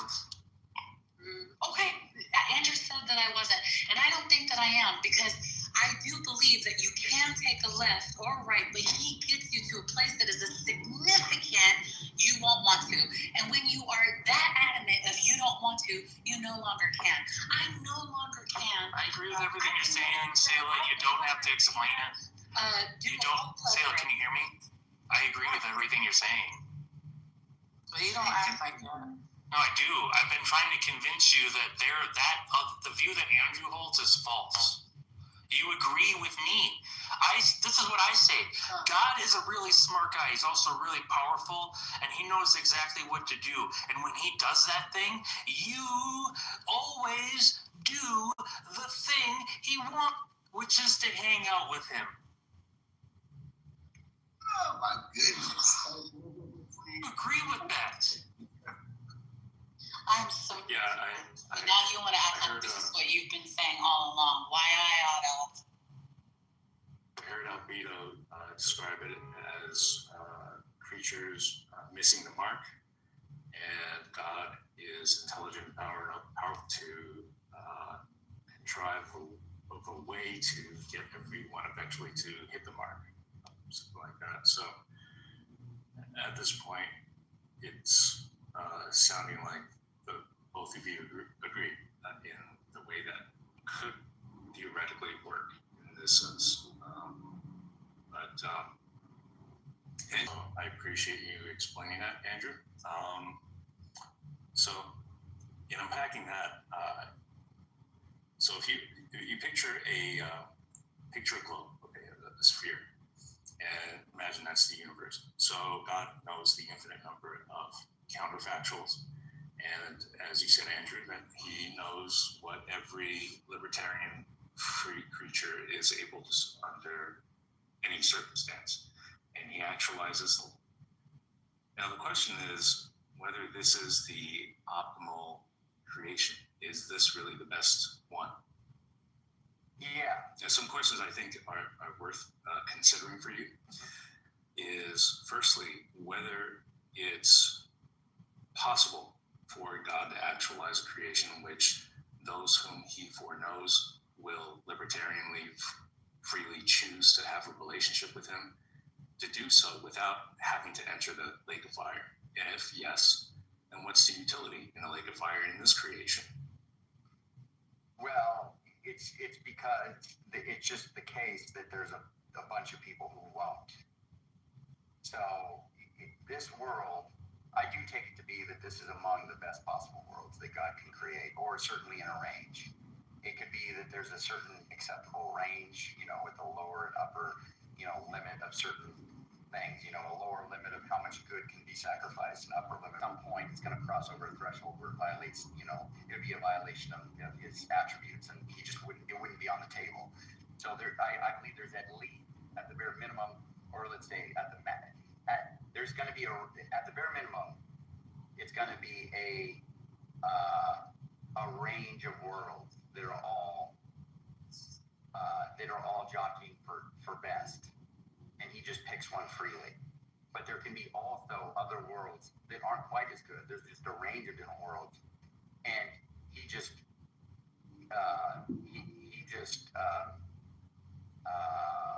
picks one, and he can just do that. It doesn't have to be the case that he has just the best possible worlds. It could be something that's subpar, because the issue here is, and I'm aware of this critique, and I accept it as being something that needs to be dealt with, is that God could always make a better world. You could always say, why didn't he add more good, more agents, more value, more this, more that, more this, more that? You could just have that issue. So instead, what that commits me to by my lights is that there's going to be a range of words that are acceptably consistent with his attributes. And so he just picks one.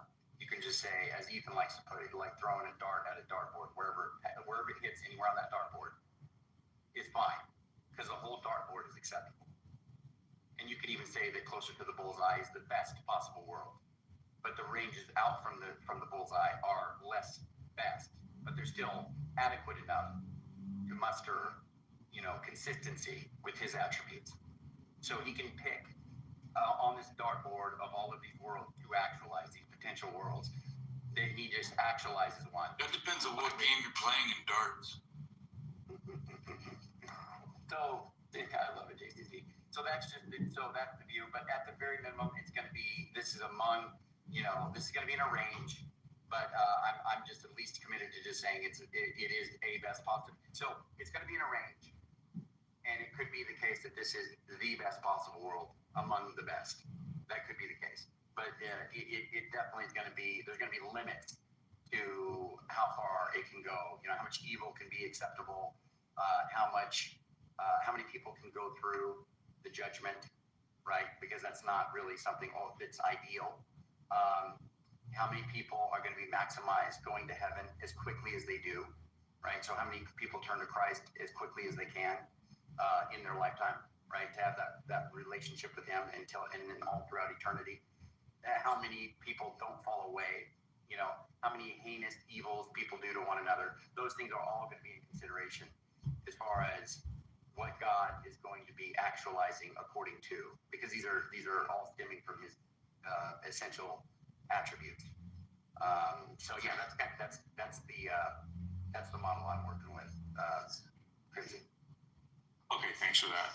Just to make sure that I understood you correctly, did you say that God freely chose to actualize this creation on the basis of His foreknowledge? Yes. And that it may still not be the best one?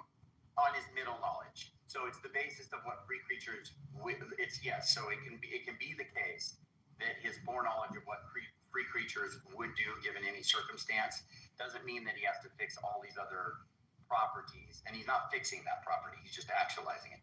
But it could just be the case that there's elements of that world that are open, and He doesn't have to make it such that those things are all fixed just precisely to the best. So there would be some openness there, but it is as long insofar as He is meeting His end, at least in my understanding of universalism, that's a goal that must be met. So universalism must be attained, and I believe that it is. And then there's going to be some other things that I would say that must be attained. But overall, there's a lot of latitude as far as what can happen. There's going to be some restriction on how much evil is going to be permitted. There's going to be a restriction on how many people are going to go into the judgment and for how long, because I do believe hell is going to be a real thing and it's not going to be pleasant. So I think God loves his creation and humanity across the board. So those that end up in hell, He loves them, and it's not like He's pleased that they're there, but it is going to be a bad deal. So ultimately, if it can be the case that He can actualize a world in which agents are freely choosing to avoid that in mass, to the degree He can, obviously the Scripture says, broad is the gate to destruction. So I do think that a good chunk of humanity is destined for hell. But that being said, I still think that that's operating within the limits that He has set. He's not going to allow too many to be going, and He's going to try to populate heaven with as many and as quickly as possible. And there's going to, as far as them getting into the relationship now, starting that relationship now, and then minimizing the amount of evil, the types of evils, the egregious nature of them, given our freedom. All of those things are going to be up for grabs to some degree, but there's just certain elements that need to be fixed, which is like, again, I just think like universalism, and then anything that you see that is the case in Scripture. It's just things that God can know will occur in the world that He's actualizing. So it can be based around people's free choices that He says these things in Scripture. So there's a lot there. But yeah, that's kind of the model I'm working with, Crimson. And you did want to do a 2-on-2 on this, which I'm glad we had this discussion, because I think it's hard to get you on stage. I know you and Sully had a little bit of a scuff up there. I'm hoping, and if you have any more questions on this, certainly cool. But I was hoping we could kind of settle that thing that happened with Sully there, as far as if that document said what you said it said, or where you got that part that you got it from. Because I think Sully felt like you were being less than straightforward, and I think he felt like he wasn't ready to learn. So I don't know. But anyway, if you have a follow-up question or anything on this, it's totally fine. But I think I would love to hear what happened there. Yeah, I'd be happy to finish up the conversation with him if Sully's interested. That goes back to the Kalam discussion that Agamemnon was having with Milith earlier today, which I wasn't able to join in on the conversation. I was away from my phone, but I heard some part of it. Now, just to finish up on this, though, you're saying that on the scale of 1 to 10, with 10 being the best and 1 being that everybody freely chooses to reject God. Yeah. I know it sounds weird, but since it's nomologically possible, it's worth considering. That God actualized a world somewhere in between, and that you, so number 1, you acknowledge that in your model, God freely chose to actualize any which he pleases. Yeah. Number 2, he actualized this world. And number 3, that this world which he freely chose to actualize was in the face of the alternative, in which the alternative might have been better than this world. Is that correct? Yeah, it is possible. Yep. Okay. So that leads to a reduced problem of evil. And so that leads me to the second part of the question, which is, since you're looking at a Molinistic type of universalism,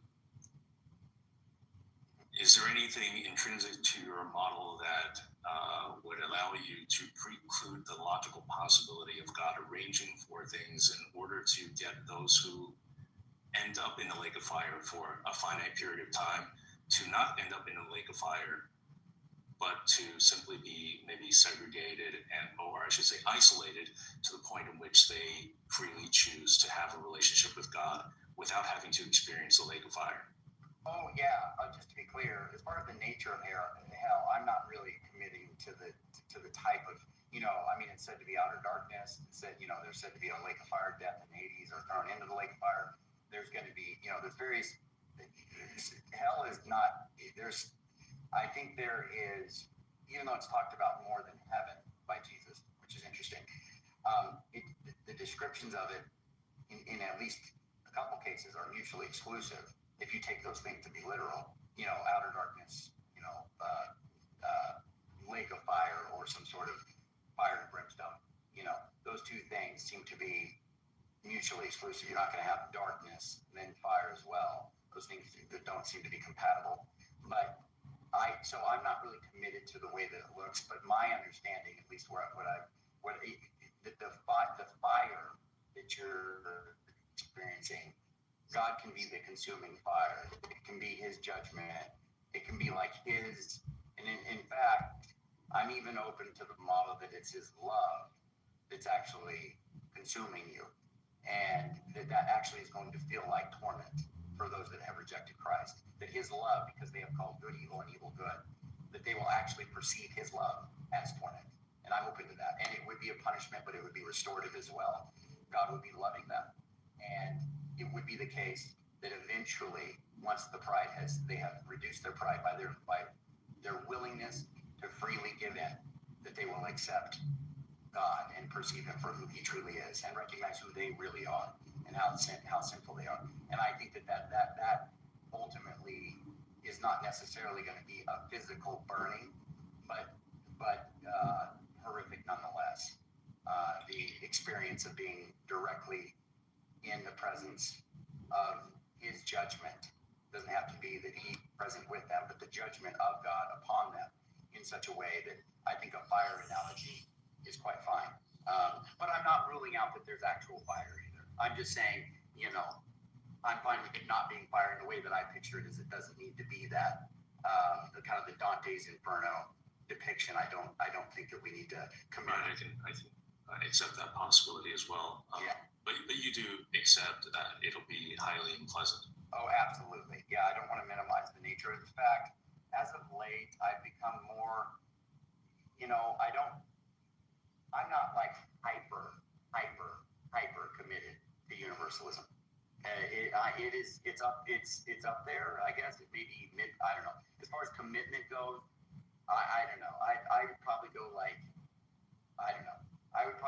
75% universalism, and then like 62% annihilationism, and then like 40% ECT, right? And it fluctuates a little bit. I think all of them are defensible morally, philosophically, biblically. And so it's kind of an interesting thing that it's kind of left in this way, because it's kind of interesting that God chose to not make this super explicit in such a way that people just cannot deny a particular model, that he leaves it open such that, people can have different views. I do think that's an interesting thing to think about in and of itself. But then also, I think whatever you're committed to, your heart should be hopeful that people will be saved, since it's not like something that you feel like is literally logically impossible, like you're doing something irrational, and it certainly shouldn't be considered immoral to say something like, hey, people might go to hell for eternity, but I really hope that they can be saved. And since the Bible, even for those that affirm ECT, doesn't say anything about after, postpartum acceptance of Christ, I think people should leave that open. If the Bible doesn't explicitly say it doesn't happen, I don't think people should. Now, I know you got the rich man and Lazarus. I know you have a verse that says it's appointed unto man that wants to die, and after that is the judgment, but it doesn't say that he can't repent at the judgment.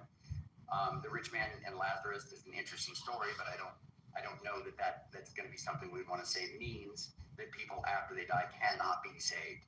I don't.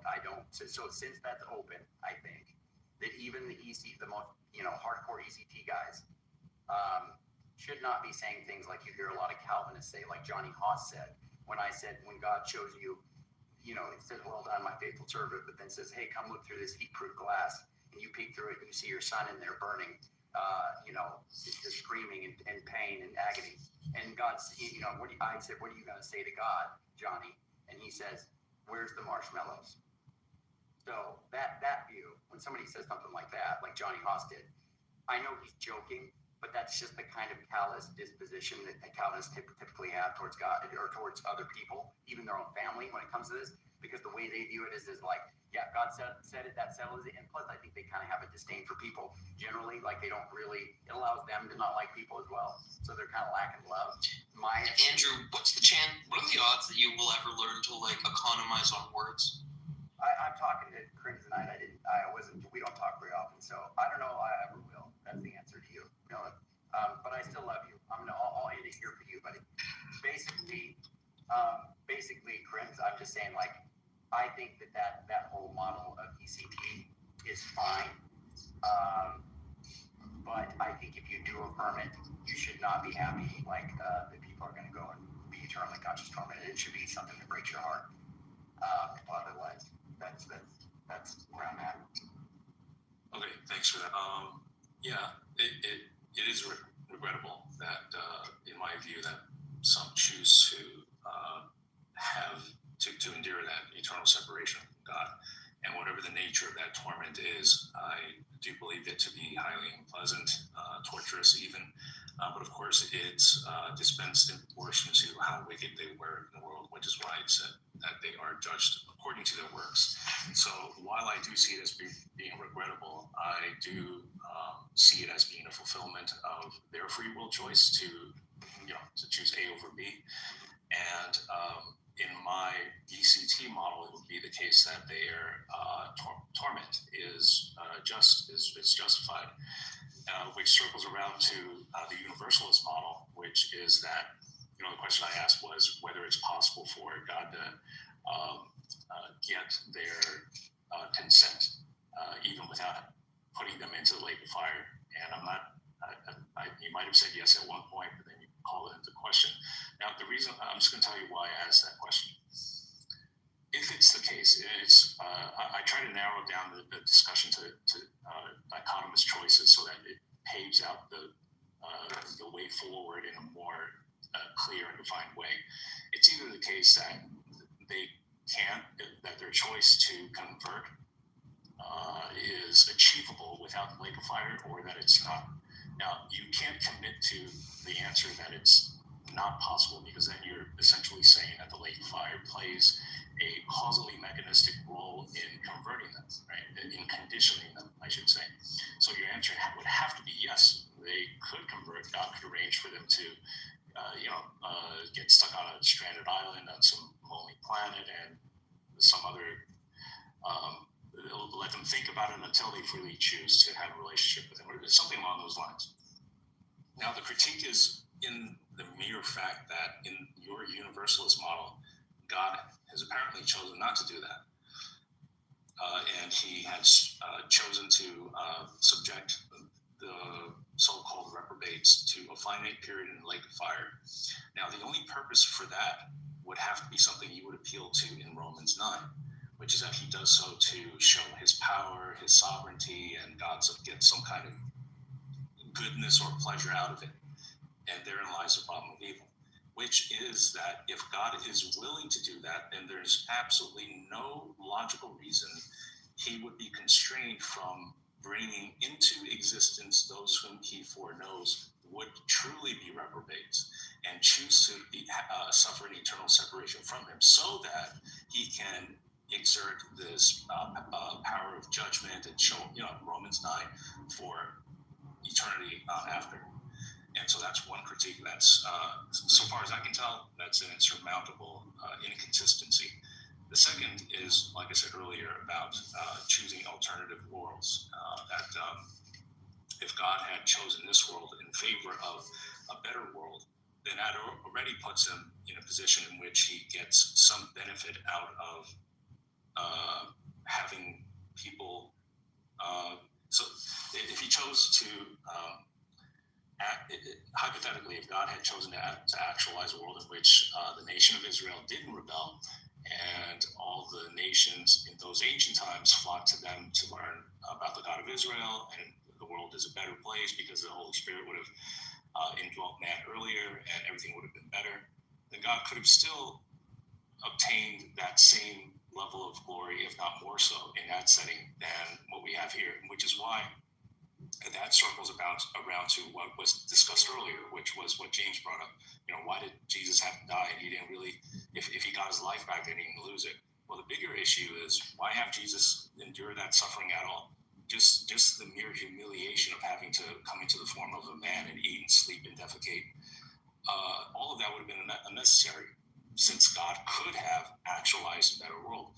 And that's the critique that I was trying to lay out to you, Andrew, from the beginning, is that by affirming universalism, you're stuck with the same problem as the Calvinists have, which is why the other atheists in the Clubhouse Discord room, they have a field day with Calvinists, and I know they feel it. The Calvinists feel it, which is why they commit to themselves, like Johnny Haas and John Lee. It's like they go in there frequently to try to give an explanation, but nothing within Calvinism is going to suffice.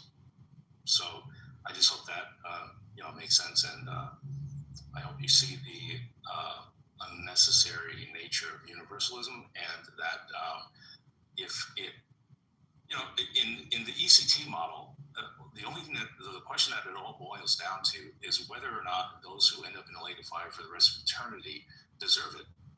And in my opinion, we have an answer that suffices for why they do deserve it. Is that they, in the PAP, under the PAP principle and principle of alternative possibility, they could have chosen to have a relationship with God, but they freely chose not to. They've chosen to adopt the nature of a reprobate, and so their eternal punishment is in reflection of their eternal state of reprobation. So it's not about, I stole $10 here and down this burning ring of fire. Yeah, it's not about a finite act of wickedness that puts you in the lake of fire. It's your eternal disposition against the ring of fire God is what puts you. So you save you, right, Crimsonite? Under your perspective, your ability to pull yourself up by your bootstraps or muster some, faith. It's you-ology. It's not Christology, right? I don't know of any Arminian that boasts in saving themselves. There might be some antinomians and I'm sorry, not antinomians, Pelagians that do that. But I'll tell you this. There's a scripture that says that through your faith you're saved. But if you go back and you look at it, especially I think even in the King James version, there's a lot of texts that have it wrong. It says through the faith of Christ you are saved. But we can put that on ice. Go ahead. Yeah, but it doesn't say how they arrived at that faith. So it's but at the end of the day, it's your ability to muster up faith that saves you, not Jesus. It's something that you do. It's a true dichotomy. Salvation is either monergistic or synergistic. That's right. And no, you're right. I'd say you probably don't want to critique God because the thing is you're affirming you're affirming what's called the path of the principle of alternative possibilities, and we're applying it here to this choice to choose God to enter into a relationship with Him. We're saying that's some kind of meaningful choice that needs to be free. Okay, so you are affirming that. He's also saying people have a meaningful free choice, but the issue is within his model is that if they choose to go against God, they will be in hell, which the nature of that is eternal, and they do not come out of it. That's the difference, and they have freely chosen to go there. So, yeah, but the thing about universalism is that it ties Calvinism and Arminianism into a bow. And you see Calvinism in the scripture, you see Arminianism in the scripture. So the way that they can coexist with one another is that God has elected to save everyone freely. That they come from, yeah. Sure, but the thing is he would just say, that's fine. God can, and it can be the case, I'm sure Crimsonite feels this way, that God desires all people to be saved. It's just that he, on the model he's affirming, is that God is allowing people, because he loves them, he's allowing them to freely choose to go against him, which you and I agree that God does that. And when they choose to go against him, the commitment to do that is going to be such that after they die, and he can clarify if this isn't correct, but after they die, they will be eternally consciously tormented. And they either they won't come to their senses in hell, they'll just continually, likely, at least the way I would catch it out if I was an ECT proponent, is I would say they continue to sin, because I think that's pretty likely. They continue to sin for eternity. But you coming to your senses is not something that you're doing. It's the act of salvation. He's on the cross. You can just say that God removed certain, things. He modified you by way of this, that, and the other. But the point is I'm saying that even if it's the case that you come to your senses, you're still going to be eternally consciously tormented. But I take it to be that Crimsonite is going to probably say that they don't come to their senses, but he can clarify if you want, Crim. Go ahead. Yeah, so there are two views because the Bible isn't overly clear on this. You have the rich man and Lazarus analogy. I don't know if that's just a fiction, if it was just a parable intended to be taken as fiction or if it's an actual example. So we have examples in which, in both cases, on the one hand, you have an example of someone who ends up in the outer darkness and they are weeping, gnashing teeth. And on the other, you have those that are just there suffering. It doesn't make any remark as to them changing their mind in the slightest. The rich man, he seemed to, I can make an argument because in the example of the rich man and Lazarus, even though he himself, the rich man, was in Tartarus, or the unpleasant compartment of Sheol, because at that time it was before Jesus' crucifixion, and so people went to either the Abraham's bosom compartment, which is a paradise, or the unpleasant, which is, I guess, hot, not as unpleasant as the lake of fire. Even though he himself fully acknowledged his damnation, he prayed to Abraham to allow him to warn his brothers. I think it was to warn his brothers so that they don't fall into the same fate. Now, I think what's interesting is that even in his state of damnation, he doesn't pray for his own salvation.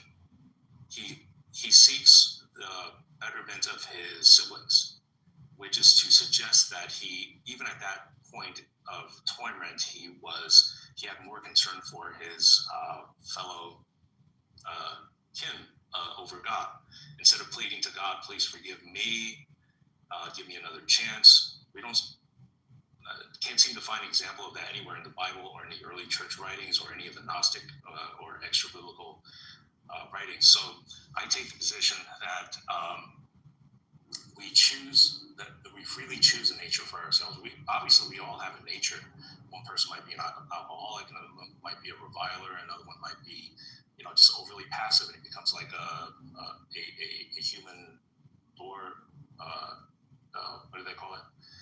A doormat. And we all have our own nature, and but for the time being, I believe that we choose our nature, and we do act predominantly in accordance to our nature, even though there are localized moments of discontinuity. You can act contrary to your nature. So for those who end up in the lake of fire, I think they fall into that state of reprobation where they don't ever repent. Hey, can I ask you real quick, Crimson, can you summarize in one sentence what you said was insurmountable for the position I'm holding, and then we can move on to to something else.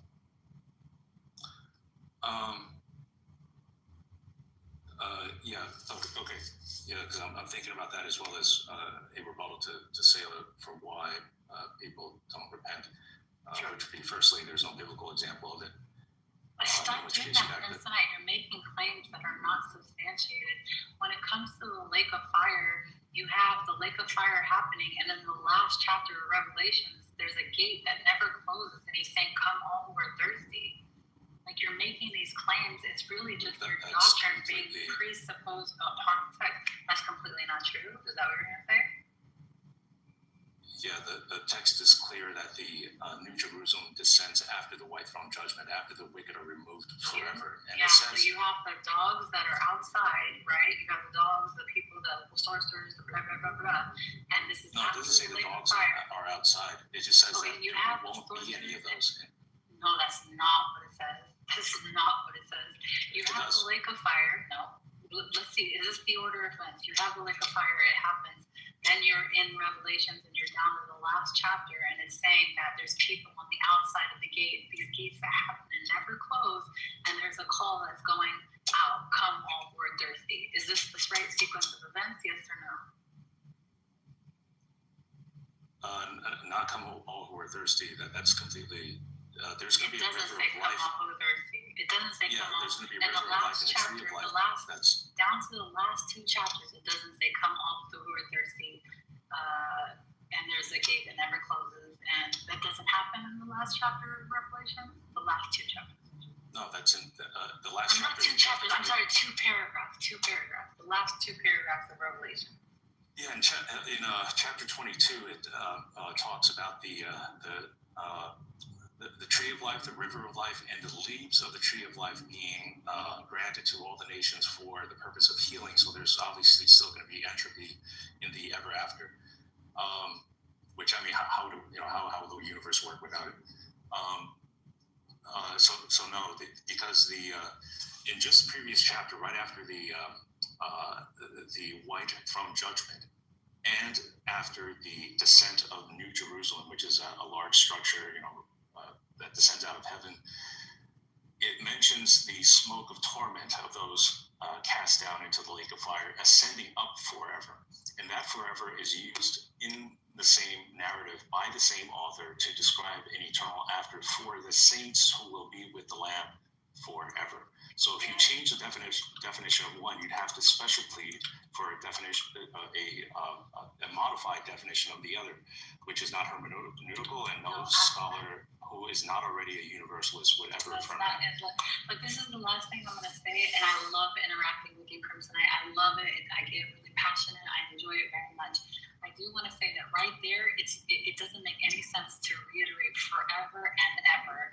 Why would you repeat forever and forever again? The actual rendering, you can go and look this up with Young's literal translation, is for this age and the next. And I can give you a plethora of reasons why that word parses out as age. But it would be for this age and the next. But I'm going to take several seats because I'm all in in Andrew's way. Like I'm being really goofy, and it's because I do get excited about this topic. But hopefully, tonight we can put a focus. Yeah, I love it. I love it. Thank you. But let me get out of Andrew's way because I'm sure he's just as excited to have a conversation with you guys.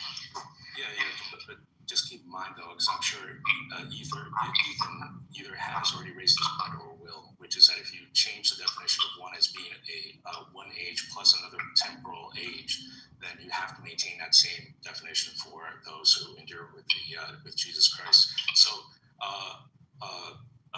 amusingly enough, you could have a group of people who take the opposite view of universalism, in which everyone eventually ends up in the lake of fire because they serve a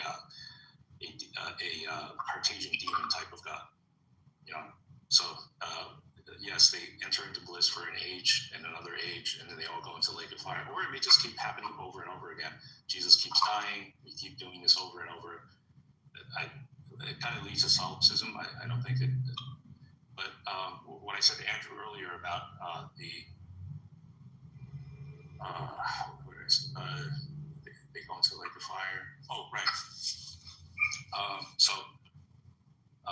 True dichotomy, right? Like monergism, synergism, monergism being the act of one, synergism being the act of more than one, minimally two. What I see as a true dichotomy for your position, Andrew, is that it's either the case that those who end up in the lake of fire and thereafter freely choosing to have a relationship with God and therefore being saved, it's either the case that they can achieve that state of salvation without the lake of fire or with the lake of fire, right? There's no logical third option. Now, you cannot affirm the option that he meaning God, necessarily subjects them to the lake of fire in order to achieve this salvational effect, because you'd be putting the lake of fire in a causal, making it a causal mechanism for their conversion. In other words, you put brass in the fire for such a long time at a certain temperature, and eventually turns red hot and melts, and so on and so forth. So the answer you have to affirm then is that God is able to achieve that same salvational effect from the reprobates without the lake of fire.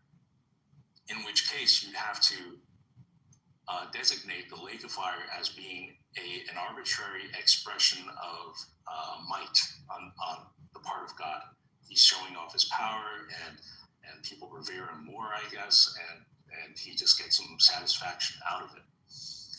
Now, the problem with that is if you end up in this spot, then there's nothing constraining God from allowing for actual reprobates to come into existence, because on the basis of, number one, their eternal damnation would be deserving, and number two, the goodness that God gets out of it, like Romans 9, to show off his power, would be all the more. You have more of that goodness. So those would be two reasons for it. And that's what I see as being insurmountable in your position. Yeah. But wait 1 second. But monism or synergism isn't a true dichotomy, or dichotomy rather. What's the third option? Like anything that's like below one, zeroism or something, like it's just not a true dichotomy. It just has to do with how people are saved. It's either that God does it unilaterally or God works with man and their freedom, their choice. Right. So I think it is a true dichotomy, because the third option would be man saves themselves, but you need God to do it. So, that doesn't work either. So it just doesn't have the structure of a true dichotomy. Like asking me for a third option is irrelevant. It's not A and not A. It's A and B. Well, let me just give a quick description. The way that it's parsed out is that it's either the case that God takes a role in the salvation of man, in which man is a participant in that salvational mechanism, however small it may be, 1%, whatever. Or it's the case that it's 100% God. In other words, in the Calvinist model, it'd be irresistible grace, or I should say regeneration, in which irresistible grace follows from regeneration. And regeneration is irresistible because we can't resist God. And once it happens, once that switch is flickered on, you are given a new nature, and you will put off unrighteousness, and that's what's called lordship salvation. or some people call it backloading work salvation. It's like, well, you're kind of, even though God saved you, and because you're necessarily going to exhibit good works, and you can't separate salvation from good works, then you are essentially working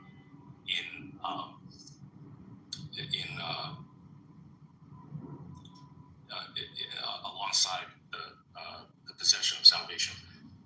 So the way Your that point it's is to say, like, categorized is either humans participate or humans don't participate, and that's what I that's right. Yeah, that's all it is. So if it's synergistic, then there's no need for universalism. But in the case of universalism, it'd be monergism, in my view. And the reason why the PAP and Molinist universalism doesn't work out for me is what I just explained. Is the question of whether or not God can achieve that outcome without the lake of fire, and if so, then what is the utility of the lake of fire? And whatever that utility is, it has to be good, right? You don't want to make the problem of evil even worse. So you're going to say that it's for some good reason that we that's either explained in the Bible or that we just don't have the answer to. You can appeal to mystery, but if you say that it's a good reason, then there's no reason to deny that whatever that good reason is would be even better under eternal conscious torment. Oh my God! Since number one, that it'd be deserving, and number two, that good reason for the lake of fire would be eternally magnified. Andrew, is it Matthew or Caleb who thinks that, like, God creates all of the good worlds? That'd be Matthew. That'd be Matthew. Okay. But if I can also voice another concern is you guys, Andrew and Selah, you're not the first universalist I've encountered. There were two others in the YouTube community that I'm from several years back, and Gavin as well. And they're pretty staunch universalists, and they're against the idea of free will. One guy is named Andy. He's from the UK. Another one I think is also from the UK. His name is Ace. Now, Andy was a very stubborn universalist. I've heard him talk on universalism with many who are not universalists, and we've all helped to point out how the text doesn't support it, and that no scholars agree to it, at least not the ones who are not already universalists themselves, in which case it would be conflict of interest and interpretation. But so whatever we threw at him, he would say, well, I don't need scholars, I have myself. And he had that kind of attitude. So then now Andy, we all knew, and because he shared it to all of us, that he lost his father. He lost his father, who was very obviously, according to him, very obviously unsaved, very obviously unsaved and unregenerate. I guess he was a vulgar man, maybe, or violent, or whatever the case is. Although, ironically, I wouldn't dismiss a person on the basis of just that as being unsaved. People can backslide and show the appearance of a reprobate while actually they are still justified and show remorse on the inside. Now, Andy has accepted the probability that his father died unsaved and that he will end up in a lake of fire. So he made it kind of clear to us that was his primary motivation for his universalism. And eventually I got a chance to have a pretty straightforward conversation with him. It wasn't very long, and I just kept asking him, what would you do if you find out universalism isn't true? And in a nutshell, he said, I wouldn't want to have anything to do with a God who would not receive my father into his kingdom. Now, that's the concern that I have for the two of you, is that I hope you're not taking the stance of universalism because of your affection for a family member, a spouse, even a child. Because if it's the case that man's damnation in hell is deserving, what you'd be doing is you'd be elevating someone who, in principle, if it's the case that you have someone you care about deeply who is a reprobate, you'd be elevating that person to above how much you should. So insulting. Well, I just literally gave you Revelations last, paragraphs, come all who are thirsty. Like, we're constantly giving y'all scripture. It's like really, particularly as much as we do theology. Except that's not what it says, really. Except that is exactly what it says. All right. What chapter? Anyone can everybody open your Bibles and go to the last, the second to the last paragraph in your Bible, and it'll be right there. Chapter 22.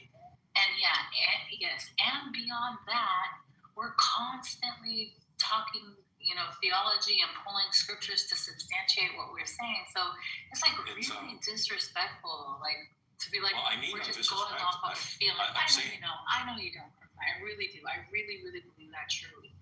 But I'm saying that it is disrespectful to people who put an enormous amount of work in studying this theologically to make sure that for me, when I look at universalism is the only thing that is taking the reconciliation scriptures and the judgment scriptures and taking them both seriously. But eternal conscious torment, annihilation, it's like, these reconciliation scriptures, the restoration of all things, apocastasis, let's just hide this under the blanket. It is the only doctrine that is taking the severity of judgment into consideration and the ability of God to be all in all, for the entire cosmos to be, reconciled. So it's just kind of, it's like really insulting for the amount of work that we put in for you to think that like it's just based off like feelings, like like that's not cool. But I know you don't mean harm by it. I do. I believe that. Yeah. Well, I'm open to being convinced of anything.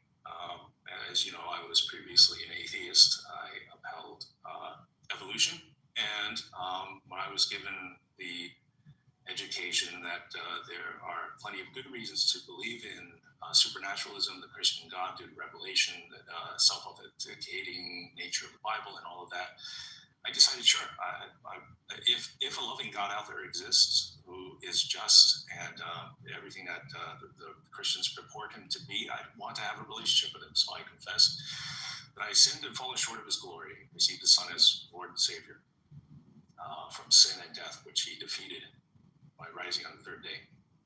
So I am open to be convinced out of eternal conscious torment. I just, that's the primary thing that I stand on in Scripture.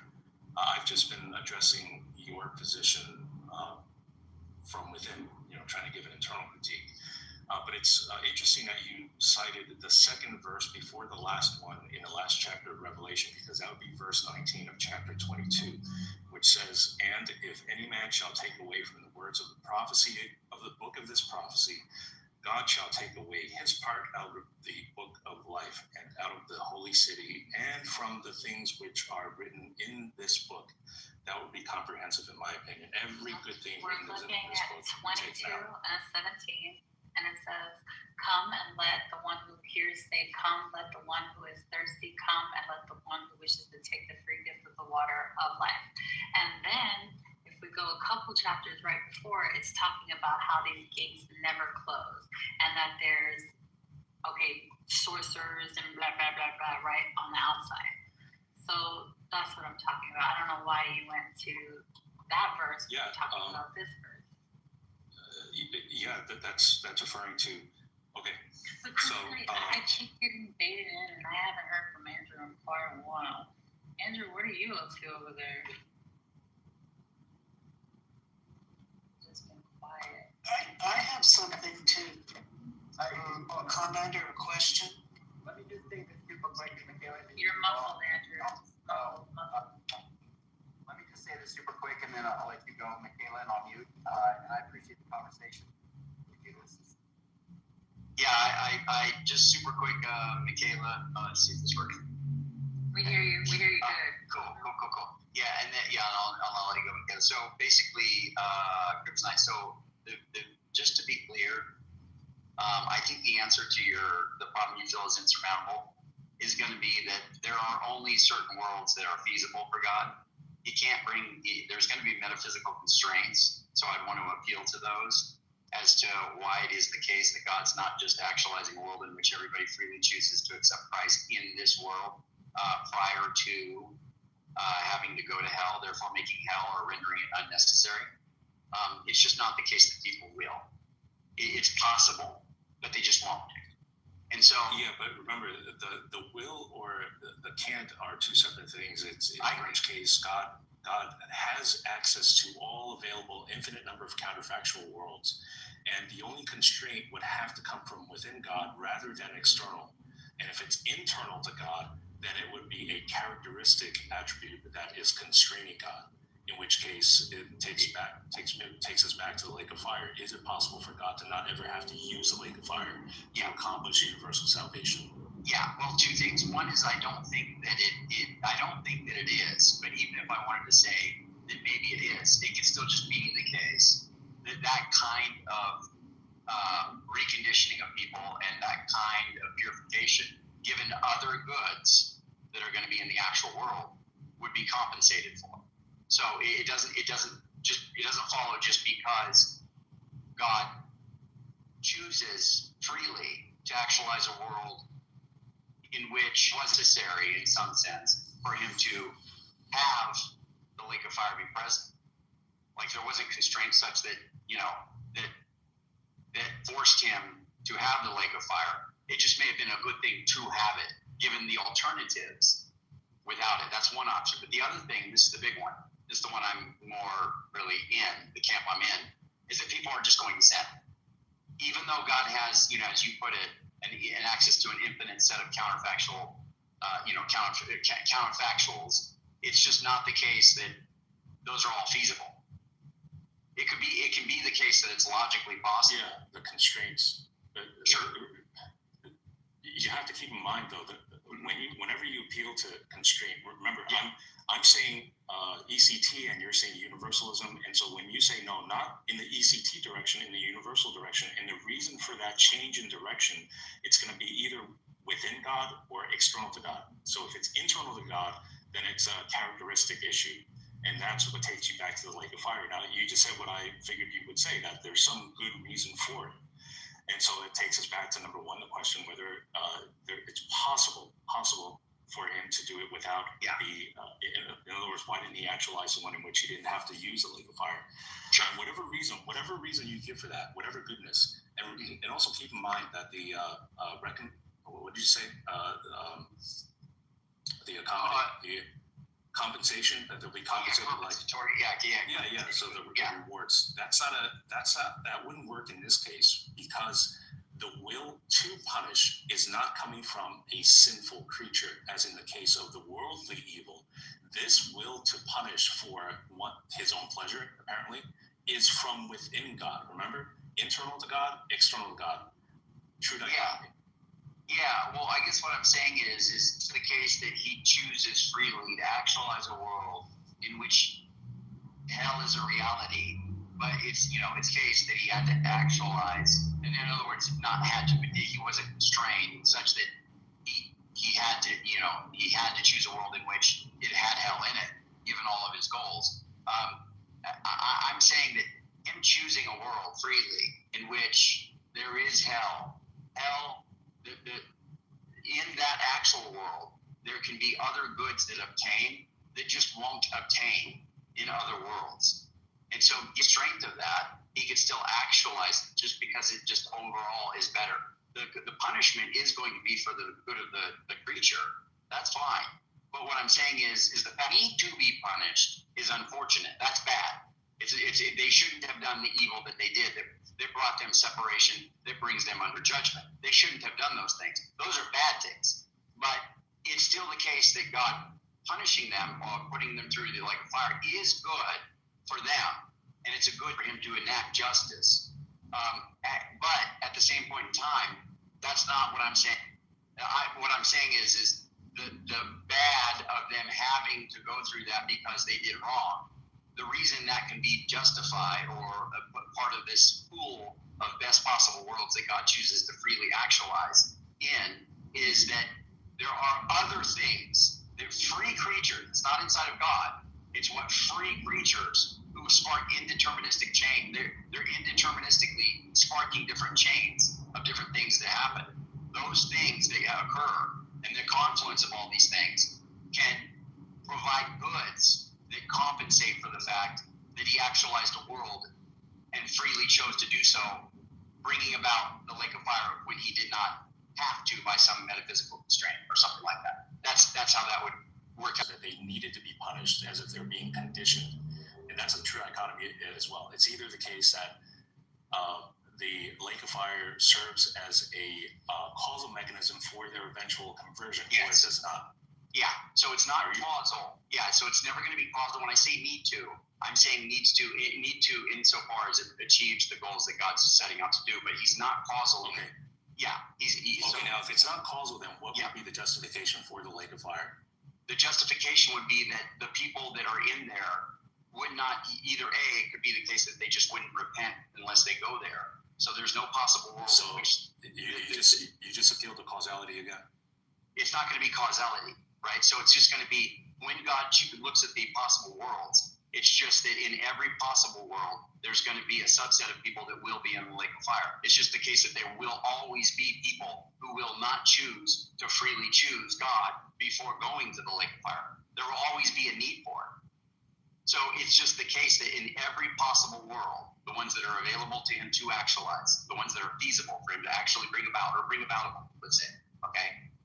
Given all of the constraints, it just is the case that there will be people who will choose to sin at least once and be obstinate against God and will need to be cleansed in the lake of fire. It just is the case. And so it's not a matter of his ability and not being able to do it.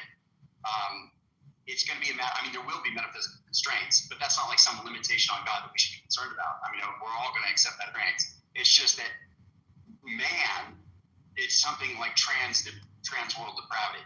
It's going to be something like there just always will be somebody who sins. And there can be, as long as there's even one person who's obstinate and must be separated from God, that person will go through torment. And it can be the case they still freely repent. Go ahead. Now, when you appeal to the argument that there is always going to be some who will choose to sin, and so the problem is twofold. Number one, exactly what role does the lake of fire play? And notice how you're trying to not appeal to a causal influence of the lake of fire, while in addition saying that it is necessary in some way, rather than corollary. Now, the other problem is that in order for you to make the claim or to affirm the mere possibility that there must always be somebody that sins that requires a lake of fire, requires you to demonstrate in whatever sense possible that having a world in which every creature freely choosing, every creature ever created, can be created, ever will exist in the creation of God, will freely choose to have a relationship with God. In other words, to demonstrate in any sense that it is not nomologically possible for that scenario to happen in which everybody freely chooses. Remember, this is an argument that atheists use, because I've heard it from Jack Engstreich.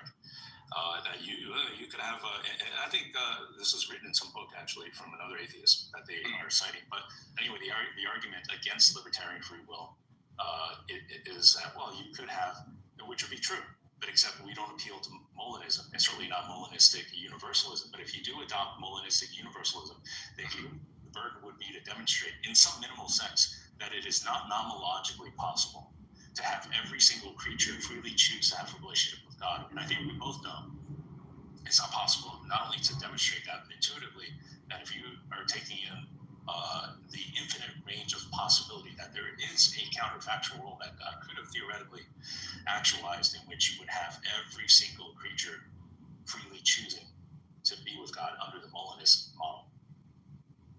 Yeah, so one thing is I don't know that nomological modality would be the appropriate modality to speak of in this kind of context. I think it'd be more of a metaphysical modality, just because nomological would have to do with like the constraints of natural law or like physical, the physical laws. It's going to be more about the actions of their will, their volition, and whether they're going to.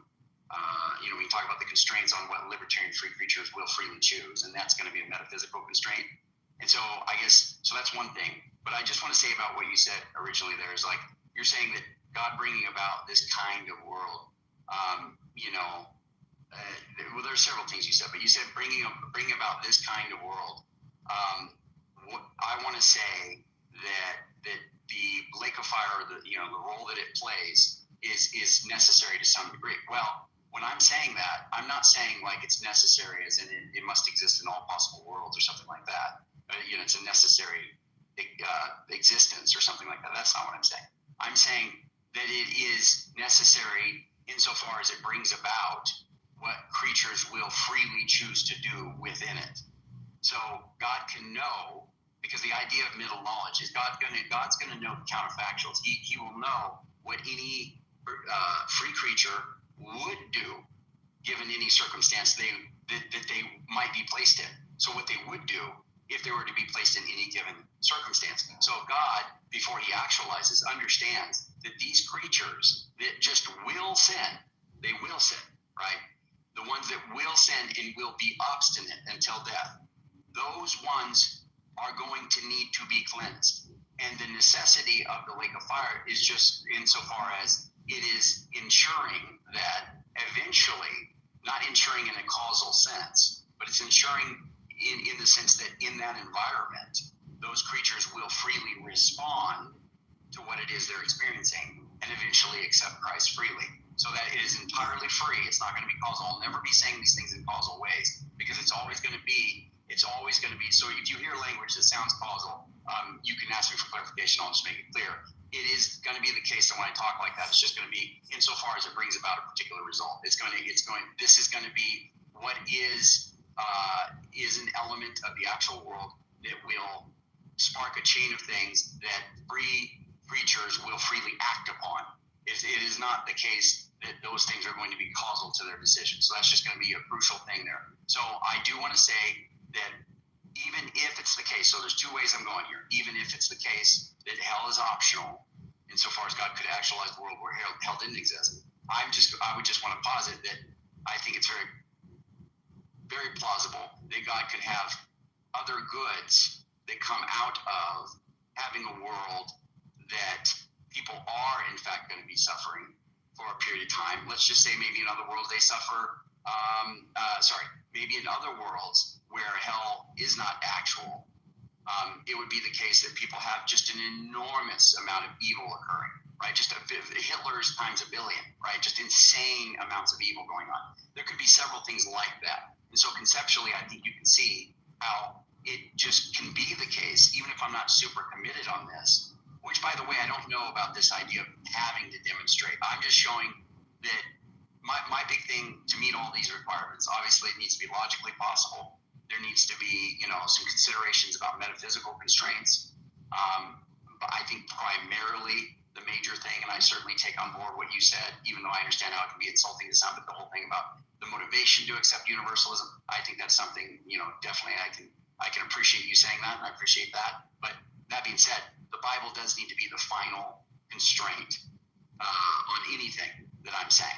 And insofar as anything I'm saying is either consistent with, or in fact explicitly or implicitly stated, then I'm on fair enough ground. Let's say I'm okay with that. And I think you and I are both going to affirm things that we can't show from Scripture explicitly or implicitly. But insofar as we aren't contravening Scripture, I think we have that kind of latitude, given God's granting us the freedom to deliberate and come to conclusions about things, and even throw in some of our own crimsoniteology and andiology. I think that's fine. We just need to make sure that we're rooted in the Word. I think I'm hitting all the points you're saying. Crimson, we should carry this on, brother. I do like talking to you, as Sayla said. She very much enjoys it. I've been talking a lot. If you want to give a response, you certainly can. It's probably going to make me want to give another response, which we might need to, like, I have to kind of on mute for a while. But go ahead. You can say something. Yeah, I can wait. The response is that the key vulnerability, what you've stated, is that it doesn't address exactly the role of the lake of fire. Now, because I've heard you endorse both sides. On the one hand, it's merely corollary that he simply knows, that God simply knows what the free creatures will do in that environment, even though they could do contrary to, in other words, that the lake of fire is not offering any kind of hard coercive pressure on the creatures to convert. On the other hand, I've heard you say that it's necessary, or else they could be the evil times a billion or something like that. Now, you're going to have to come to a hard stance on this. This would be a true dichotomy, like I outlined earlier. It's that the lake of fire is either going to be a causally force in favor of the creatures converting, or that it's not, meaning that it would be corollary, that they just simply happen to be in a lake of fire while they convert. Now, the problem with that is if you make it corollary, and obviously you don't want to adopt the causal direction, because then it's just determinism. But if you go down the corollary route, well, then it just takes us back to the square two problem, which is that can the alternative be accomplished? And it must be the case that it is, otherwise it wouldn't be corollary. And if it can be accomplished, and as you said, for some greater good, the problem is that greater good would be even greater goodly in the eternal conscious torment model, because not only, even in your universalist model, the lake of fire is not only deserving under your definition for the people who end up there for a finite period of time, but that under the eternal conscious torment model, the actual reprobates would also be deserving of that. And so whatever that greater good comes out of your model for the lake of fire enduring for a finite period of time would be magnified infinitely in the eternal conscious torment model, which corresponds to Romans 9. And so that's where I can say, sure, God is in his freedom and sovereignty to enact his full range of powers, to show, to incite worship and glory and all of that. It's perfectly fine. He's not dispensing any kind of torment that's not deserving, after all. So it's what I'm saying is that the standards you're holding to, the standards you are affirming to uphold to universalism, only logically suggests that you should take it to the logical conclusion, which is that the lake of fire is eternal, that those who end up there eternally is deserving, and that the greater good that comes out of the existence of lake of fire, which would be the same in your model, just magnified more. So I'll just say, I did clarify that I'm never speaking in causal terms when I'm talking about these things. I'm not using when I'm saying necessary, I'm not talking in some kind of, these aren't modal, I'm not using that in a modal sense. I'm not saying like it's a necessary existence, that hell has some necessary existence. I'm saying, so just to be clear, that is never what I've intended. And I'm certainly, and it's not like I'm trying to change anything. And it's just what I'm just to be clear, I want to be forthright. If I was doing that, I would try to be forthright, hopefully. I'm not doing that. It's just when I say it's necessary, I'm saying insofar as it brings about a particular goal that God has, but that doesn't mitigate the freedom of the agent.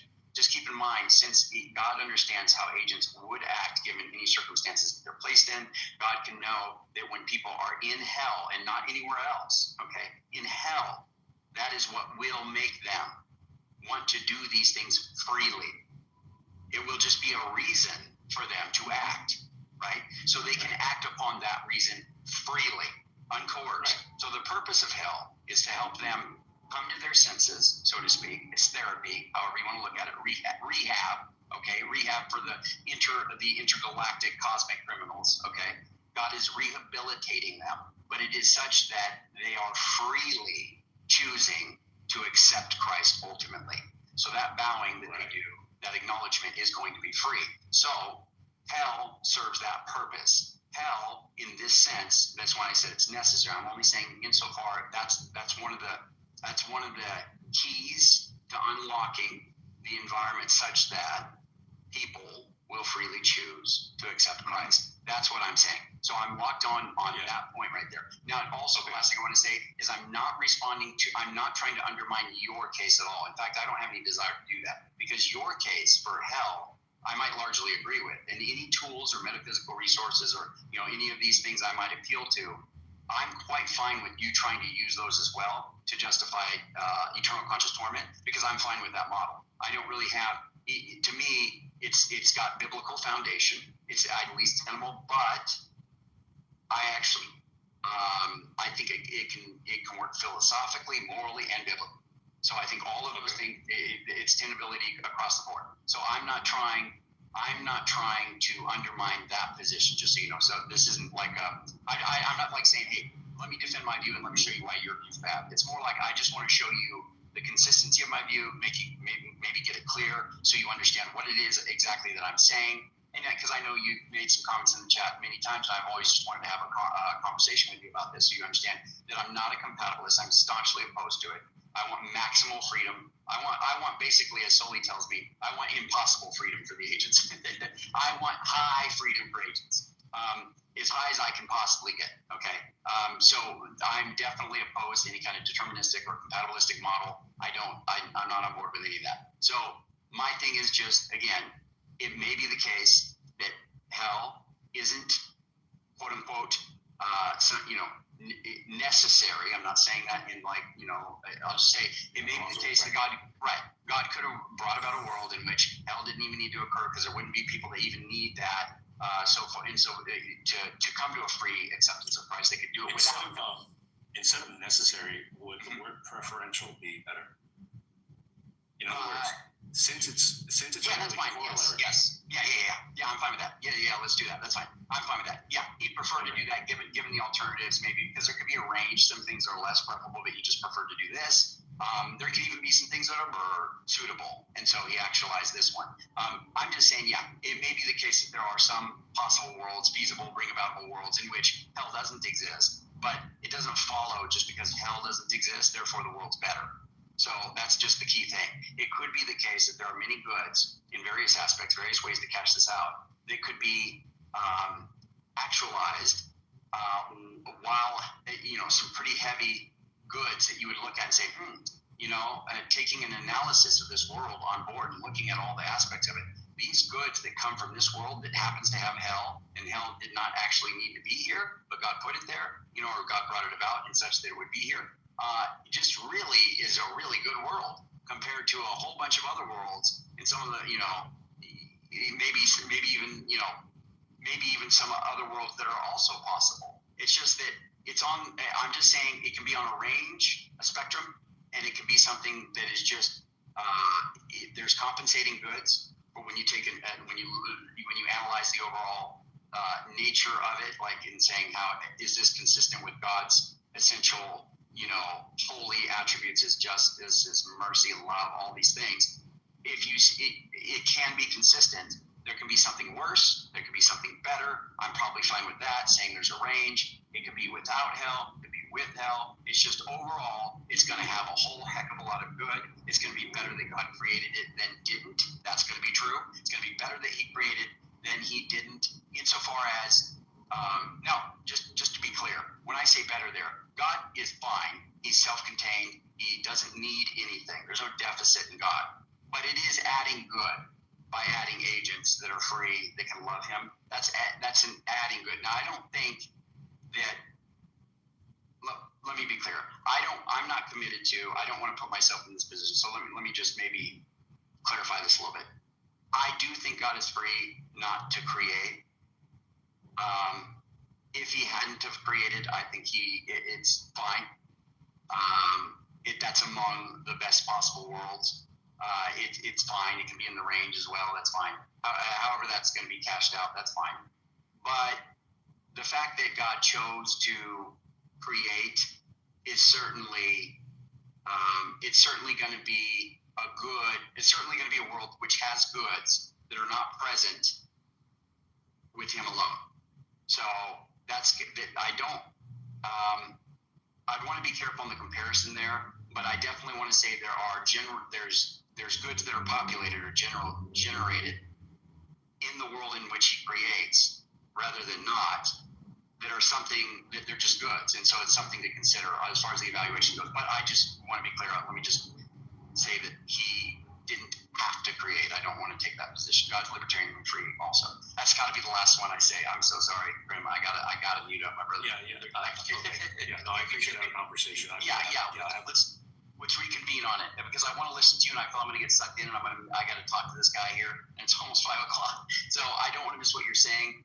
If you feel like you have to say something, you certainly can, but we should definitely pick up at another point. Yeah, we can pick up at another time. Do you mind asking Soli? I might be able to hear a little bit of it about the contention you guys had earlier. Is that cool? Just because I was hoping while you guys are both on stage, because you're not on much, since Sully's here. Like, what was that issue? I mean, is Sully going to you saying? I'm not discussing it. It was really stupid of that. Okay. Do you feel? Well, okay, that's fine. Yeah, I mean that was just I was just weighing my 2 cents on the conversation that Miller had with Agamemnon on the Kalam, on how the flock versus the individual street. You know, the reality of hell or eternal conscious torment and all that, Christians emphasize that so much more than Jews. This seems to be, do you think this was one of the main part of Jesus's message? Is because it's really different. I mean, modern Jews think of it as a temporary place, and it's a place of, maybe their repentance or regret or whatever. But I mean, I'm telling you, I wouldn't have come back to the church. I had to look away from the idea of hell. I just look away from it. And who you're quoting is mainly Revelation, but I guess it's Jesus talked about it a lot too.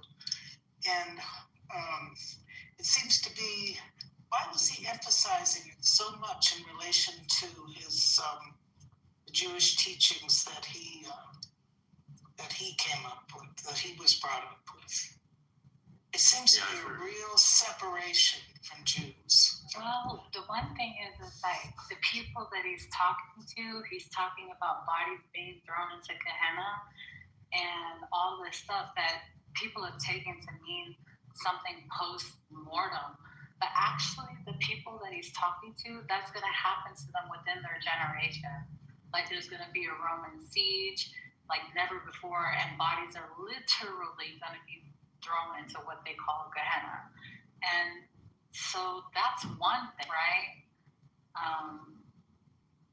They take something, and Jesus is amazing at taking something that is really going to happen and also tying it into like the ramifications of sin. But I do want to point that out, that sometimes we superimpose more ideas than ought to be imposed onto the text. And Revelation, really, I mean, you guys have been mainly a lot focusing on Revelation. That's the lake of fire and all that stuff.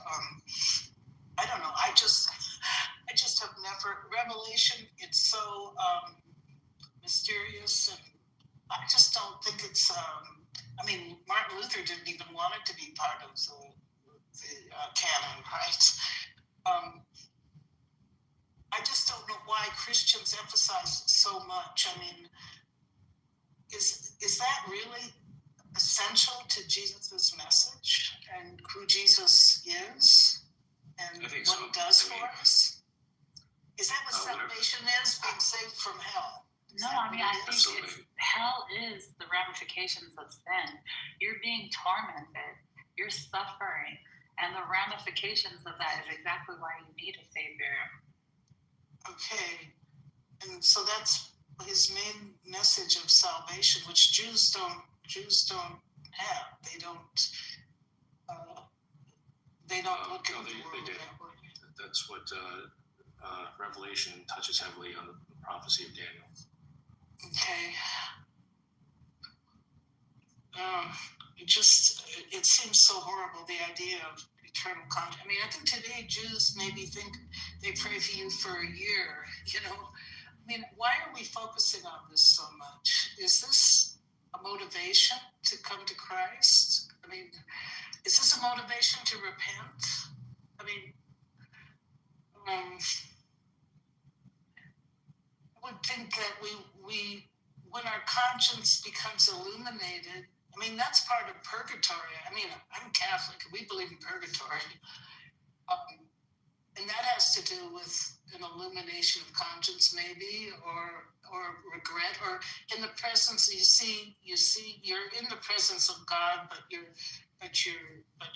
impurities or your attachment to sin is being burned away.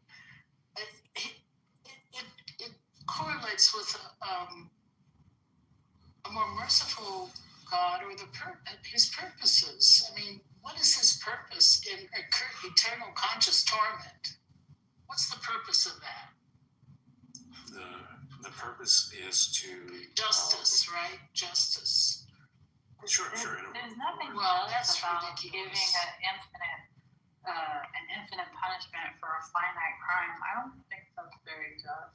Yeah, again, that it's not the finite crime; it's the wickedness of the heart's disposition that is eternal, which is reflected by the eternal conscious But mind. Crimsonite, you're welcome. We have people in this room right now, like to what you were saying earlier about, people. It is the factor that, you were saying, you said, I hope it's not this factor. It's not the only factor, but it's a huge factor that people that we love in this room could very well be one of those people that are being tortured forever. I'm not buying that. Like, no. You said it in a way like that's our only reasoning, but there's a huge reasoning for that too as well. To think that, I want to use some people that I admire. Let me tell you, I think it's so foul that I can't even use the names of the people I admire in the analogy, because that's how terrible I think of a fate that would be. And I don't even want to associate their name with the idea of such a destination or destiny. Instead of focusing on eternal conscious torment, I think the core issue is focusing on the question of whether it's possible for a human being, I'm talking spiritually, to fall into a state of spiritual reprobation in which their heart's wickedness or rejection of God is such that it's eternal. And I maintain the answer that it's yes. You obviously take the negative on that. And that's all it is. So once a person I think that's crosses, why we have a savior, he's literally going, what can somebody who's riddled with demons do, really? Somebody that is the vessel of demons, Unless like Albedo said comes earlier, along and says, go into the pigs, what are they really going to do? Sorry, there's a good answer. There's a good answer for that. Good, go ahead. Like Albedo said earlier, if you maintain the principle of path, then there's no reason to reject the due punishment for an eternal state of wickedness. Listen, either we all get off or none of us get off, because we're all equally guilty. And if he finds a way to redeem or quicken let me say this real quick. It's gonna. I hope it doesn't make me come across as being cold or anything. But I thought about this question, and if it's the case that my parents, my biological parents, who I care about, if it's the case of my parents, I would be comforted at the thought of God punishing them equally as much as God punishing me if I rebel and fall away. Now, so that's just as simple as them saying, I don't really believe that there's a God. That's as simple as that. To fall away and be never-ending, non-stop. May I get in the queue next? Sure.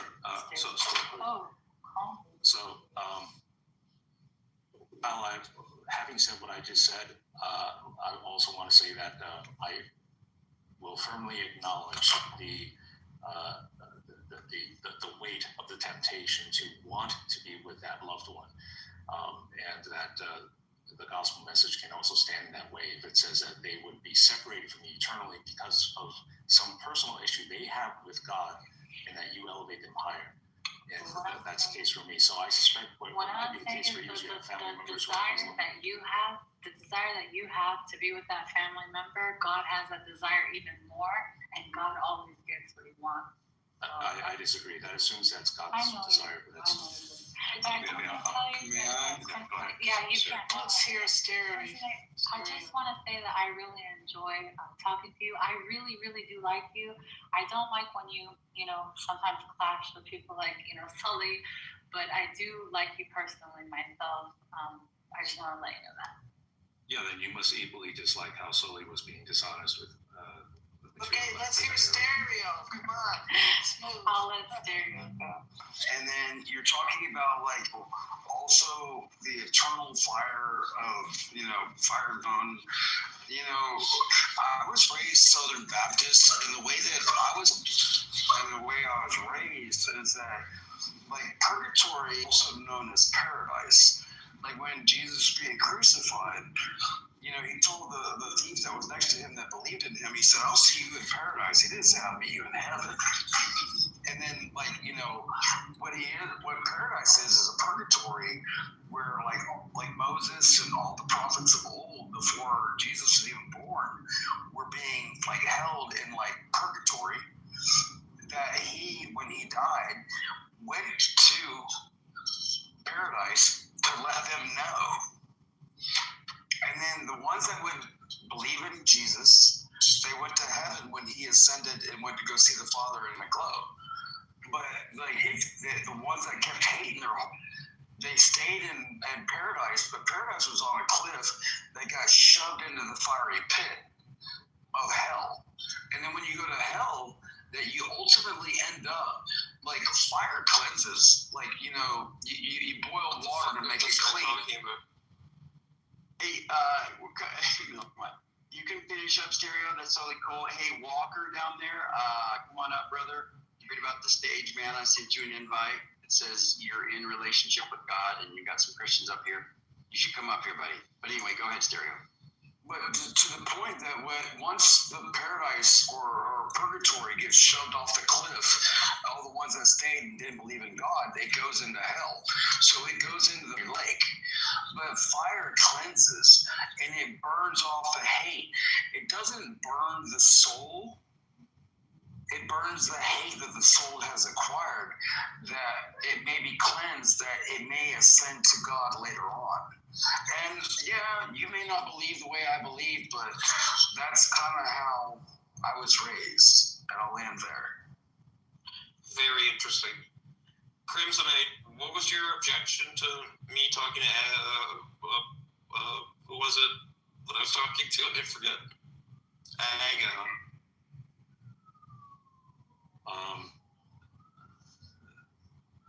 When you appealed to the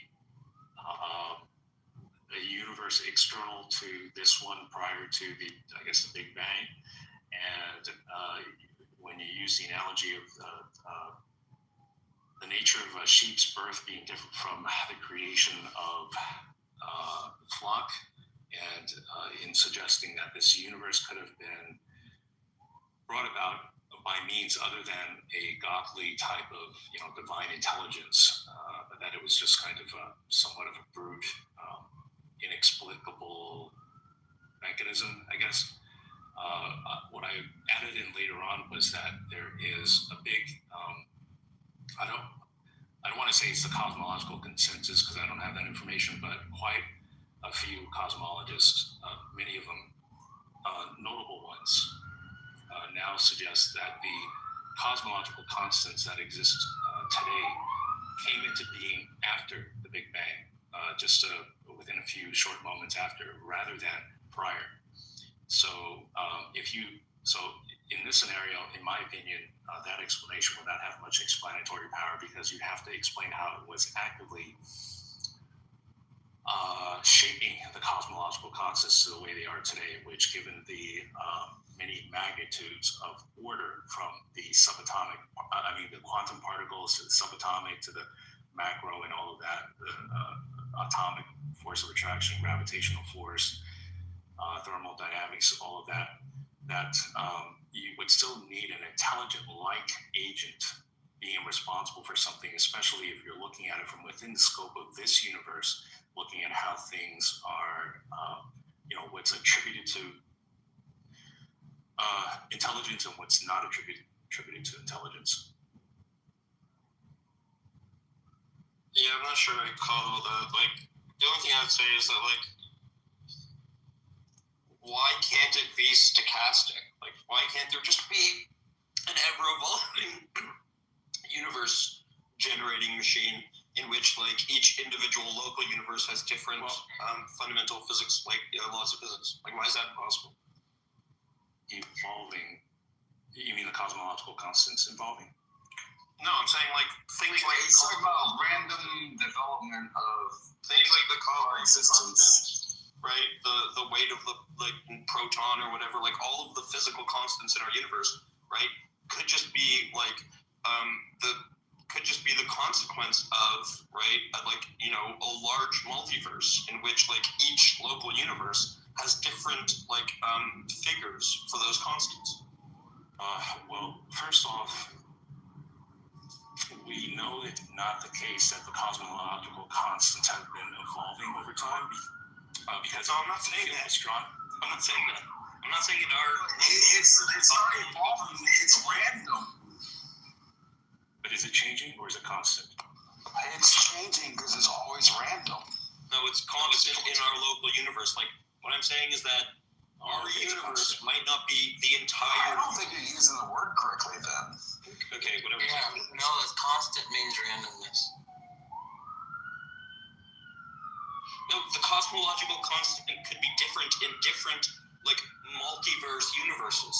It's a completely reasonable proposition. Which would be random, like, correct? A lot of, like, okay, whatever. What am I missing over? Constant means not constant. It can be constant within the local universe, but not. You're not saying anything wrong. Okay. How would you talk about Miller? If you're talking about this universe as a singularity, or you're talking about the multiverse, like, are you going to stick with this philosophy that it's constant? But when you add other universes, it becomes random. Somebody move this. I sort of understand what he's saying. Go ahead and let Converse and Kryptonite go back and forth, and then we'll take a break for outside comments. I apologize. Go back and forth. I don't know that we have if we have a disagreement on anything. I think she means Miller. I wouldn't be disagreeing with Millis. Oh, well, I'm sorry. The guy was saying random. Yeah, let's let them continue. Did I say Crimsonite? Sorry. Did I say Converse? I'm sorry, I'm multitasking. I'm at work. Yeah, we don't have much to really go over if Mills is suggesting that it could have just come about by random chance, meaning the order out of random chaos. Then okay, it's just not. I wouldn't accept that as a first off rational way to interpret this data, because for the same reason that you would never accept the premise that the same person winning the Powerball lottery 5 times in a row, just 5 times in a row, to be random chance. Now, even though it could happen, right? It's just you wouldn't readily accept that as being the rational explanation until it's proven beyond a reasonable doubt. I'm not saying it's random chance, right? I'm saying, like, there could be a mechanism that's like a multiverse that generates a whole bunch of different universes. Right. Yeah. Yeah, that's what I was saying earlier, is that you have to appeal to a force or entity, a mechanism, machine, whatever. No, I'm saying this could be, I'm just giving you like a plausible scenario. Yeah, I know. Yeah, you're just appealing to the possibility. That's what I said earlier, is that in order to avoid the conclusion that it's an intelligent, sentient, and volitional being, you would just appeal to the possibility of something non-intelligent, brute, and that just mimics the behavior of a sentient. I mean, I'll admit, I suppose it's possible, right? Just because a person wins a Powerball lottery 5 times, it doesn't mean that there was some internal rigging that went on, even though you would rationally expect that to happen given the odds. And in the same way, if you want to extrapolate those odds to a statistical anomaly that was even far less probable than, I mean, is it possible? Sure. Well, okay, so rational. So a whole bunch of stuff, right? Like, I'm saying that like there is like it's an open, it's not like a mere logical possibility. It's like an open question in physics. In fact, there are a bunch of like models that a whole bunch of physicists hold to, in which this is the case, right? So like it's not merely this logical possibility that I'm referring to, right? But like also, I don't to be the case. I don't think that you know the probability space of like, you know, all of the possible ways in which the constants of like the fundamental forces or constants of nature or whatever could be different, right? So I just think the initial assessment that like this is a particularly unlikely setup, right, is also faulty. Yeah, it's possible, but the question is whether or not it's rational. It's a rational approach to take, given what we see in this universe just within our lifetime. In other words, you wouldn't readily be able to say that theism is probabilistically more irrational given this data, as opposed to it being sound given the if you look at the data that's in genetics or in computer science, maybe, or in engineering, right? You wouldn't apply those same odds to real life experience. For example, do you know of anybody who believes that that objects all fall in the direction of the center of the Earth by random chance, just a convergence of random forces that cause that to happen, or is there a guiding force? No, I don't know anyone that thinks it's random chance, but I also don't know anyone that thinks that like there's an agent that's behind like gravity in every instance, right? Well, I said a guiding force, which would be gravity. No, I know, but you're trying to make it analogical to your point about an agent, right? So I'm saying, like, yes, it's true that I don't know anyone that thinks like it's just quote unquote random, right? Most people think it's like the product of like gravity. Right, but I also don't know anyone, just on the other side of the coin, to be fair, I also don't know anyone that thinks like every instance of gravity is God stepping in to push something towards the center. That's not relevant. The relevant point is mass has a gravitational field because mass attracts lighter mass. Like, we have 1g on this planet, one gravitational pull of 32 feet per second that we can like measure on this planet. But if we went to Mars, like, you know, a 100-pound block, you'd pick it up and it'd be 40 pounds when you're on Mars because the mass is a much different gravitational pull. Yeah, you're attracting.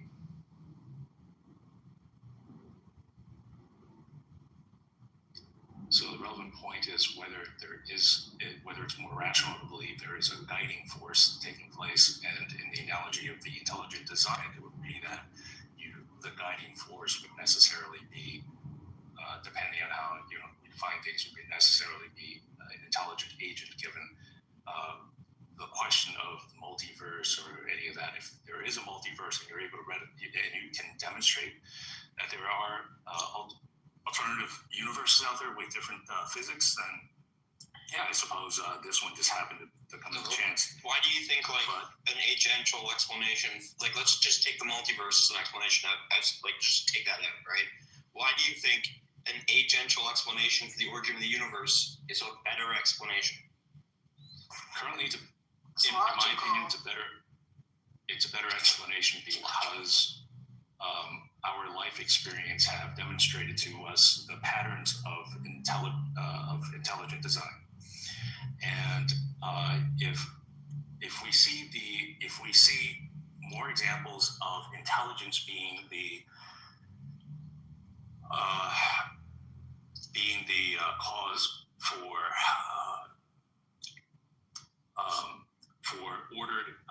ordered complexity. I'll call it that. Being responsible for ordered complexity, then the simpler explanation would be that this universe, which has the appearance of order, was done so by intelligence, even though it's logically possible. But it's not. Why? Just like it's logically possible that the same person can win the Powerball 10 times. Why do you think we see like intelligence more frequently as the explanation for ordered complexity? Because we see that in life. Right? Like, so that's just going to beg the question, right? Because like the whole point that's under contention is whether or not like the complexity in just an accidental product. Not an accidental. I mean, it's either by design or it's not. Pick one. Right. Yeah, product of natural forces doesn't mean it's perfectly right. Doesn't mean it's random, right? Like natural selection is like random mutation with non-random selection. Yeah, but who knows the math of God? Like we're barely figuring out like Newtonian calculus for orbital bodies through time and space. And like you act like we have the full knowledge of God, but we're still sitting here debating on it like we know it. Getting into the discussion of evolution isn't going to be helpful. Dude, I got stuck on the square root of -1 for like 2 years. Oh, that explains a lot. You've all heard, Ethan, right, explain the hurdles of evolution. I'm not against the idea of theistic evolution. It's just that when you have, and I'm glad you touched on mathematics, Melith, because if you're going to deal with Darwinism, you have to incorporate mathematics if you're going to present a coherent model. Now we can get into that, but depending on whether you're interested, but it's going to be a long road. But if you want to just finish up on the intelligent design, to me it's simple. You look at a sandcastle on the beach. It's more rational to conclude that it was created by a human being than by the natural forces of the waves hitting the sand, the winds blowing a certain way. Even though nomologically it is possible for that to happen, you just wouldn't readily conclude that that's what happened, given the totality of our life experiences, sensory input of how design works, intelligence versus random chaos. And the funny thing about random chaos is that if you want to truly make it look chaotic, that it requires intelligence for that as well. That's what the World War II, the radio transmission coding, something like that. But it's simple to me. That's true of sandcastles. We have plenty of inductive evidence that like agents make sandcastles, right? But like that's not true of every like complex thing, right? And like perhaps DNA is an example of that, or perhaps like they have this. There's like a weird like geological feature where like you can get like weird erosion on like a beach if like certain things happen, where like it looks like the rock under the like the basalt rock or whatever that is that's got under the sand in like the shallow tide of the pool. It looks like it's been cut in perfectly like rectangular sections, right? So you can get like patterns, like complex patterns, right, that are just created like by natural forces, right? Sure, you can. Yeah, but you see, it's like this is where you have to. It's not where I like appeal to. No, I'm sorry. No, it's okay. It's okay. You go. I have to go to Washington. I mean, in this instance, I would just appeal to your common sense in that if you look at how one of my favorite archaeological sites on the planet is Pumapunku. I think it's in Bolivia. It's right next to Tiwanaku. So it's an ancient ruin. I don't know who built it. They think it's the ancient aliens loves Pumapunku. Yeah. So the rocks are pretty eroded, right? Some of them are pretty rounded up, but you still have ones that have sharp corners and holes cut in regular spaces, spaced apart at regular intervals. Now, when you look at that, you would agree, as I would, that it was made by humans, probably, right? But whatever, humans, aliens, it was done probably by an intelligent society that had a system of writing and an understanding of mathematics. Now, Pumapungo has a bunch of these large megalithic rocks littered all over the place. If you go to a place that just has one, you find one rectangular block on the side of a cliff or a beach, you look at it and say, well, could be man-made, but also could be natural, right? How about if you find two and three? And what if you have more details that become more complex? And then you get to the sandcastle analogy. You have doorways and windows cut at specific intervals, and you have details and finely sharp corners and contours. Is it impossible that the random crashes of the waves of the sea did that in wind erosion? I mean, it could, right? But you just wouldn't come to that conclusion. You would side on the assumption that was created by somebody of human intelligence. No, but rather than it's not because it's complex, right? It's not, think about it like this again, right? So it's like we have a rock on the side of the beach. It's perfectly rectangular, right? And we have like just that one rock, and then we like look and we see another one, and it's like angled like perfectly with this first one, so that it like forms a line, and it's perfectly rectangular. And then you keep going and going and going and going, right? And you just say like, well, you know, because that seems like a complex ordering of things, right? Then, you know, we can infer design. But we know that there are geological processes which create that exact complex order, right? So some complex orderings are created naturally, right? DNA, in my opinion, the beach erosion I'm talking about with these rocks, right? And other complex orderings are created through agential creation, right? So it's not enough to look at the universe and say it's a complex ordered thing, so we should infer agential creation. And this is where we get into the. This is where we get into the. This is where we get into the degree of ordered complexity. Is that on the one hand, if you witness intelligence creating things with order and complexity, and you find something outside in nature that seems to defy explanation, but also suggests that no human has ever been there, like the those anomalous iron spheres, I think they're the size of a marble or something like that. They have a line across the center, and they've been dug up from, I think, rock strata that is dated to be hundreds of millions of years old. And you say, well, couldn't be human made, so maybe aliens. I suppose it's possible, but like you said, it could also be natural.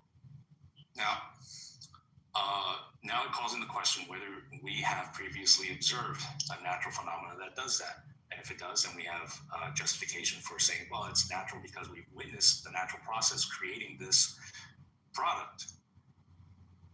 Now, if the complexity is such that it is beyond imagination for a natural process, in addition to not having ever witnessed a natural process bringing about such a complex object, say, for example, if it has little cavities that are right angle and all of that, that just has that natural forces have no explanatory power in explaining such anomalous details, then it would be more rational to conclude that it was done by some intelligence, even if you can't give any explanation or speculation as to what kind of intelligence created it, be it aliens, ghosts, whatever, or a god.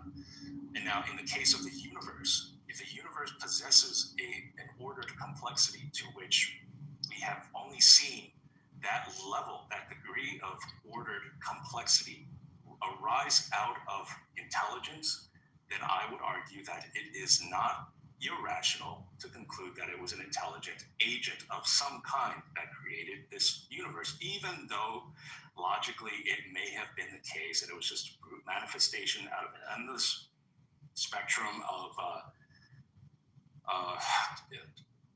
like you said, random occurrences. Just that this one happened to be one that, the winning the Powerball 10 times in a row scenario. And that's all. I'm arguing for the rationality of such an inference.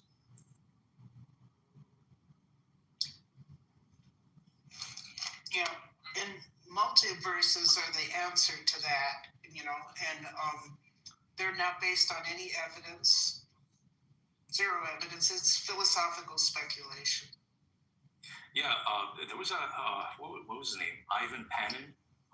He was an evolutionist, a scientist from Russia.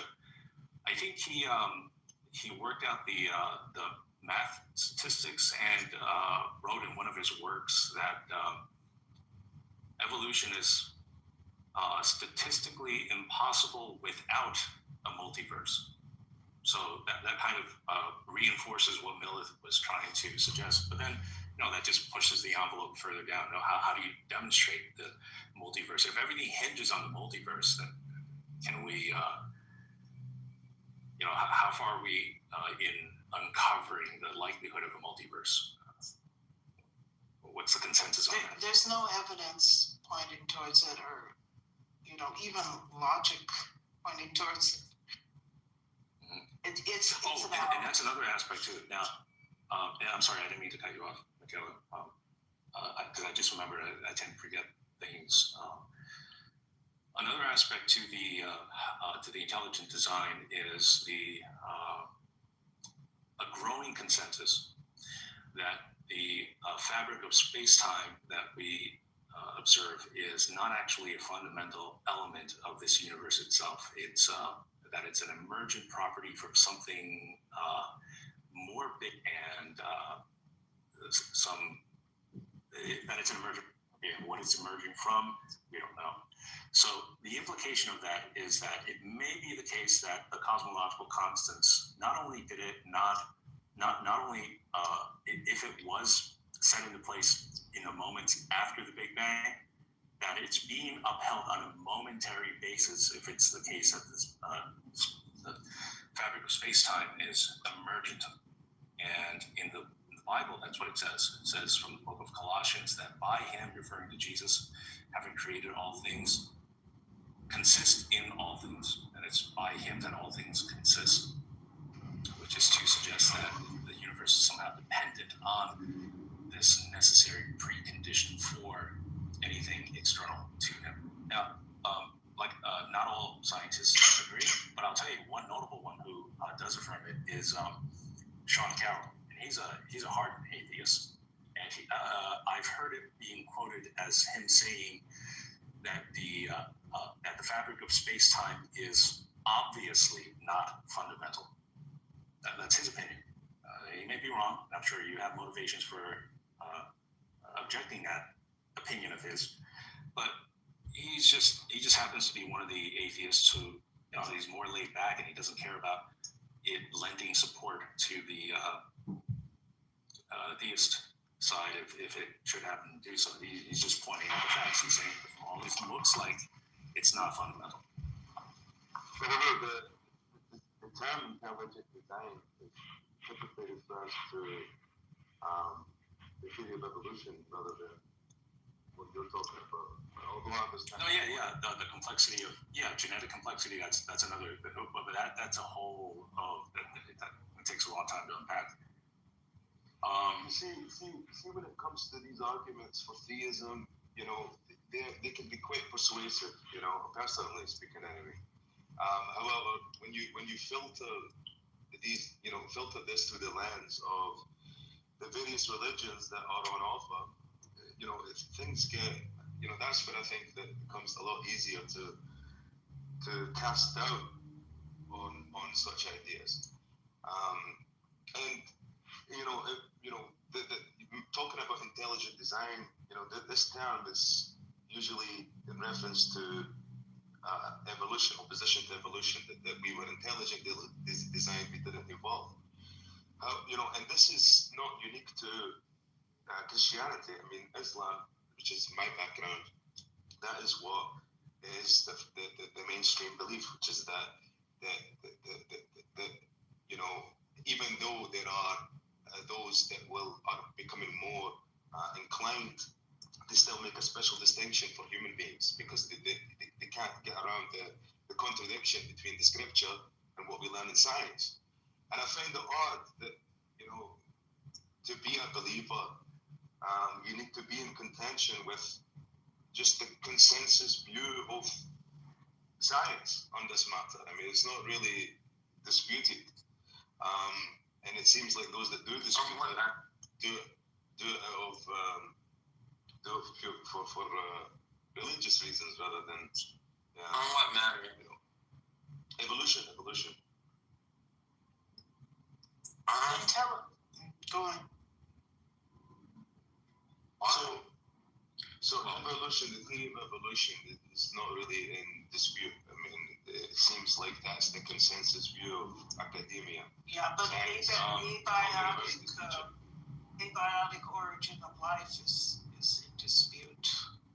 Sure, I mean, who knows? But what my point is that it seems like all reputable universities around the world are teaching the theory of evolution, that human beings and all other animals evolved. We evolved from a common ancestor. And this seems to fly in the face of the traditionalist understanding of the Bible and the Quran. Yeah, but the intelligent design we're talking about applies to the fine-tuning of the constants. So it goes before evolution. But then when you look at evolution, you could question that because of the inability to explain the abiotic origin of life. Yeah, abiogenesis is, since Mr. Hain touched on it, I just want to give out this nugget, and if it is repetitive to what Ethan has already explained, please let me know and I'll cease immediately. It's that what's readily affirmed by modern science, and nobody disputes it. Nobody. I mean, not even the flat earthers, to my knowledge, is that you have genetic variation, which is to say you have a parent population that gives birth to an offspring, and the following generation that develops, or I should say accumulates, genetic variation to which is exemplified by their physical attributes. So you have a furry animal that has certain color fur, and then that changes, and the length of their tail changes or lengthens, and so on and so forth. That's if you've seen the young earther stuff, of which I used to be one, which I'm not currently, although I'm not quite exactly old Earth to the point of 4.5 billion. I'm somewhere in between, but I'm completely open to the possibility. And so, 14 point, all of that, sure. Given the Here's 4.4 billion stellar.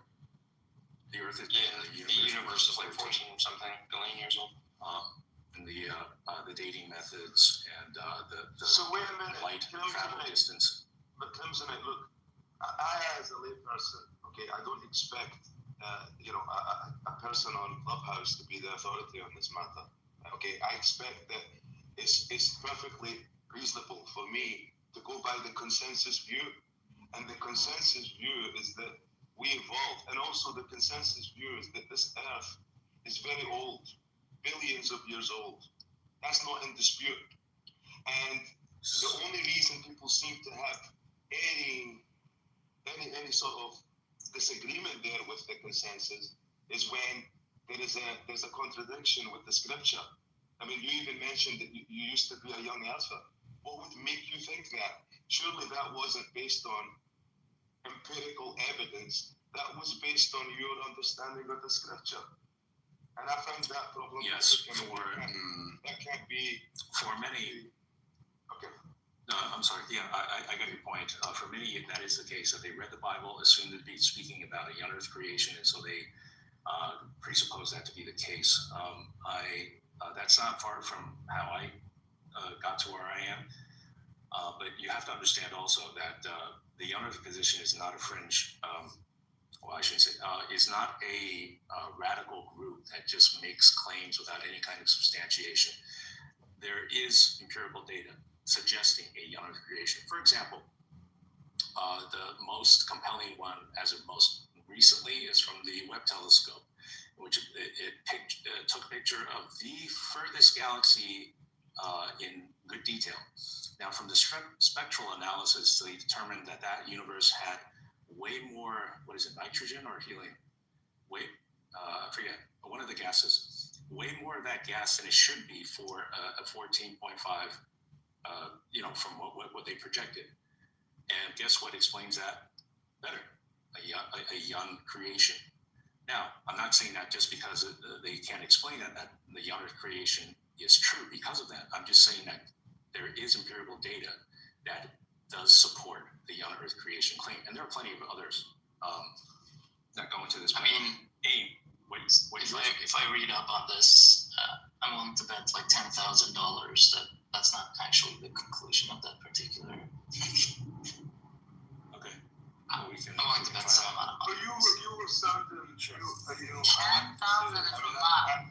I've not heard you. I'm not familiar with you speakers, but Crimson, you were sounding perfectly reasonable up until this point. Yes, I didn't get to explain. If you believe the Earth, I don't deny evolution in the same sense you're talking about. You're talking about genetic variation. And let Kisanak finish his thought, let him land, and then you respond.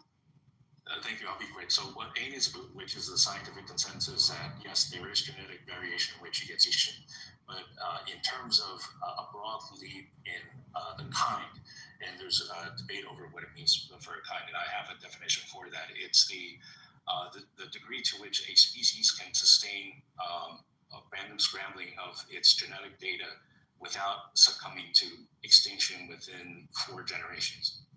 So you can have speciation, but that's due to the genetic data that's already present in the parent species. It's not the insertion of new data.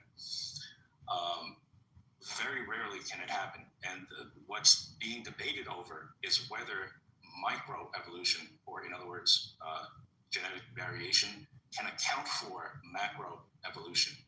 Now, some evolutionists like R and Rock have already bridged the gap and said, well, by the textbook definition, if a species has diverged to the point where they can no longer reproduce, that is considered macroevolution. Okay, but I mean, a human can suffer radiation exposure, never be fertile, can't produce children with his spouse. So, I mean, personally, that's not compelling to me. I want to see a dog becoming something so drastically different. That's right. Now, yeah, so the question, what I said earlier to Millith, because he was invoking mathematics, is that with a large enough data set, when I say data set, I mean the genome of a species. So humans have roughly 30,000, could be a little more, a little less, roughly 30,000. Random mutation is such that what you get is random scrambling. And when you get random scrambling to a highly ordered data set, what you're going to get is a highly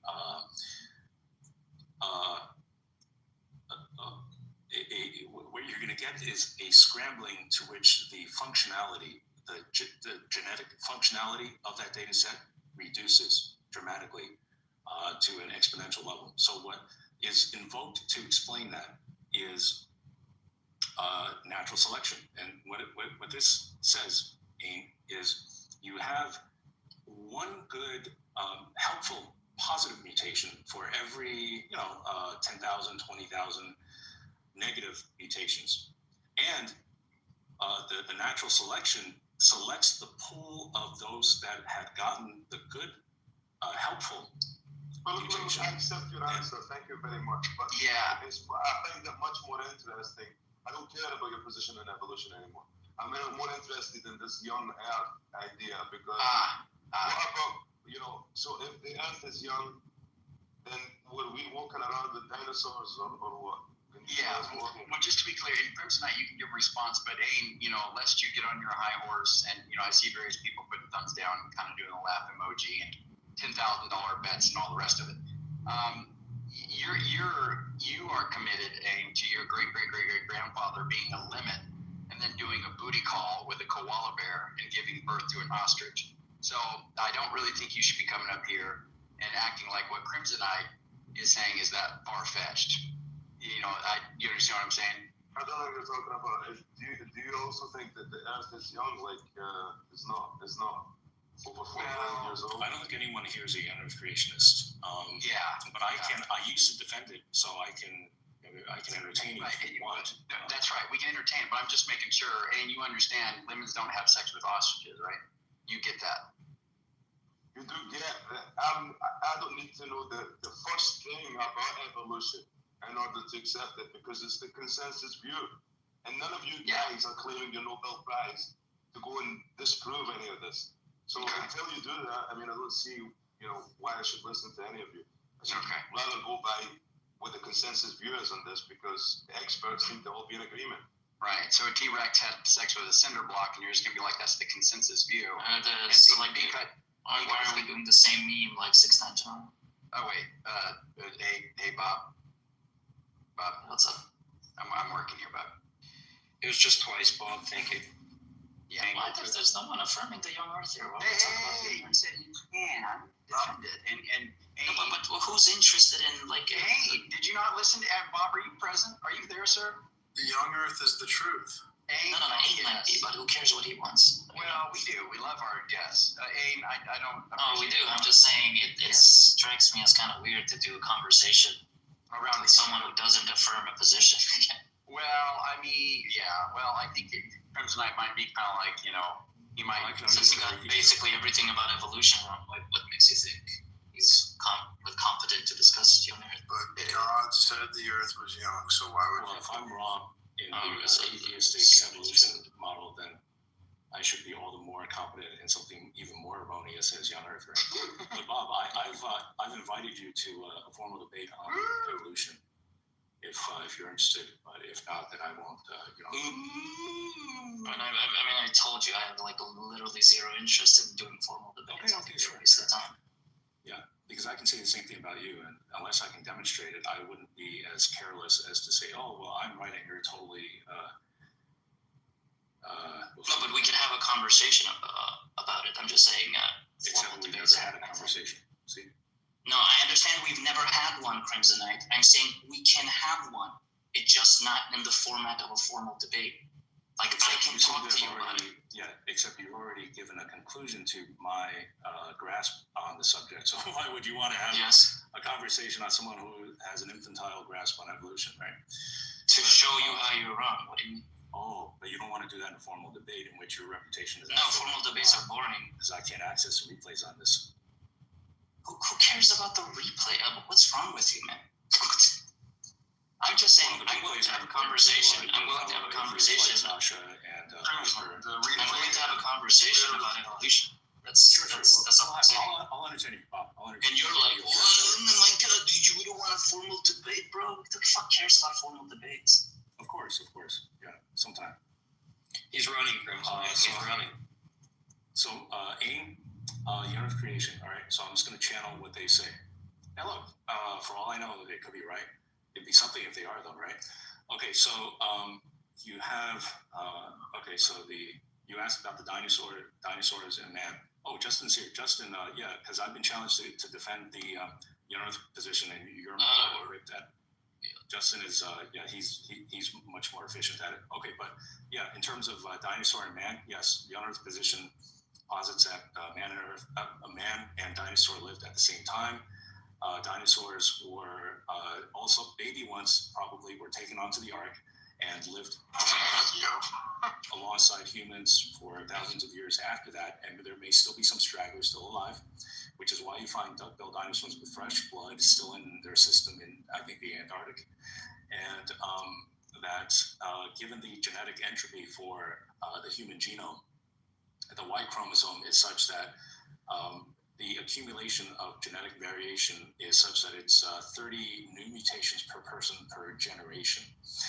And so if it's the case that the human Y chromosome has been degrading at such a rate, and you extrapolate that over several 100,000 years, that would not be viable. What else? Justin, anytime you want to jump in, it's fine. What else? So yeah, that's it, as far as I have to say about management. Yes, why do you want to do this fucking formal debate stuff all the time? That you just challenge you with it? Well, I mean, this is, you guys aren't really after the truth. I mean, you just want to find the best way to validate your worldview. If you're acting It's just the guy who's only parroting the debates on the internet. You don't discover the truth by challenging people to debates on the internet. Do you? You do. That's a weird accusation from someone who literally never challenges their own view. Like, I don't understand. The stuff you're saying, do you know any of the rebuttals? Like, do you know any of the responses to any of the arguments you're bringing up? I'm familiar with most of them, yes. Oh, okay. So what is the response to the so let's say this. What is the argument that Ethan brought up? For or against? That you thought you were steelmanning. I wasn't trying to steel man anything. No, you said, "Oh, this is the argument that he makes," but if someone has already heard it, then please stop me. And then you went on to talk That's about referring that. to genetic variation, not the human. Yeah, what is that? What is the genetic variation? What was that point about? Genetic variation is the highlighting of certain genetic attributes and the diminishing. So you have dormant genes, dominant genes through chemical and radio exposure, they get modified. And so certain attributes may become heightened while others diminish and vice versa. And genetic variation is such that you have these minute degrees of variation, such as the change in melatonin, accumulation in the skin, the amount of fur, size of a certain appendage maybe, and so on and so forth. I understand genetic variation. Then why'd you ask me? I actually don't. What is the point of bringing any of that up? What is the actual? I don't. You understand this idea? Look, Nice. All you said so far. No. All you said so far is here's how some events can alter the genetic information. Like everyone here understands that. But what is the point of saying this? The point is that it does not account for the large-scale evolution that's required for, say, a whale to turn into a dog, or vice versa. Do you disagree? If you're saying genetic variation or mutations, if you account for them? No. Look, at this point, I'm just trying to understand what you are claiming. Are you saying? Simple. No. Yeah, you can get small degrees of genetic. Are you saying that genetic variation, as in like random mutations or whatever it is that causes changes in the genome, cannot account for the diversity of species, or like common ancestor to some extant species? Is that what you're claiming? Yes, essentially. Well, what is the argument for that? It's because of the negative to positive mutation ratio. How does the negative to positive mutation ratio not provide any? Like, what are the numbers on this? Are you asking rhetorically? No. What do you mean? Why would it ask rhetorically? So you genuinely don't know? You don't know why it's important? No. I know why it's important. I'm asking, what are those numbers? Like, because what you're trying to say is, here's the proposed time that has elapsed according to evolutionary theory. Here's the kind of mutations that we know happen. Here's the kind of development that they're proposing occurred. And here's how the numbers don't make sense. That's what you need to show. Correct. Right. Okay. And so I'm asking for those numbers. Okay. So an established ratio between positive to negative mutations is somewhere in the vicinity of 10,000 to 1. For every 10,000 negative mutations, you get one that's randomly positive. That just happens. And with a ratio of 10,000 to 1, then given the organism's lifespan, procreation rate, and generation period, you can calculate the likelihood of speciation, which is in your case, common descent. And you'll find that for mammals as large as whales and even humans, with the generation period that we have and our size, the surface area of the total body mass, which is taken into account to calculate how much exposure or how much accumulation of the negative mutations you'll get, you'll find that it's not viable whatsoever. However, what it will work on is deleterious mutations are going to be selected against them, right? So, like when you have a 1 in 10,000 of a good mutation, let's say, that's going to be the one that proliferates in the population going forward, because the deleterious ones are going to be at a disadvantage, right? Yeah, so that's the whole point, is that you get a selection for the beneficial mutations, and then they carry forward. Correct, and which is why you need, which is why it's critical to have the necessary population size and generation period in order to accommodate that kind of transition. Without those accommodations, you end up with a species. It's many generations. It's just taking place over. Like, so you're gonna have. It's not like in one generation that you expect this to bear out, right? It's just that, like, in that one generation, certain individuals have advantages over others, right? And so then their genes get spread to more of the future population, right? You need a sufficient population size, and they all have to be within the parameters of having the proper body size, generation period, and the natural environment around them. Now, the bottom line is that the numbers wouldn't add up in the sense. Now you have to understand that wouldn't add up in a sense. What are the numbers, and why don't they add up? Okay, let me pull up my notes. It sounds like, just from common sense, if you got 10,000 to 1. No, we don't need common sense. We don't need common sense. Well, you have to use common sense to do some math, but if you just listen to what he's saying. Sense is not very. All right. Let's not derail it, okay?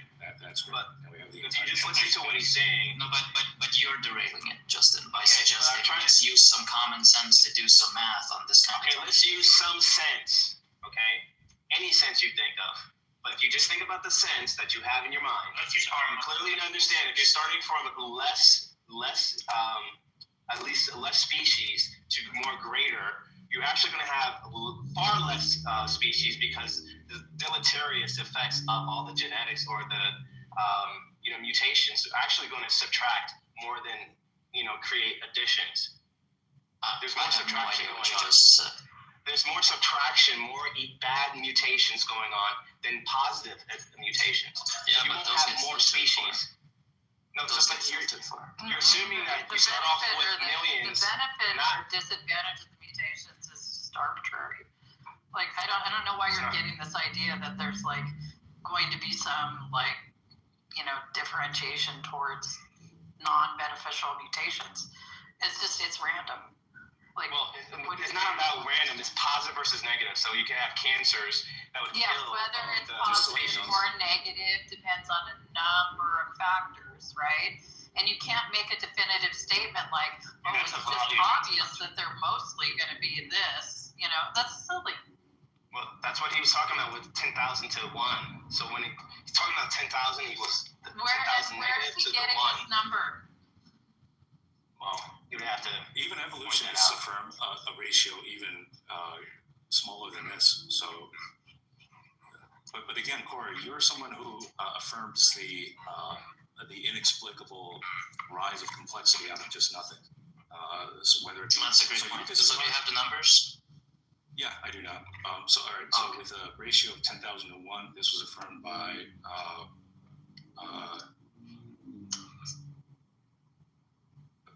Got this in ChatGPT. No, I got this from a debate that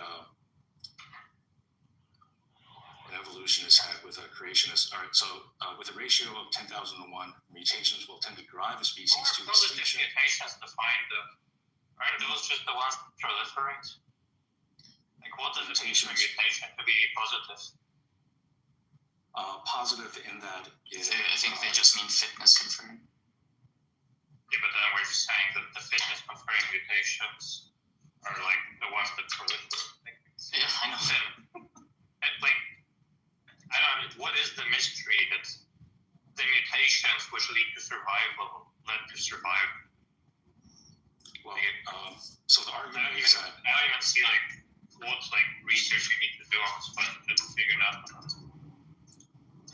the argument is that the mutations with a ratio of 10,000 to 1 in favor of deleterious mutations will tend to drive a species to extinction. Deleterious just means ones that don't lead to survival. Correct. And you have a ratio of roughly 10,000 to 1 that is more deleterious, but that is not conducive to an organism's function. It's natural. You have 1 in 10,000 mutations such that they will lead to survival, and those ones lead to survival.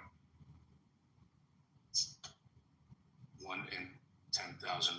That's accounting for the No, it doesn't even take into account the fact that most mutations are completely benign and have no effect at all. It's not even just survival, it's survival fitness, and it's like survival finished. It's how you transmit your genes to the next generation, right? And then if they're still, you transfer your genes to a few members of the next generation, they do this. So basically, you're expecting the beneficial mutations to overwhelm the deleterious ones on the basis of the, like Sasha saying, the advantageous. Yeah, it's not survival regression. It's based on the definition of advantageous. Advantageous means that it's such that it's got to spread out. But the other conditions have to be met. It's not the simple case that 1 out of 10,000 out of the population set of just 10,000 is going to advance that positive mutation. You can have 2 of the specimens that have obtained this positive mutation procreate and give birth to an offspring that does not express. Yeah, but wait, Congressman, what you're saying now, though, is just like if you're saying, look, the population has to be a certain size or else it'll go extinct. Yeah, we know that species that get under a certain population size tend to go extinct, but that is what happens. Right. So this is the argument from geneticists and creationists, evolutionists like James Tour, that with a ratio of 10,000, yeah, but he also studies the he's not an evolutionary scientist. That's very little actually. Most of his work is in not in like abiogenesis or biochemistry research.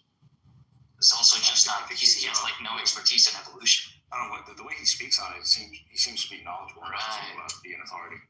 But of course, right, but he's not. Okay. Well,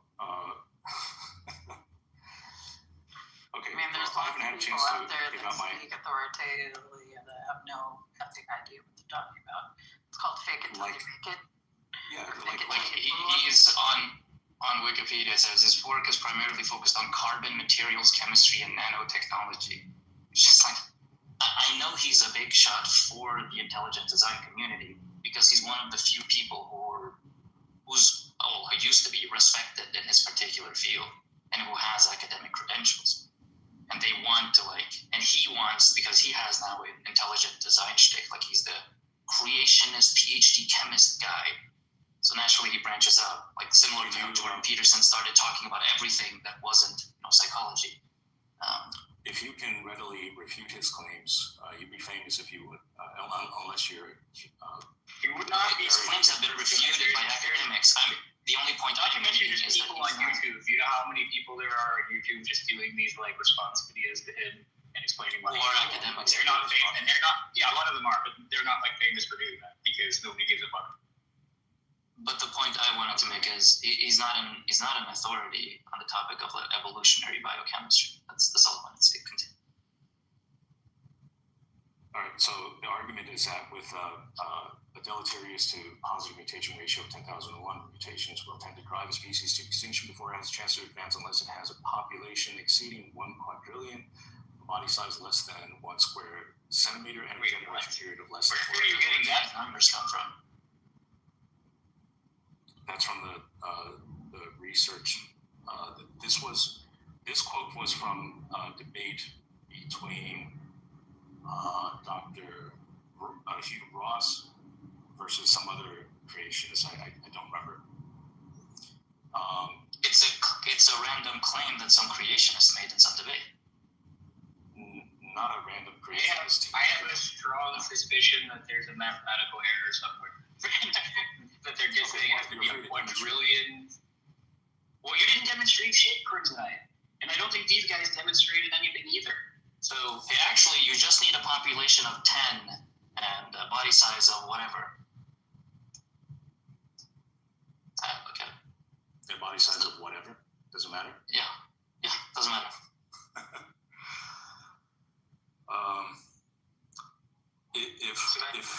If this were a formal debate, I'd come with material. See, I challenge you to a formal debate, and then you say, "Well, don't bitch about the formal debate garbage. Just make your point." And then you say, "Let's have an informal." You say, "Let's have an informal debate." All right. Yeah. You know what that means, an informal debate. And then whatever material I bring forward, you say, "What's the source for this? What's the source for that? What's the source?" And you don't have to bring up, just like Sully did earlier, because you're entitled. Don't you see that? You're entitled. I don't understand. Why are you complaining that you come here and you make incredibly strong claims? You claim that we ask you, where is that coming from? Right? Yeah, but I'll give you a source if I have a source. You don't care what the material is. You don't care if it supports. I read what you said, and it didn't say anything about what you said. Oh, yes, it does. Oh, yes, it did. It doesn't. And then you demanded that I read it, and I was like out loud for the class, and I was like, no. Yeah, I had and that was a dumb reason that you were bearing. No. Yeah, I don't want to read out loud. I was on some other thing. I'm not a fucking Kindle dude. Like, it's not a book. I read the paragraph and quoted with the facts. Dude, I still have it. I still have it open. Well, maybe you read it by now. I'm not gonna read it out. I read it when we were looking at it, and then you demanded that I read it out loud, and I said no because I don't want to. So. Like, you can read it out loud. Sorry that everybody needs to hear what it says. You're welcome to fucking read it out. I'm sorry, No, we're not doing the meta about the other thing, like stuff. Yeah, if you dismiss my sources, why are you complaining? Why are you complaining that I'm like, where did you get these numbers from? And you're like, it's a quote from a random debate. I'm like, okay, who said that? Where does that research come from? It's from PhD. So that doesn't answer the question. Well, what do you want me to say? You want me to go out and I'm asking you what paper does that those numbers come from? So whoever wrote that paper, you're going to say, oh, he has no credibility. Doesn't matter. He might not. Okay, he might not. If you're going to play that part, why do you think it's right? You think it's right? Every one of these debates. Do you hear us doing what you're doing? Here's what I'm going to do, Crimson. I'm going to say, 99. Here's what I'm going to say, Crimson. 99.99%. 99.99% of all experts in this field disagree with you. Now what? 99.9. There's enough field popularity. Like, so you cited one guy, and you pulled out some numbers. I'm giving you the consensus of basically everyone else, and now what? Consensus. Who wins this strong contest? Well, if I were to do the same, whatever move you do, which is to say you'll just dismiss them, and I could dismiss your sources. No, but you can't because no view I'm going to propose. It's not the case. No view I'm going to propose is only defended by some crackpots. Right. It's not the case at all. Why do you think? Here's something I don't expect. Here's a problem I have with these types of positions. First of all, you have this issue about the consensus. Fine, whatever. Like the overwhelming, like the vast majority of the evolutionary biologists and chemists don't agree with you. Whatever. Why is it that if the empirical evidence and the numbers and the math actually pointed you in this direction, how is it that we never, ever see atheists who are just like, they don't give a fuck about philosophy of religion. They don't actually give a fuck about atheism either. They never arrive at these numbers. It's only ever creationist scientists and people who are obviously motivated who do. Well, what do you think explains that? Is Ivan Panin a creationist? I have no idea. Is he? Well, he's not. What number? What is the relevance to that person? He published in his works that the Darwinian model is statistically impossible without the multiverse. That is retarded. You wanna? But that has nothing. I have no idea who this guy is. What he's saying. You have no idea. Like most of the things you say, you get stuff wrong and you derive the wrong conclusions. You're not a creationist, so it's not entirely apparent.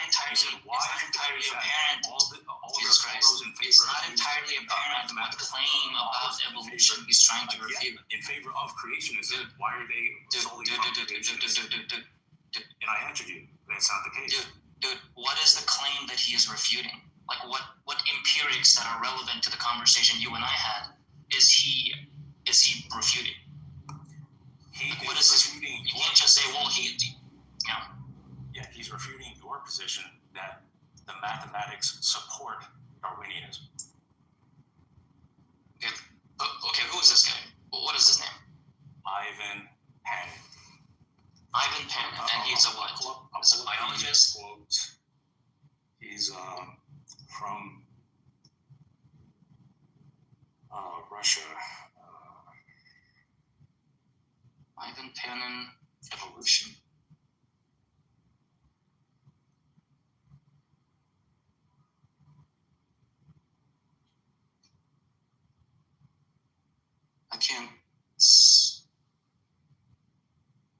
It can't be Ivan Panin was a Russian immigrant to the United States who achieved fame for claiming to discover numerical patterns in the text of Hebrew and Greek. That's not the guy, right? I wouldn't think so. But that's the guy? No, I don't think that's. Yeah. Oh. I can't find any other. Like, if I search Ivan Panin evolution, I don't really. Just to. No, I say something here. Dr. Ivan Panin. No, this is wrong. Just type in the quote. Evolution is statistically impossible without a multiverse, and it just. Hey, Crimson Knight, type in not even only that quote. Do you understand the words that you're saying? Can you explain what you're saying? What does it mean that evolution is impossible without multiverse? Why? How? He's saying that the probability is so low for it to be a working model that you need to have this universe be. Look, I can't find anything good. What does the multiverse have to do with evolution? I searched the quote you said and I added Panin to it. And I get nothing. 1 second.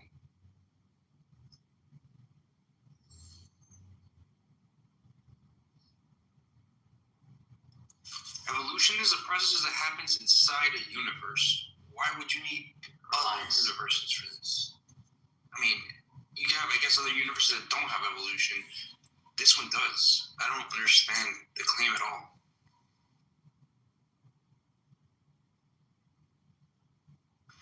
If we're in The only thing I find there was a point at which evolution would have stalled out because the number of proteins that need to be encoded actually exceeded the amount of available. Like, it would have taken like more time than just reasonable, right? Like, but the thing is that the way our DNA started encoding proteins, right, through some sort of process, they still haven't figured it out, but there was a literal like algorithmic phase transition. So you started getting more information in less protein chain space. So I don't know if that's what you're talking about, that statistical calculation. It might be one of those cases where someone took a quote out of context where you're talking about that transition from the long protein chains to this algorithmic phase transition, double helix, multiple protein combinations encoded with alleles, blah, blah, blah. There was a point at which the math didn't work out, but evolution found a way. and thus we are here. Nature always finds a way.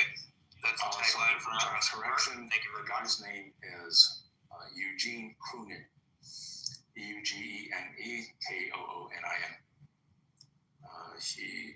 don't know if he's still alive. I don't. Might not be. So you're ditching the first guy now. Are you moving on to the name wrong. Eugene Koonin. Okay, so you can find out. Is he a Christian? Not as far as I know. But if I'm wrong on that, then I'll accept correction. That okay. Well, so, Wikipedia says he's an advocate of the extended evolutionary synthesis. So how is he saying that evolution is impossible? It's like one of the mainstream. No, he doesn't show evolution. He's just saying that he's appealing to the multiverse mechanism as the explanation for how it succeeded in this universe, despite the improbabilistic. Okay, why are you appealing to him as evolution is impossible person? Because he, who cares that he think ultimately a multiverse is? I don't understand. Because he acknowledges that the mathematics don't add up for. No, they do add up. What do you mean they do add up? Yeah, we have to. How is he a proponent of evolution happening in this universe if the math doesn't add up? How does it even make sense? Then how did we evolve? Because it's just one of those multiverse statistical anomalies that just happened by brute chance. No. I'm going to go out on a limb here. Maybe I'm wrong. This is just a wild guess. But you're interpreting him as saying like, oh, amongst the universes in many other multiverses, evolution probably couldn't happen. So it happened in this one. It's about like some meta probability. Yeah, he said the quote, evolution is statistically impossible without the multiverse. Yeah, but then in our universe, the math checks out. Right. Like there's nothing about evolution happening in our universe that is like mathematically impossible. What he meant was, given the overwhelming odds, to the deleterious to beneficial mutations, that this universe just happened to be one of countless universes that just happened to have turned out in such a way that these random mutations served as positive mutations. So in other words, you had greater positive mutations than the natural probability would have predicted. Right. No, but that's about some sort of like life permitting conditions or something like that. It's obviously not about how evolution played out in this universe. Exactly. His whole conclusion was that because it was so improbable, it requires all these multiverses to explain. Therefore, abiogenesis is a near certain event somewhere, given enough universes. And we happen to be in that one. But the point is just that this guy isn't saying, given that abiogenesis happened, the math about how evolution is purported to work, the mechanisms of it, don't mathematically check out. That's not what he's saying. So the suspicion that not only did you like butcher his intentions, but you didn't even understand the point was completely right. This is why fundamentally you as a relayer of other people's quotes and information, you're like completely unreliable. And this isn't the first time this is No. So he's not at all, so he is not a non-creationist claiming that the math about evolutionary mechanisms don't add up. As in, we have too few generations given what the data we're seeing about degradations or diversity of genes. Like none of that is true. Just a few minutes ago, when I asked you about Eugene Koonin, whether you were familiar with him, you said no, you weren't, and now you are completely familiar with his model, or did you just read about No, I'm just familiar with the claims he made because I Googled him. Oh, so you just read it up now. So you just read that, yeah, of course. In response to you saying this is what the guy is and this is what he says. Yeah. And then we Googled it, and then we found out that his conclusions aren't what you're saying. His point isn't what you're trying to say that it is. And nothing about his view on evolution says that given the model and what actually happened, that it's mathematically impossible. Give me the source to what you just cited. Type in the side chat. Sure.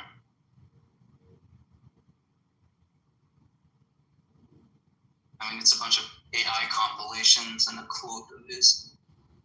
But I mean, like, even the quote you just read, just takes us there, right? Even the quote that you just read. If you have it, okay. If you have it, post in the chat. Let me read it, and I'll accept it. No, let you read what? What you just read. I got some background on his quote, and I got an AI summary of what the context of that quote was. Post it. No, you can do it. I just googled Eugene Koonin evolution mathematically impossible. Otherwise, I wouldn't believe that. I don't know how to post an AI overview. Just like Sully didn't want to check out the material. I don't know how to do it. You can just take the link and then you post it. Then I have to do it on my phone. I don't understand why you don't accept. I don't know why you don't accept this, but please. Well, why are you not accepting this? What is the reluctance? So I dismiss you just now. Okay. But what is the reluctance? What is the reluctance, Mr. Honest Guy, to accepting this conclusion? What is the reluctance? What are you disputing? Let's come at the table. What are you disputing? Let's not cite anybody. Okay. What are you disputing, Crimsonite? Let's not cite anybody. It's just you and me. Okay. Yo, you're disputing about what I just said. Study in field of evolution. What are you disputing about what I just said? What are your credentials? I mean, I say that the Darwinian model is not coherent mathematically because you have such a lopsided ratio between harmful and beneficial mutations.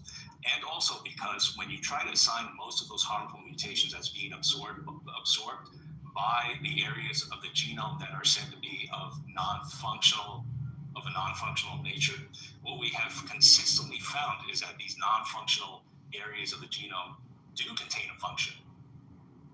You just refuted yourself.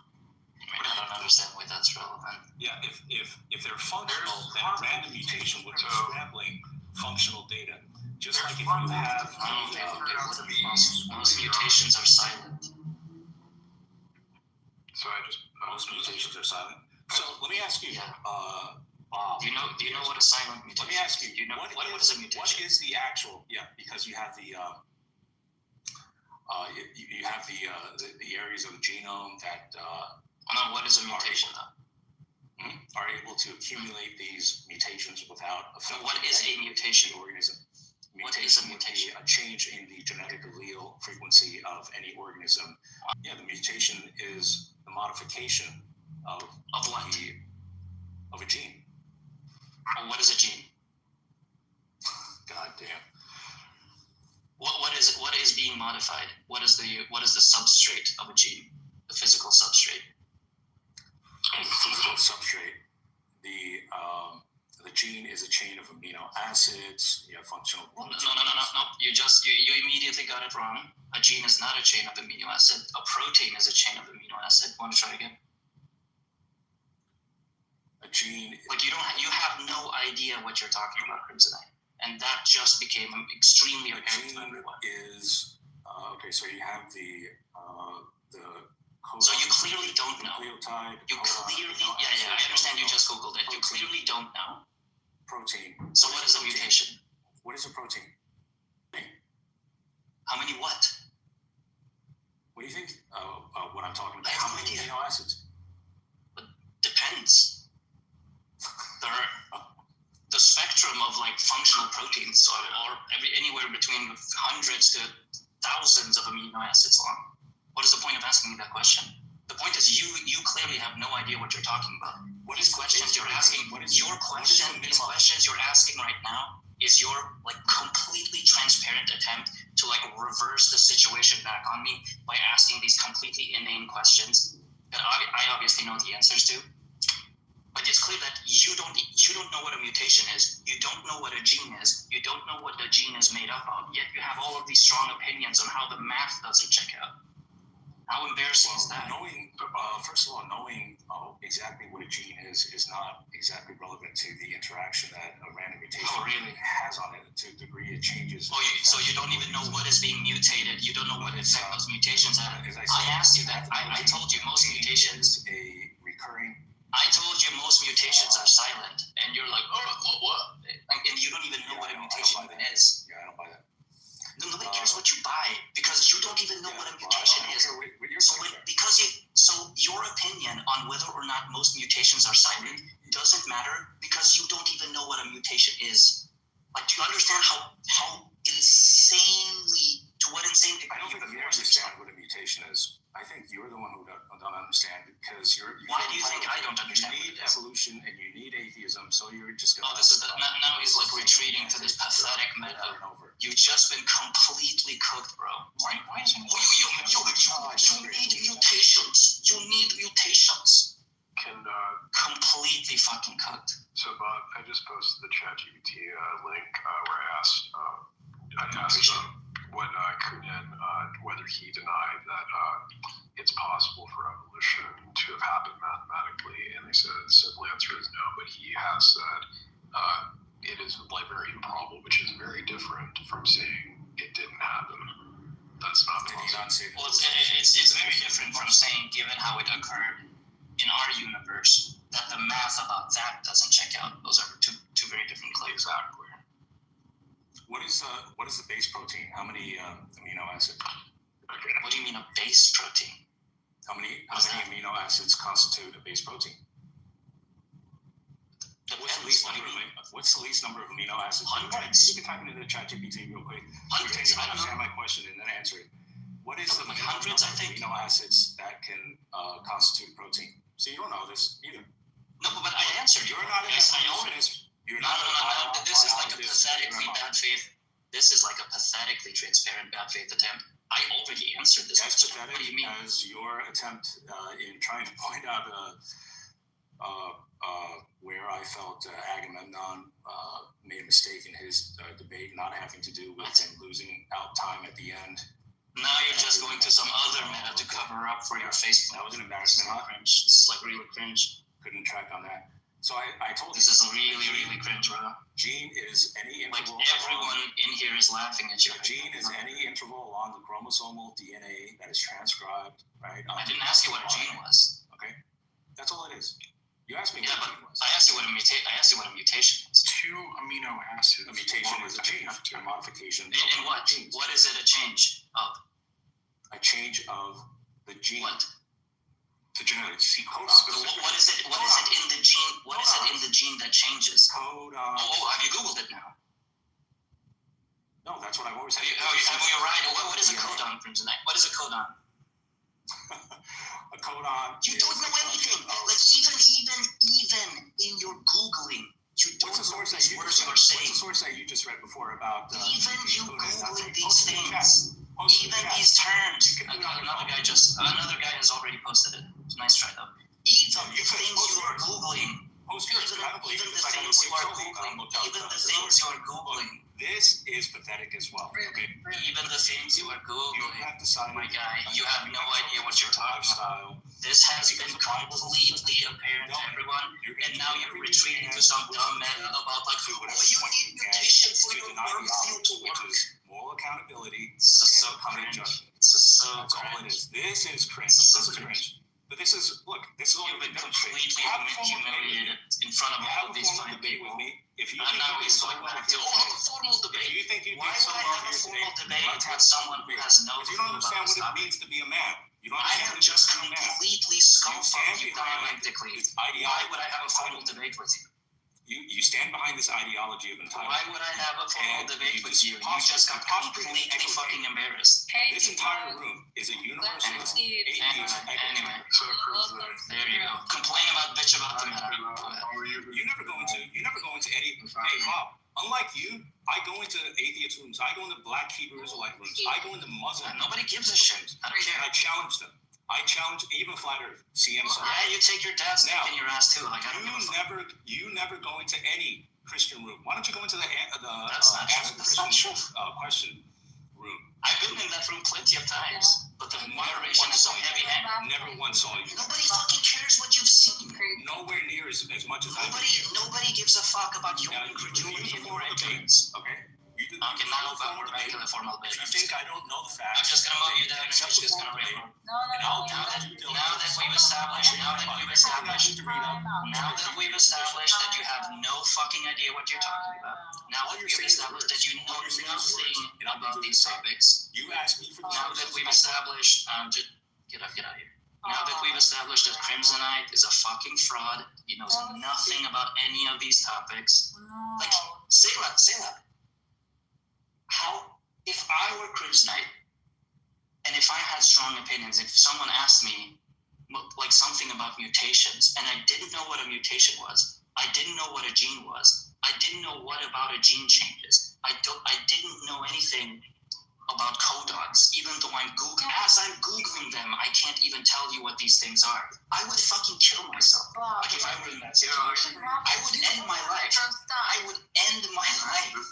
Bob, maybe somebody's having a conversation with a biologist and they don't know all of the biology, but they may know one point about the biology and they may be trying it on for size. Now, they may not know everything. But he's not trying it on for size. You're just doing toxic charity now.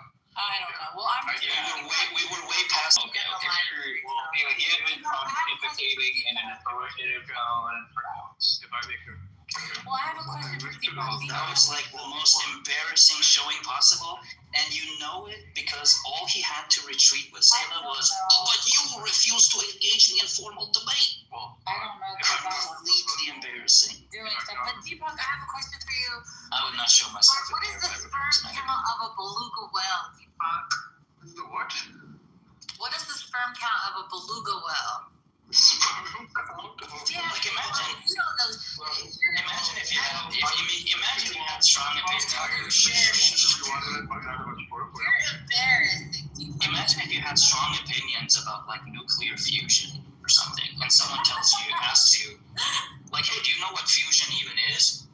And they clearly have no idea, and then they ask you, yeah, but bro, how many stars are there in the universe? You don't know that. I wasn't here. I mean, no, it wasn't being terrible. I mean, specifically, so I think specifically Bob was just trying to get down to like basic questions about biology, which I think is a fair point for Crimsonite. I think essentially, he should be let back on this condition that he admits that he was wrong about the point that he made about evolution being mathematically impossible. And the point that every single claim that he made about.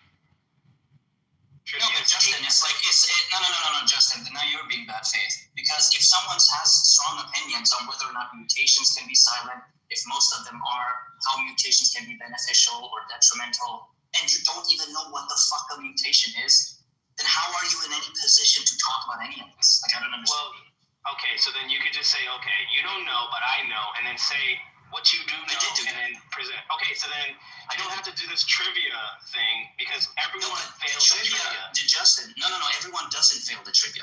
The people who actually know what they're talking about. Trivia. No, I didn't. Because you didn't know his question. When his question I didn't know his question. What do you mean? Okay, if he asked you, okay, how many amino acids does it take to make a protein? Which was you may not know the exact the number at that very moment. No, but Justin, Justin, dumbass. There is no one response to that question. There are thousands of proteins, and there's a range. It's like asking how tall is a tree.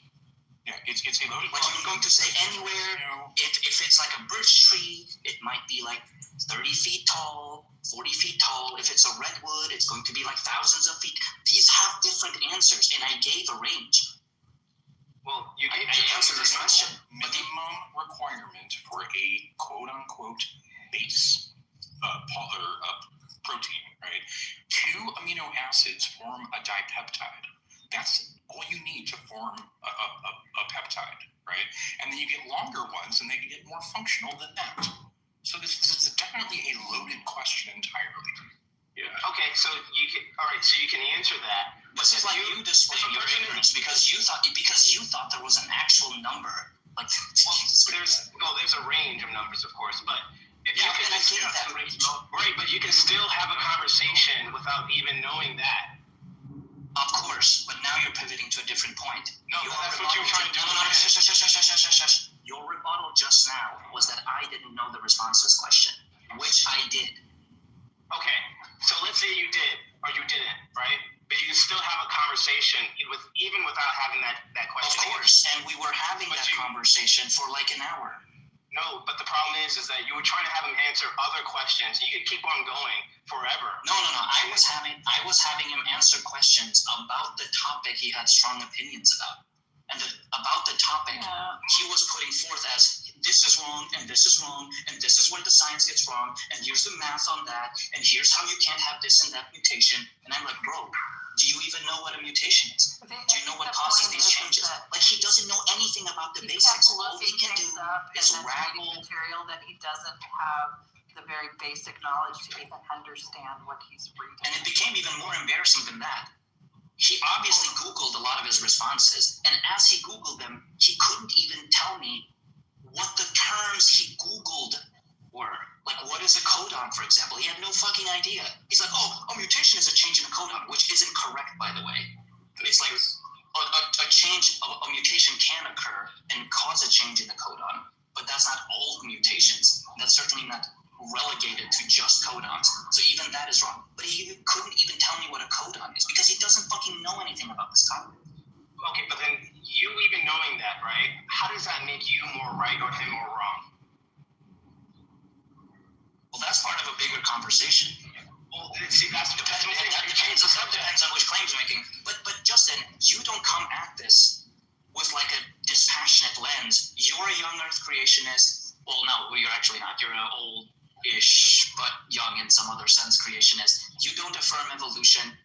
And you are like, everyone in here recognizes you. I like you as a person. I don't have anything against you. You seem like I can still be making good points. But you are hyper motivated on these topics. And every single time I've seen you come into these rooms, you just like reflexively, like a doctor is like using the hammer on your knee. You just reflexively agree with whatever the Christian or the theist is saying about these topics. Like, you never actually take the time to like, basically 100%. No, I agree with you.